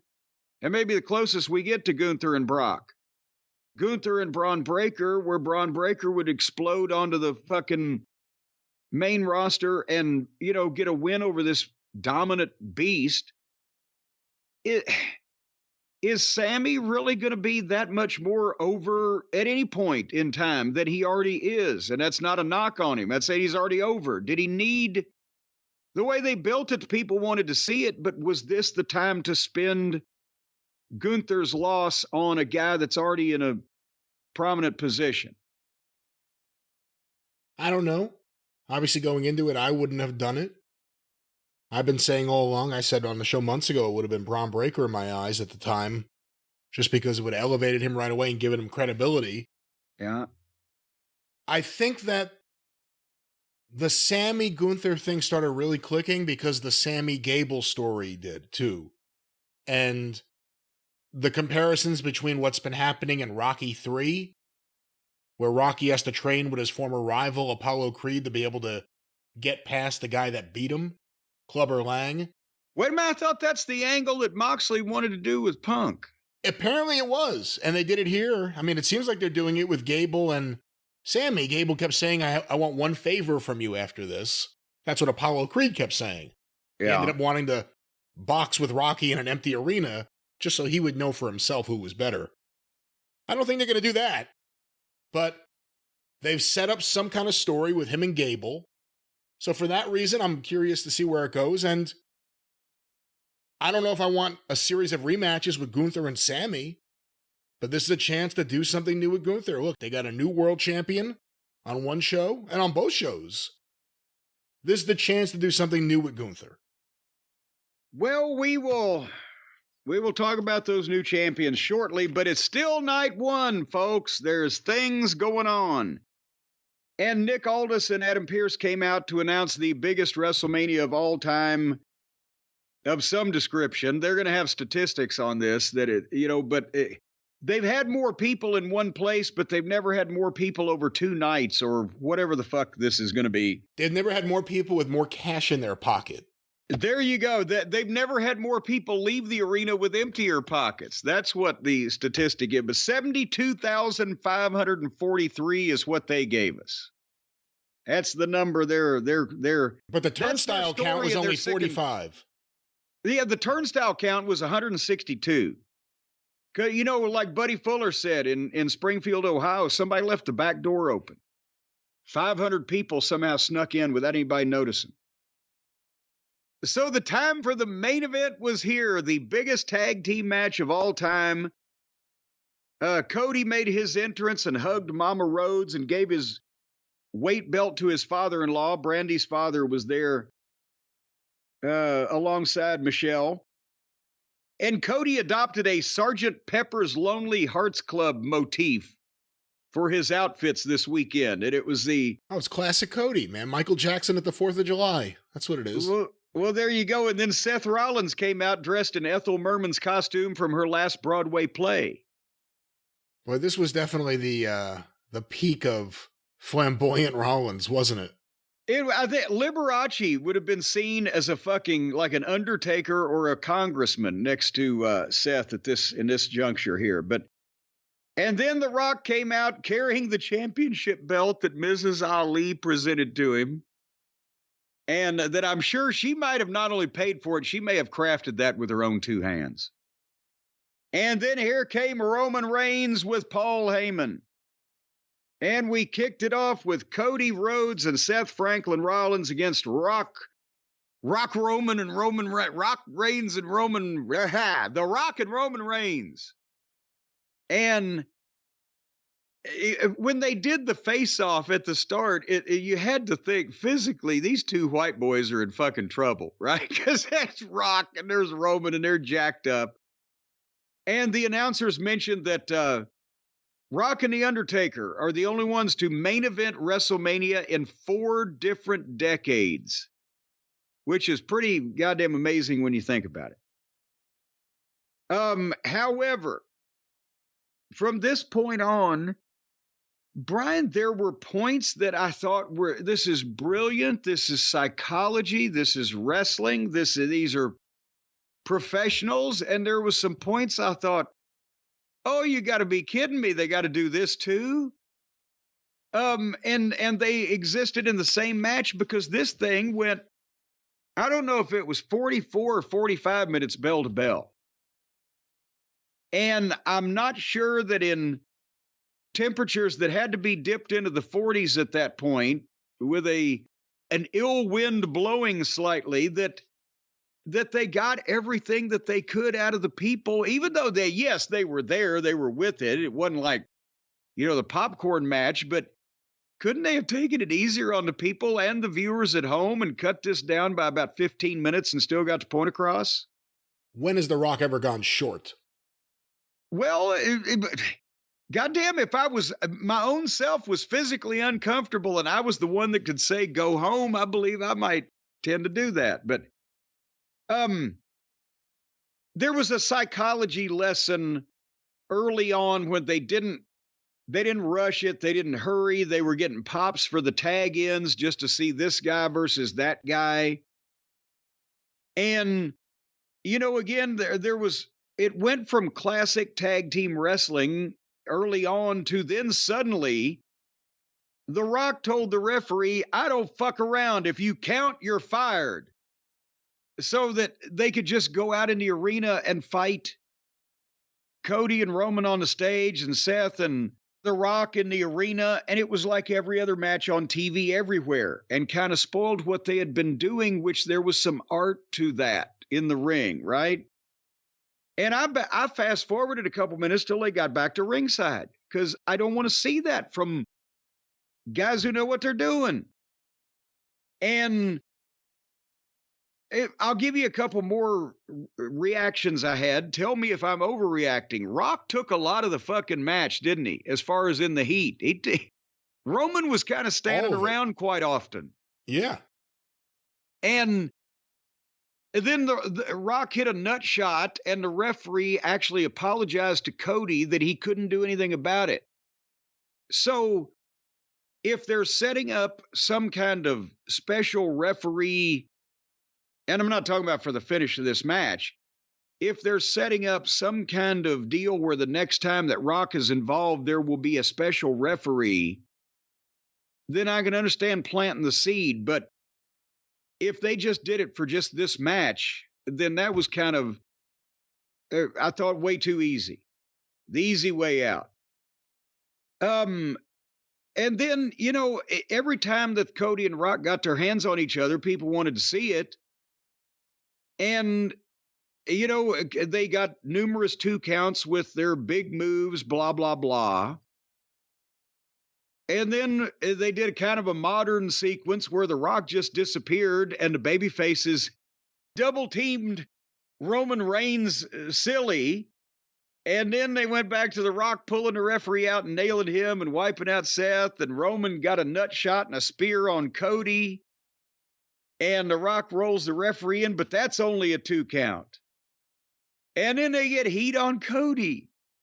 And so there's a lot of points where they're taking people on a roller coaster, but they are using almost every one of the Attitude Era false finishes all in the same match.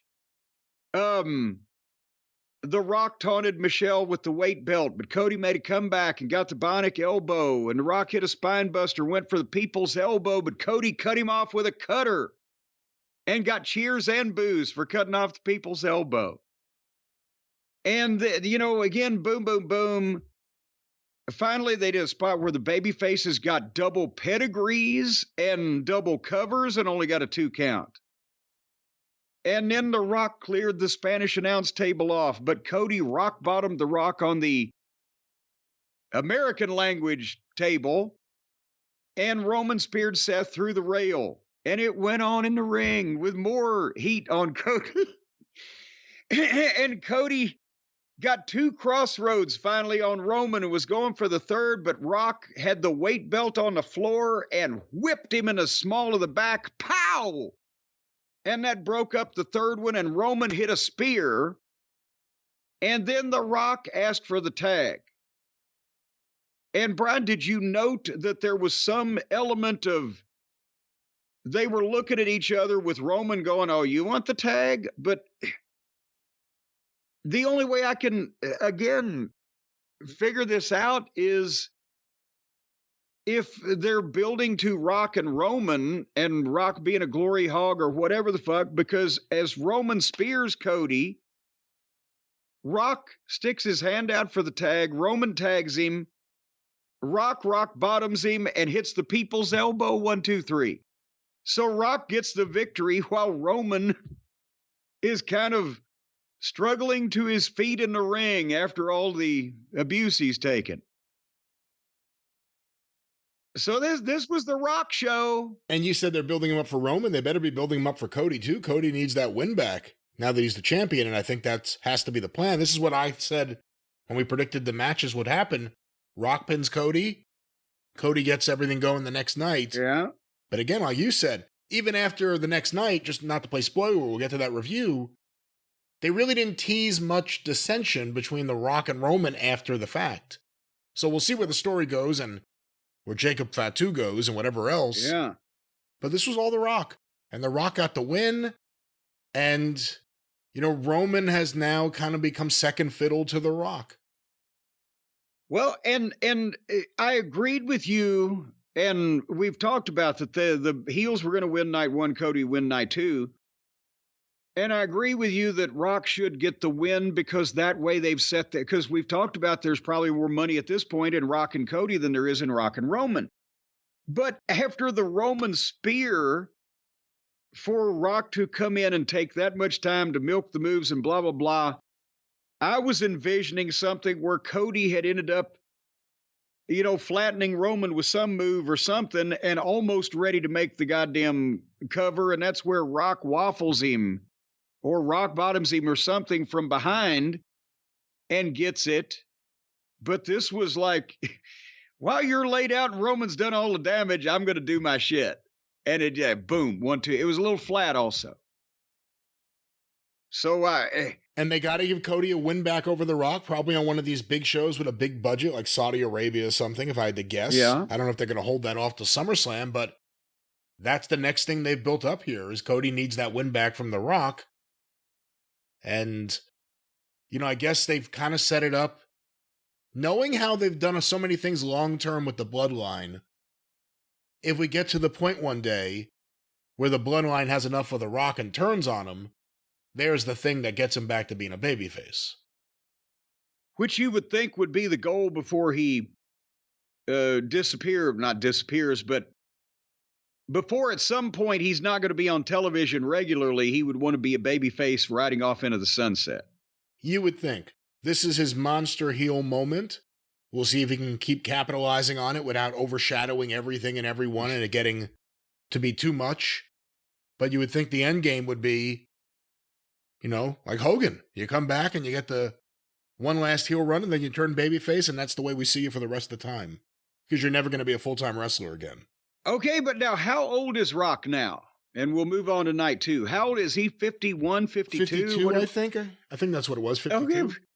Goddamn, he looks better than Hogan did when he was 52 and moves better too, doesn't he? He held up on this thing. There was no, bring the oxygen tank to ringside. Rock needs a hit. Well, we will stay tuned to Dr. James Andrews and find out what happened after the fact. Okay, he was moving around pretty good the next night. Yes. For a guy that wasn't in the match the next night, he was moving around great. I just realized he wasn't even in a match the next night. Well, I mean, he got in the ring okay. Yes, he took that choke slam fantastically. Yes, he was all the way up in the air. Well, that was night 1 of WrestleMania, and I did like the way it ended. And I got to give him credit because I've killed him for years. Michael Cole doing a much better job under this new regime. And Cody was down on the mat, looked despondent. Rollins, they pointed out Rollins is hurt. How's he going to defend the title the next night? Which played into things. Yeah. But I thought this weekend, Rollins did a great job for what he needed to be. Not like, the outfits and everything, just what he needed to be to make all this work. And that was a big part of the story. The babyfaces left battered and beaten. He wants to thank his seamstress and his haberdasher. I want to thank Halston. And Mr. Calvin Klein and Mr. Francesco Scavullo or whoever the fuck else made all this possible. All right, well, we covered night uno. Let's go to night dos. This was April 7th, the Sunday night of the crowning achievement of WrestleMania. And the weather was warmer. It was 61 degrees instead of like 52 or whatever with a 48-degree wind chill. And God Bless America was performed by The War and Treaty. That is an odd name, is it not? I mean, I guess the two things go together. You can't have a treaty without having a war first, but would you have named your duo The War and Treaty? Is he war and she's treaty? I don't know whether that was clearly delineated. But also, how come if he's the war and she's treaty, then he gets to be the war where she's just treaty? That would be like the Batman and Robin. I don't know, the war, that kind of works, but either way, not familiar with them, but they did a great job. I thought it was really good. They have some lungs on them. And then here came the other half of the Levesque power couple, Stephanie McMahon, the good one, as we mentioned. She got the entrance, no backlash. I think people have now, they identify her as, again, as we said earlier, as part of the Levesque bloodline. And she said she's the most proud of this WrestleMania of all of them, as it's the first of the Paul Levesque era. And then she led the fans in chanting, "Thank you, Vince." No, come on. Don't tell the people who might not have said that. You'll spread malicious rumors. She actually said she jumped onto somebody else's tagline. She said, "Are you ready?" And then here came WrestleMania. And suddenly, we had about 50 bagpipers and drummers and swordsmen and lords a-leaping and ladies dancing. And here came Drew McIntyre. And Punk on commentary said sacrilege because they were playing Piper's theme song. They weren't just playing any song. They were playing what Piper would come out to. I try not to listen when the bagpipes go, except if it was Roddy playing them. And yeah, and Punk jumped his introduction because he's like, cut that off. But Punk was there joining Michael Cole, Corey Graves, and Pat McAfee, our broadcasters for both nights, did a fine job. And Punk was wearing a suit. Looked like he had just come from a funeral. You don't see some people in suits that often. Lawsuits maybe, but not the regular kind. And then for Seth, George Clinton's worst acid flashback appeared on the stage. The Philadelphia Mummers is what they were. It looked like a few of them would give you a Hummer as they were mumming there. Is that what you thought watching them? The Mummers looked like, a few of them looked like some Hummers. I can't believe you just said Hummers on the show. And it was ridiculous. This scene was ridiculous, but I mean, it was a spectacle. People you're going to do it at WrestleMania. And we had Seth versus Drew, but we were 20 minutes into the show before the bell rang on this one. And immediately, boom, Drew McIntyre comes out with a Claymore kick and gets a 2 count. And then with this match, and I got to tell you, I liked it. It worked. But they were doing the Brock Lesnar Big Show match playbook, weren't they? Where it was built around the big moves, the stomps, the suplexes, the Claymore kicks, the pedigrees, a lot of 2 counts, and then selling. But it worked, I thought. And, I'm not, again, going to go blow by blow on all of these back and forths, but they did it creatively and they got all of their moves in multiple times, but there was a reason for each kick or each move failing if it did. And then finally, Drew had cleared off the announce desk, and Punk at that point was calling it in his headset, but he was calling it so like Drew could hear him when he was talking bad about him. And Seth fought up and gave Drew the stomp on the desk, rolled him back in, but Drew McIntyre hit a kick and got a 2 count, and then another kick and got a 3 count. And that was the only thing. It was an exciting match with a finish because he just survived Seth Rollins' finish on the announce desk. And 15 minutes after that, he hits 2 kicks and beats him. Or 15 seconds, I should say, not minutes. He hits 2 kicks and beats him. But otherwise than that, as a match before we go to the afterbirth, this was a nice, it was a nice peppy goddamn way to get the people going at the start. I liked it. What'd you think? Good match. I figured Drew would win. So up to that point, I thought it was great. Not to say that anything after it wasn't, but I thought it was good. And had a good WrestleMania moment. His wife at ringside. Yeah. Got to show her the belt. So he got to have that moment in front of fans. Whereas Seth was just showing people his Hummers. Boy, Seth just did nothing but put other people over this entire WrestleMania. But because some things are bigger than ourselves. But it was a good match, and then there was a celebration because when we predict Drew McIntyre would win this belt, and then Drew and Punk started making smart-ass remarks to each other because Punk has obviously been on color this whole time. He's still there. And then Drew gets over, he's crawling over the desk. He's going to menace Punk, and Punk's got that brace on his arm even over the top of his suit jacket. And then finally, Drew stood up on the desk right in front of Punk and crotch chopped him and turned around and laughed about it. And Punk leg sweep jerked his feet out from under him, and bam, Drew takes a bump on the desk. And then Punk takes off the brace and the fucking jacket and gives Drew a clothesline with the fucking brace and kicks the shit out of him. Or starts kicking the shit out of him. And suddenly, the music plays in, and here comes Damien Priest with the Money in the Bank briefcase. And he nails Drew McIntyre with the briefcase, rolls him in, cashes in, hits the choke slam. 1, 2, 3, and he's the new world champion. And CM Punk has taken away Drew McIntyre's moment of triumph at his world title win and fucking facilitated the goddamn thing going over to Damien Priest, and Drew McIntyre can't fucking believe it.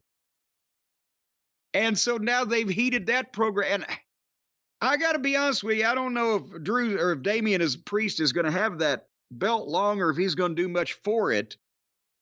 But we didn't see this coming, and that was the biggest thing they could do to heat up Drew and Punk, which is going to be money as soon as Punk's ready. Does Drew come back and beat Damien Priest on Raw? I don't fucking know. After a while, I'm not talking about tomorrow. But, they heated up a money match that they've already got waiting on them. I don't know what's going to go on with the world title. But I like this. This deal was a nice little surprise. This was great. It was a great way to open the show. I guess the question is, how much longer is Punk on the shelf? Because if you can't start building him and Drew into a match that could happen anytime soon, who is Drew going to work with? And then, with Rollins coming out of this, again, another guy they teased stuff with him and Punk in the past, but Drew and Punk has kind of become the thing now. What does Rollins do coming out of this? Well, that's why I was thinking that they might not have pulled the trigger on Gunther for poor old Seth or give him something to do. But with this, you could start building Punk and McIntyre now and not have to have it for 8 to 12 weeks if you do it right. So how long's it been since? It's been since January. It's been 3 months already, 2.5 months. We'll see what happens. But we got a new world champion, Damien Priest. And there's another guy. Now is a chance to do something different with him and elevate him. Let's see what they do. No more of these backstage segments playing darts with his friends. He needs to get a big head and leave the clubhouse for the Judgment Day and have his own private locker room. They got to knock, except for Rhea. She can come in any time. You know what? Him celebrating with the Judgment Day at the top of the ramp was one of the cool moments. Because you could tell that was more real than anything else. Yeah. Like, it's their guy. He's the world champion now. Look at how far they've come from being Edge's two people, just Rhea and Priest in the original Judgment Day. I forgot about that. Tony Khan has made it so I've almost forgotten about Edge. Anyway, speaking of forgetting about things, I wish I could. What was next? Snoop Dogg was there, and then Bubba Ray Dudley came to the ring to be the special referee of what else in Philadelphia? They had a garbage match with furniture of some description. What did they call it? The 6-man with Philadelphia Street Fight. There you go. Of course it had to be. And they put poor Bobby Lashley in there with the rest of this dreck. The authors of Incompetence, Karrion Kross, Scarlett, poor Paul Ellering, he's still there. And they broke a bunch of tables. I couldn't watch this. What the fuck? Did anybody? Well, it wasn't very good, and I don't think too many people cared, and a lot of it's booking related. McAfee said this is the first WrestleMania Ellering's been involved in. He was at WrestleMania 8. Gene Okerlund, the famous introduction of, "Get ready, here they come!" And then the Road Warrior, the Legion of Doom, came out with Ellering for the first time in WWE, and then a few weeks later he found Rocco in the rubble of Chicago. But this match wasn't very good. You know, everyone's talking about CM Punk returning to WWE and guys who have chosen AEW over WWE. Jade Cargill chose WWE. Not a lot of people talking about Snoop Dogg jumping back. Remember, he was on AEW TV. Oh, that's right. I forgot about that. Hall of Famer Snoop Dogg back in the fold. Is Shaq next? Did they ever find him? After they put him in the ambulance. I'll tell you, he has to roll up in an ambulance whenever he next appears on one of these wrestling shows just to continue the story. He shows up in an ambulance. The ambulance could pull up, the doors open, and he slides out on wheels and slides right to the ring. This was a Philadelphia street fight. Bubba Ray Dudley got a nice pop, and it was a nice thing to have him there. It was kind of fitting. I'm not knocking Bubba. I'm just knocking furniture matches with underneath talent. But sadly, based on what this was and what it followed, and kind of knowing what else was left in the night, there were certain matches you're like, I got to go outside and smoke a joint now because I don't want to miss anything from the next match. Oh, you're saying that's what the people in the stadium all did? I'm saying that's what I did here in last stadium at Last Manor. Oh, okay. Yeah. I went into the parking garage here at Last Manor. I smoked. I understand you have a full-size replica of the Roman Colosseum in your backyard. Is that true? I'm not confirming anything. Well, LA Knight and AJ Styles was up next in their big grudge showdown. And they had a hot start to this thing, and they had a fight. And I like this again because both these guys can work and they know how to wrestle. They had a quick pace. It was aggressive. And there was no furniture involved. There was no gymnastics. They had a fucking wrestling match. Imagine that, with ill intent toward each other. And I was disappointed that this time, instead of the big leap to the top and a suplex, LA Knight did a leap to the top and a German, and the camera missed the jump. Did you see that? I get you didn't see it. Did you notice that you didn't see that? No, I did see that. I watched this match. I didn't see the jump, but I saw that they missed it. Because, I saw that they missed the jump. Well, most other people might not have known there was and they didn't replay it. He was already up on the top when they anyway. That was his WrestleMania jump. But AJ was a heel. He got heat. LA Knight's a babyface. He makes comebacks. I mean, again, two guys that know what they're doing. AJ's not, his strongest point has not been promos, but he's good in the ring. They turned it on. And finally, after a very quick and Jazzy back and forth. LA Knight hit his fucking finish. Boom, 1, 2, 3. So again, LA and the people love him. They're yowing his brains out. And this was the perfect thing to do because this had been his first WrestleMania, they said. Unless he was in the crowd when Ellering found Rocco or whatever. No, that wasn't at WrestleMania. That was in between WrestleMania and SummerSlam. I know I'm fucking with you because I don't care either way. How about that? You don't care about Rocco? How about them apples? I don't care about Rocco. I don't care about Paul Ellering's brief run as a ventriloquist manager. Rocco or Dumbo or I never knew. I knew Paul did the Iditarod. I didn't know he was a ventriloquist, but anyway, back to LA Knight. Good match, right finish. Boom, there we go. LA Knight still on the ascent. What'd you think? Good match, the right length. I thought AJ was good here. I thought LA was good here. The fans were into it, getting better temperature than night one. And this was kind of like almost every match leave the fans happy night. Good match.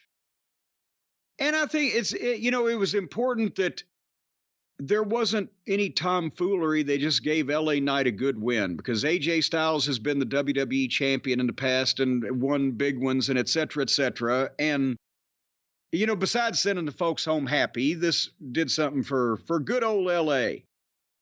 Here's a trivia question for you. How can I ask this? Has anyone ever been involved in the WrestleMania main event and inducted to the Hall of Fame in the same weekend? You mean, how? In what sense? What do you mean? Well, Paul Heyman. He's in the corner involved in the main event, but he got inducted to the Hall of Fame the same weekend.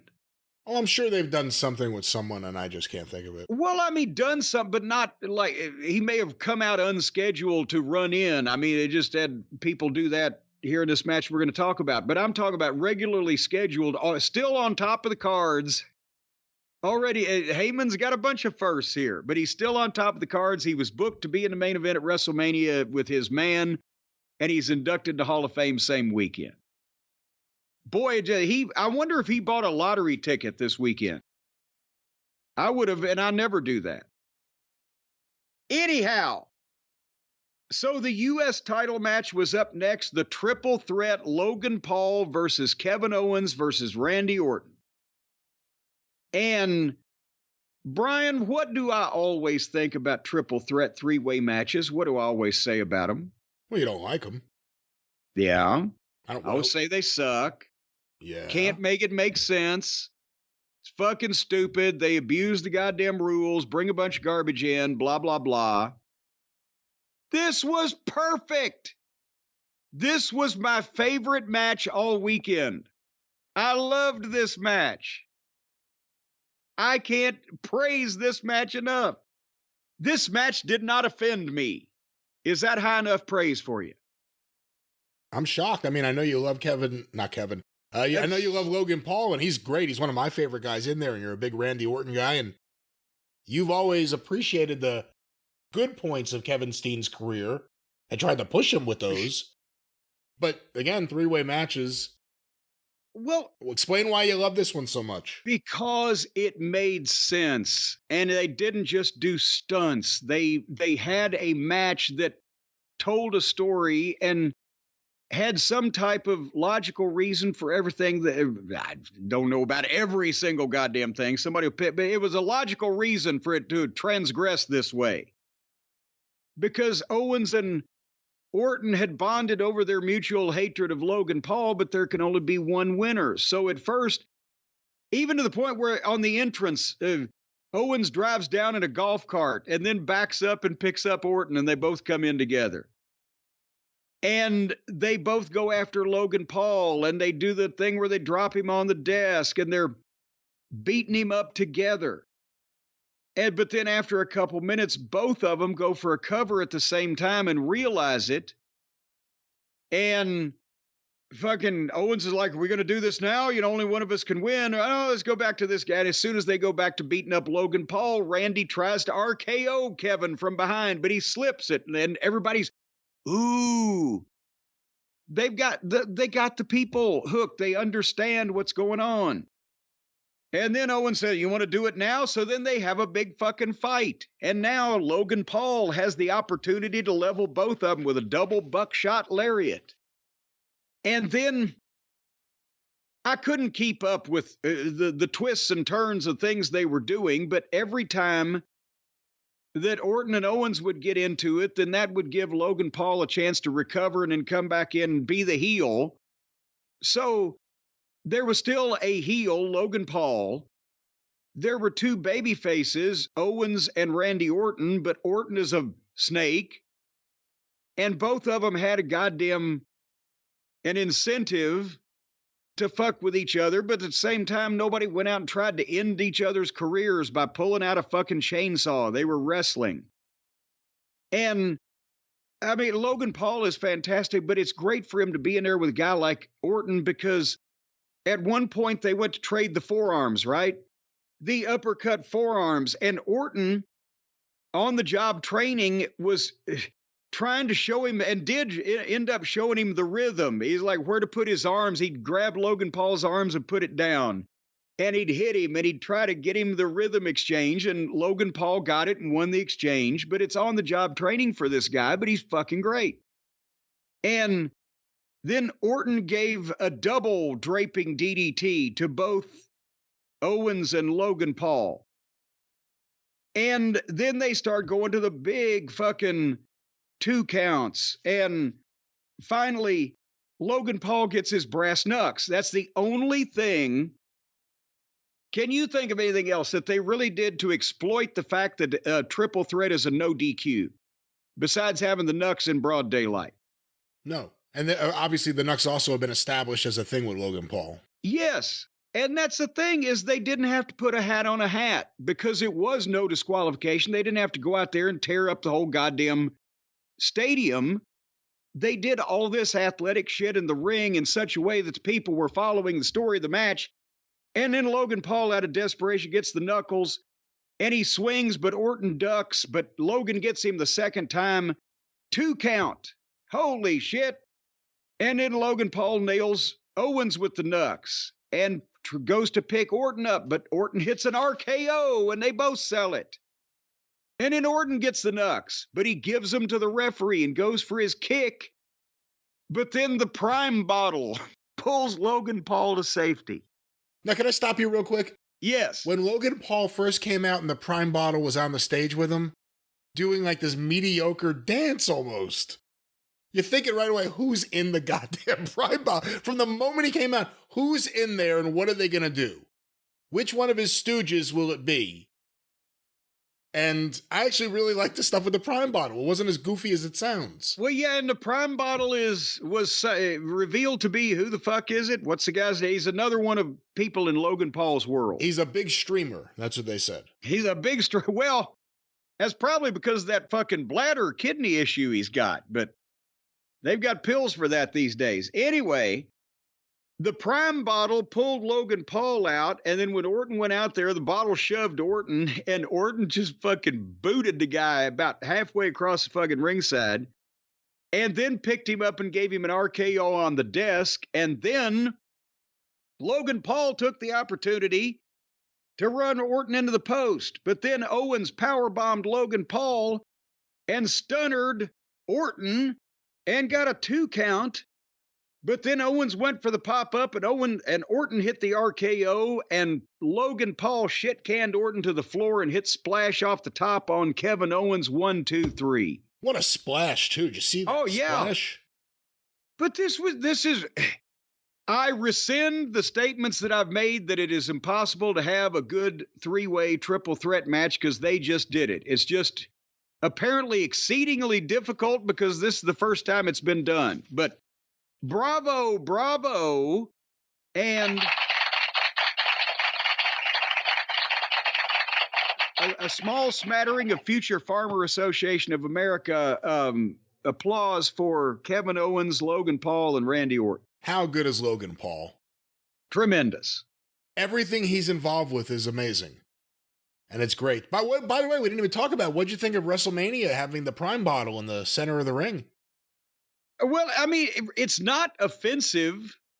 it's not like that's all you're thinking about because the show looks so good in all the other ways. It's not like, and they also had the turnbuckle, but it's subtle there. It's there. And then the WWE logo's on the second one, and then the bottle's on the bottom one. And, And then they announced a different drink is now the official energy drink at WWE.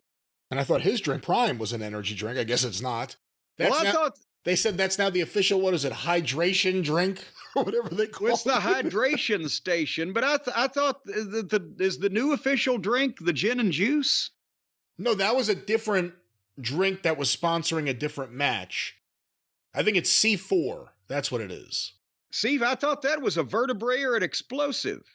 It is. It's also a vertebrae exploding drink, apparently. Well, don't tip it back too far, folks. You'll break your fucking neck. I think the gin and juice should be the official drink because Snoop was sold on the idea. Anyway, yeah, we're moving on. Bayley versus Io. And I've already been cursed in my own home because Stacy said, this was a good match. She had to watch this thing. She's in the art studio. She's working on her painting or whatever. She's got this on. She just likes to watch the girls' matches. Well, I can understand that. Well, hold on. You've never said this before. I know Stacy every now and then would watch some stuff. If she's watching the girls' matches, does she say anything to you about the girls' matches? Yeah, she loved this match. Not just this match, but any of the girls' matches. Well, she loves Rhea Ripley. But no, usually there's nothing to say to me about the girls' matches. I'm not saying she's watching every week. She's watching WrestleMania. She's watching the big hoop-de-doo. If Tony Khan's going to lay an egg on live TV, she might pop in for that. But point is, she liked Bayley and Io. She was mad that I did not watch this entire thing. I got the general gist of Bayley winning with the big elbow drop. But this was hour number 14 of the wrestling that we had seen in a 48-hour period or less, and I was running low on time and energy. So did you? Good match. Very good match. Io Sky is really good. Break it down for me minute by minute. Yeah, that ain't going to happen. Okay. Damage Control, they show them each and every week walking into the building when they get there. And if you watch Asuka and Kairi Sane, they're so committed to their characters. And I don't know exactly what their characters are, but I get such a kick out of them. Io Sky is really, really good. Out of all the different women in the ring, she's actually really good in the ring. And this was a good match. And again, this was a night about giving fans happy moments other than Logan Paul. Bayley getting a big victory. The fans loved it. Bayley, new world champion. Except for Rhea, who's the other world champion. That's right. And we got more tag team champions now. At least they haven't split the Universal title up yet, where we'll have 3. We'll see. But nevertheless, they introduced a bunch of celebrities at ringside that I've never heard of in my life, nor even seen their names written down on paper. Am I missing anyone of any note that I should have known? Probably not. Okay. And then Snoop Dogg was back with his cheerleaders in the ring to announce the attendance. Now, the official attendance for night 2, according to them, was 72,755. And Snoop Dogg announced the 2-night total at 145,420, while the graphic said 145,298. I'm wondering if Snoop Dogg just had 420 on his mind and super disposed that over the real number. I don't know. I read an article a few months back that he stopped smoking weed. I think that was a publicity stunt. Was it? Yeah. I didn't pay attention to part 2. I can't remember what the resolution was of it, but it was a beginning of a plug for a new product he's involved in. Oh, I didn't see part 2 of the story. I only saw the first day's story. Well, and I don't remember the rest of the story, so we'll move on and finish the story. See how that worked? We're going to move on to the story getting finished because it was time for our main event for the Universal title, Cody Rhodes versus Roman Reigns, the second encounter at WrestleMania, the rematch from last year. And we got Cody's entrance Now with Brandy. Yeah. How about that? I'm happy about that. And he had the long entrance. He gave his weight belt to a small child. He hugged Michelle at ringside. The whole 9 yards. People are ready for this. Another Sgt. Pepper patriotic red, white, and blue outfit. And then Roman Reigns got a choir and an orchestra. And they announced that he's had 31 title defenses in 1,300 and whatever days. What's the math on that? Is that fucking 8 a year, 10 a year? I guess. And they've made it work. That's the amazing part. But about it. You know what? But that's the thing, I guess.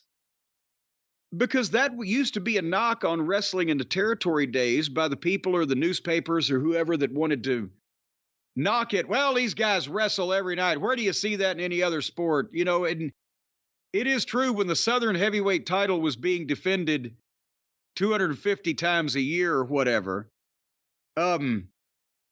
So Roman Reigns with 31 defenses in 4 years is like a UFC fighter or a boxer at this point. So it does kind of give it a little more credibility. And also, I bet he's laughing that he gets paid the money he does. And when you divide it and prorate it amongst the matches, it looks more impressive. Have you noticed the handheld camera on the in-ring intros is either some kind of extra high def, ultra high def, 3-dimensional high def camera with a soft focus in the background? It looks almost like a video game type of thing. Have you noticed those shots yet? I've noticed it, yeah. I'm wondering this is new shit since I've been in a TV truck, but some of our devoted followers out there, tell me what kind of fucking camera they're using. What is this new technology that we're seeing, this witchcraft? So the time was for the title match, and they had the face-off, and they were in no hurry, and the crowd was hot. And if you notice again, Roman Reigns never breaks. He never has a facial expression or an attitude that he should not have if the moment that he is in at that current time was actually happening. And I had high hopes for this match. I wanted to like it. And then at 2 minutes in, when Cody pulled the table out from under the ring and shoved it in the ring, I was like, oh, God damn it. And Roman stopped him and put the table back to get some, and the people booed. And I was like, yes, thank God. But it made sense, Cody, doing that. He has to overcome the odds. It's bloodline rules. So I wasn't offended by that. I was just hoping they wouldn't go that quick, right? I don't know where they were going, but geez, already. But then seconds later, Roman had the kendo stick, but they didn't overuse it. Cody got it away from him and used it and then dumped it out or lost it or whatever. And much of this was they had to do the over the rail into the arena where they could take a bump on an empty table in the back, but then they came back to the ring. And they built this, and more importantly, I guess they feel like they have to do those stupid things, to satisfy the modern audience. We'll give them a little of this and then get back to business. But they built where Cody even had levels of comeback where he would get a flurry, but then something would happen where he'd get shut down. But then the next time that he had a flurry, it'd be more of a flurry. They built very well through the thing. And again, it was about going for their finishing moves. There was a spot where Roman had nut-shotted Cody after he cleared the desk off and powerbombed him through the desk, and they got to the ring and he hit the Superman punch, but only got a 2 count. But then Cody, and they would sell in between these things. Again, it wasn't like the AEW shit. But then Cody might hit the Cody cutter and get a 2 count, or a spear and get a 2 count. And then finally, they teased the moves as much as they hit them with going for the crossroads and blah, blah, blah. And then finally, Cody hits the crossroads, and Jimmy Uso comes in and super kicks him.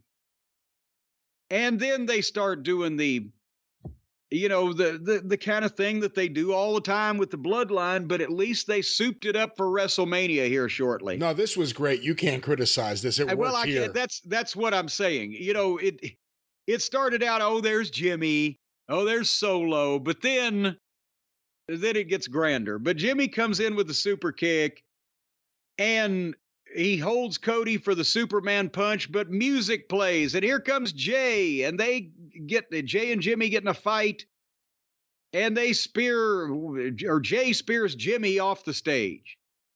And so they're neutralized.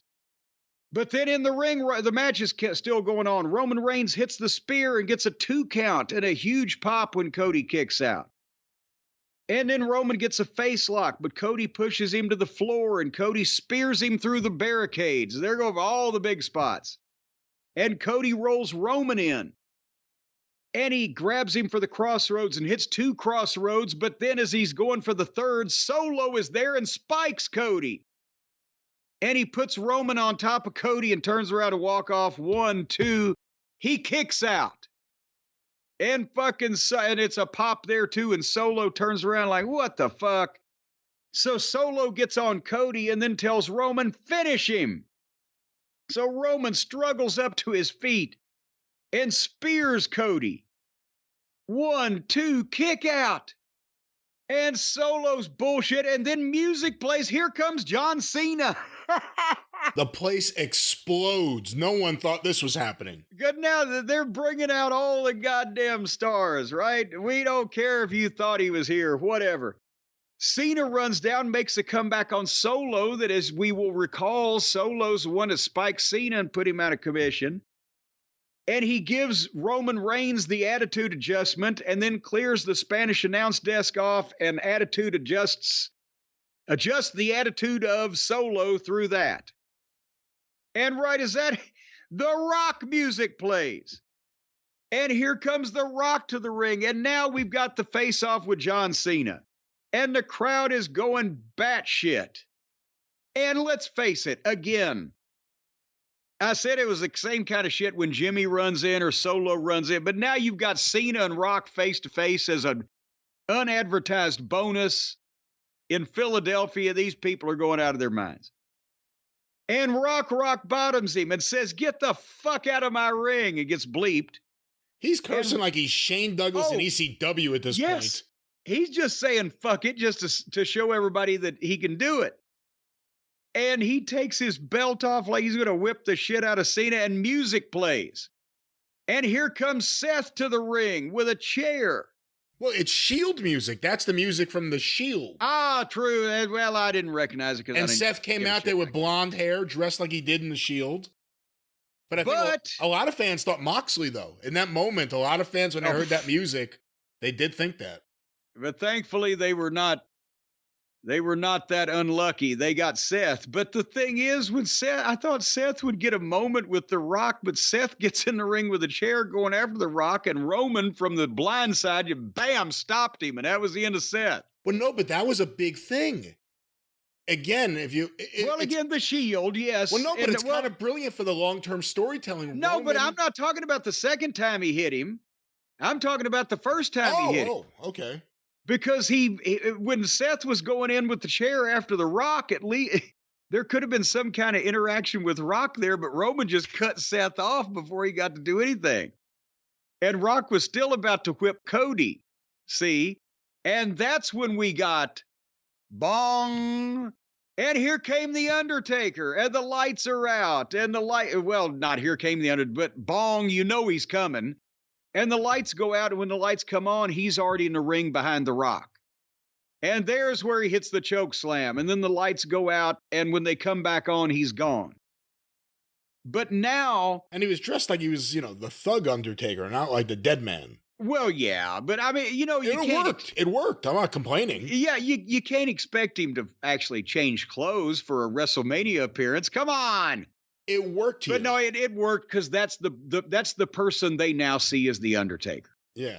For this audience. But anyway, now Roman and Cody are laying there in the ring. There's a chair laying there. The weight belt is laying there. And they're both going for it. But now Roman gets the chair.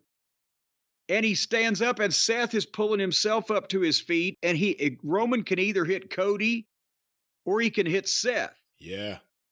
And now he turns, because now is the part, I know from the Shield, that's what, and they've showed the tape, so everybody else does also, that when they broke up, there was the chair shot from behind. Well, now Roman gets to return it onto Seth. But when he does that, bam, and he levels Seth, he goes for a spear on Cody, and Cody stops him with a kick and hits 3 crossroads and the cover, 1, 2, 3, and finishes the story. And that's why I was saying earlier, I thought Seth should have been able to get in and do some kind of duck dodge thing with The Rock before he got laid out, because then he just gets up and he gets laid out again. Before we get to the post-match, and there's a lot to talk about then, obviously you're excited because you're banging the desk nonstop. Well, yes, over here. it's just a barn burner there, a Pier Sixer. It was a good match, but it was an exceptional series of moments. Yes. That were incredible to see live. Well, I wasn't there, but just on TV as it happened, it was great. The long-term booking of, and just by happenstance, not that they planned this out 10 years ago, whatever, but the idea that he got Rollins back for what he did to him. It was his chance to finally do it after all these years, and that cost him the match. Yeah. That's so interesting. That's such an interesting concept just to play with. I love this. I thought this was great. In the same way I love matches sometimes that aren't in-ring classics, it all worked for this here. Built up incredibly, and then, of course, you get the big moment in the post-match. Yeah, and if there'd been, again, multiple run-ins with, Joe Cephas and fucking Tits McGee, it may have been, but this is The Rock. This is John Cena. This is the goddamn Undertaker. It's WrestleMania. That worked. If the glass had broken, they would have set the stadium on fire. That's the only thing they were missing. I was thinking that in some fashion, that might be the 3 count, was Austin to come out to count the 3. Well, I said that the other day on the show. Imagine if the glass breaks and that's who could stop The Rock. There were 3 options. It's Triple H, it's Steve Austin, and The Undertaker. And it worked. It worked. Everyone was happy that no one expected The Undertaker in the middle of this, and it worked. Yeah. And Triple H isn't an option right now because they've got a long story down the road for that. No reason at all to get jumpy about that one. But then Brandy came to the ring. Cody held the belt up. They made the first member of the Rhodes family to win the WWE title.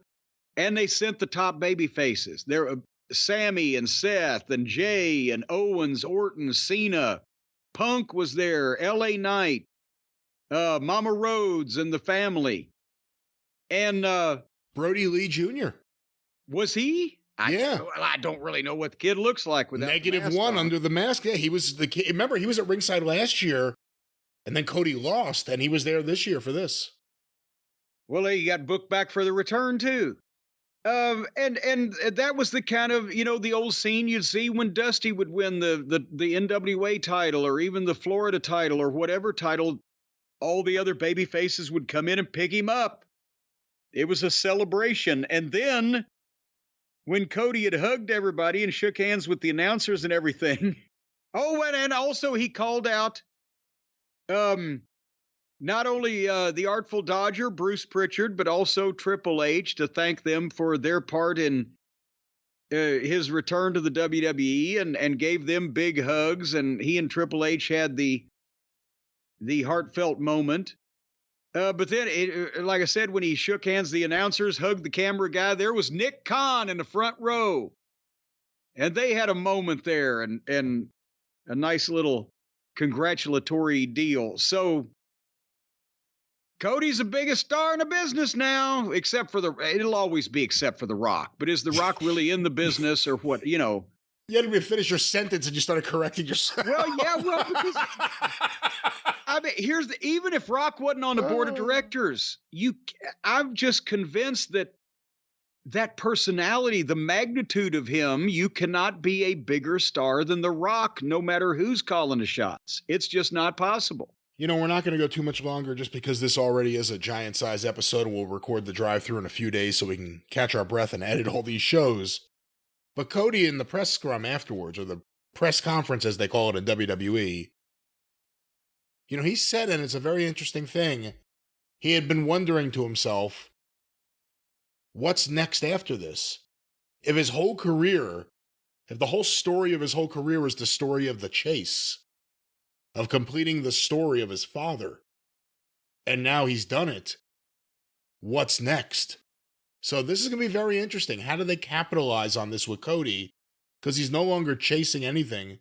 Maybe The Rock, because of the insults about his mom, pinned him night one. But again, other than the made-up title that The Rock gave himself, claiming that Muhammad Ali bestowed the title on him, what do you think's next for Cody?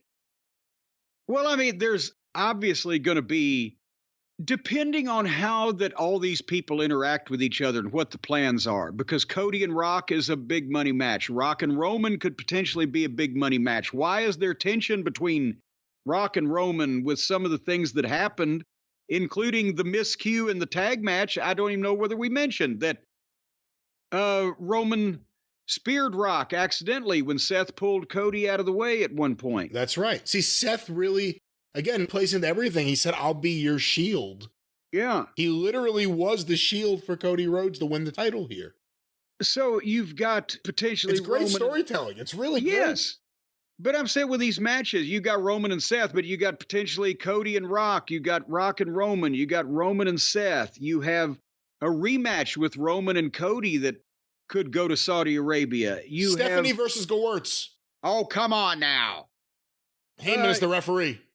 You have Orton as established as a top guy, being kind of a wild card that could be involved with Orton with Roman or with Rock, potentially. There's all these other names. Logan Paul, what the fuck is going on? We don't know how they're going to tell whatever story they're going to tell between Rock and Roman, whether they're going to stay aligned, split up, who's going to go what way, where first. But depending on that, they've got a lot of shit that they can pull out of their bag right now. Here's another thing, and I know Triple H said that the draft is coming up, so they're going to continue to do that. It always is a big ratings night for them. Which champion is on which show? Well, because Cody was on Raw, and now he's the champion of the guy who was predominantly only on SmackDown, and Priest and the entire stable are on Raw until they're broken up in the draft. Well, and again, how does it affect toward the end of this year? Because what are we, 8 months away from a lot of shit changing with them going to the Netflix thing starts in 8 months, right? In January? It starts I believe they leave TV in October, I want to say, and they return to Netflix in January. Yeah, but they don't leave all of TV because the other show is still, I'm so confused, but they're still going to have a show on fucking USA. Is just going to be the other show, right? What the fuck is they're going to be all over the place. And what about Gunther? Gunther lost this title, but he's been so dominant. Could he immediately be put into a situation where he is a potential challenger, and he and Cody, that could be incredible because Cody can sell his ass off. So they got plenty to do to keep busy. Well, night one, maybe a bit underwhelming and cold, frigid. Night two, a night of happy moments for the fans, and Cody got the kind of celebration and not too many guys have gotten over the last 30 years. Sting got it at the Bash in 90. Obviously, Dusty always got it. How many videos of Manny Fernandez hugging him in the ring are there? Manny Fernandez should have hit the ring and hugged Cody. But a big moment, a really cool moment. I guess the big thing will be, how do they move forward with Cody now that he's completed the story? What's next? And with the bloodline, especially if Jacob Fatu's on the way, it can go a whole bunch of different ways. So a lot of interesting things coming out of WrestleMania. And Jacob Fatu did not debut because, remember, I said you don't debut a secret weapon in a losing effort. And it'll be interesting to see whether that's an immediate follow-up on the Raw that happens tonight as we speak, the Raw after WrestleMania, or whether this is something he's going to filter in and play into something some other way. But we'll find out. And when do we finish our story? When are we done with these programs? We're done with this program right now, unless I could check for Twitter and see if there's any big news happening. We're never really done, though, because there's always another one to do. So even though we've done one, we've got many more to do. That's right. Vince McMahon sold more stock to Endeavor. That's his plan. He's going to bankrupt the company that took his company by making him buy back his stock. So the question is now, how much money did he get to top that on top of that $1.2 billion he's sitting on? Hold on. I have something here. Brandon Thurston, WrestleNomics. In 2 agreements, Endeavor is buying 1.6 and change shares, 1.6 million and change shares for 142.6 million. Oh! TKO is buying an additional 1.8 million in shares for 150 million. Whoa! For a total of $293 million.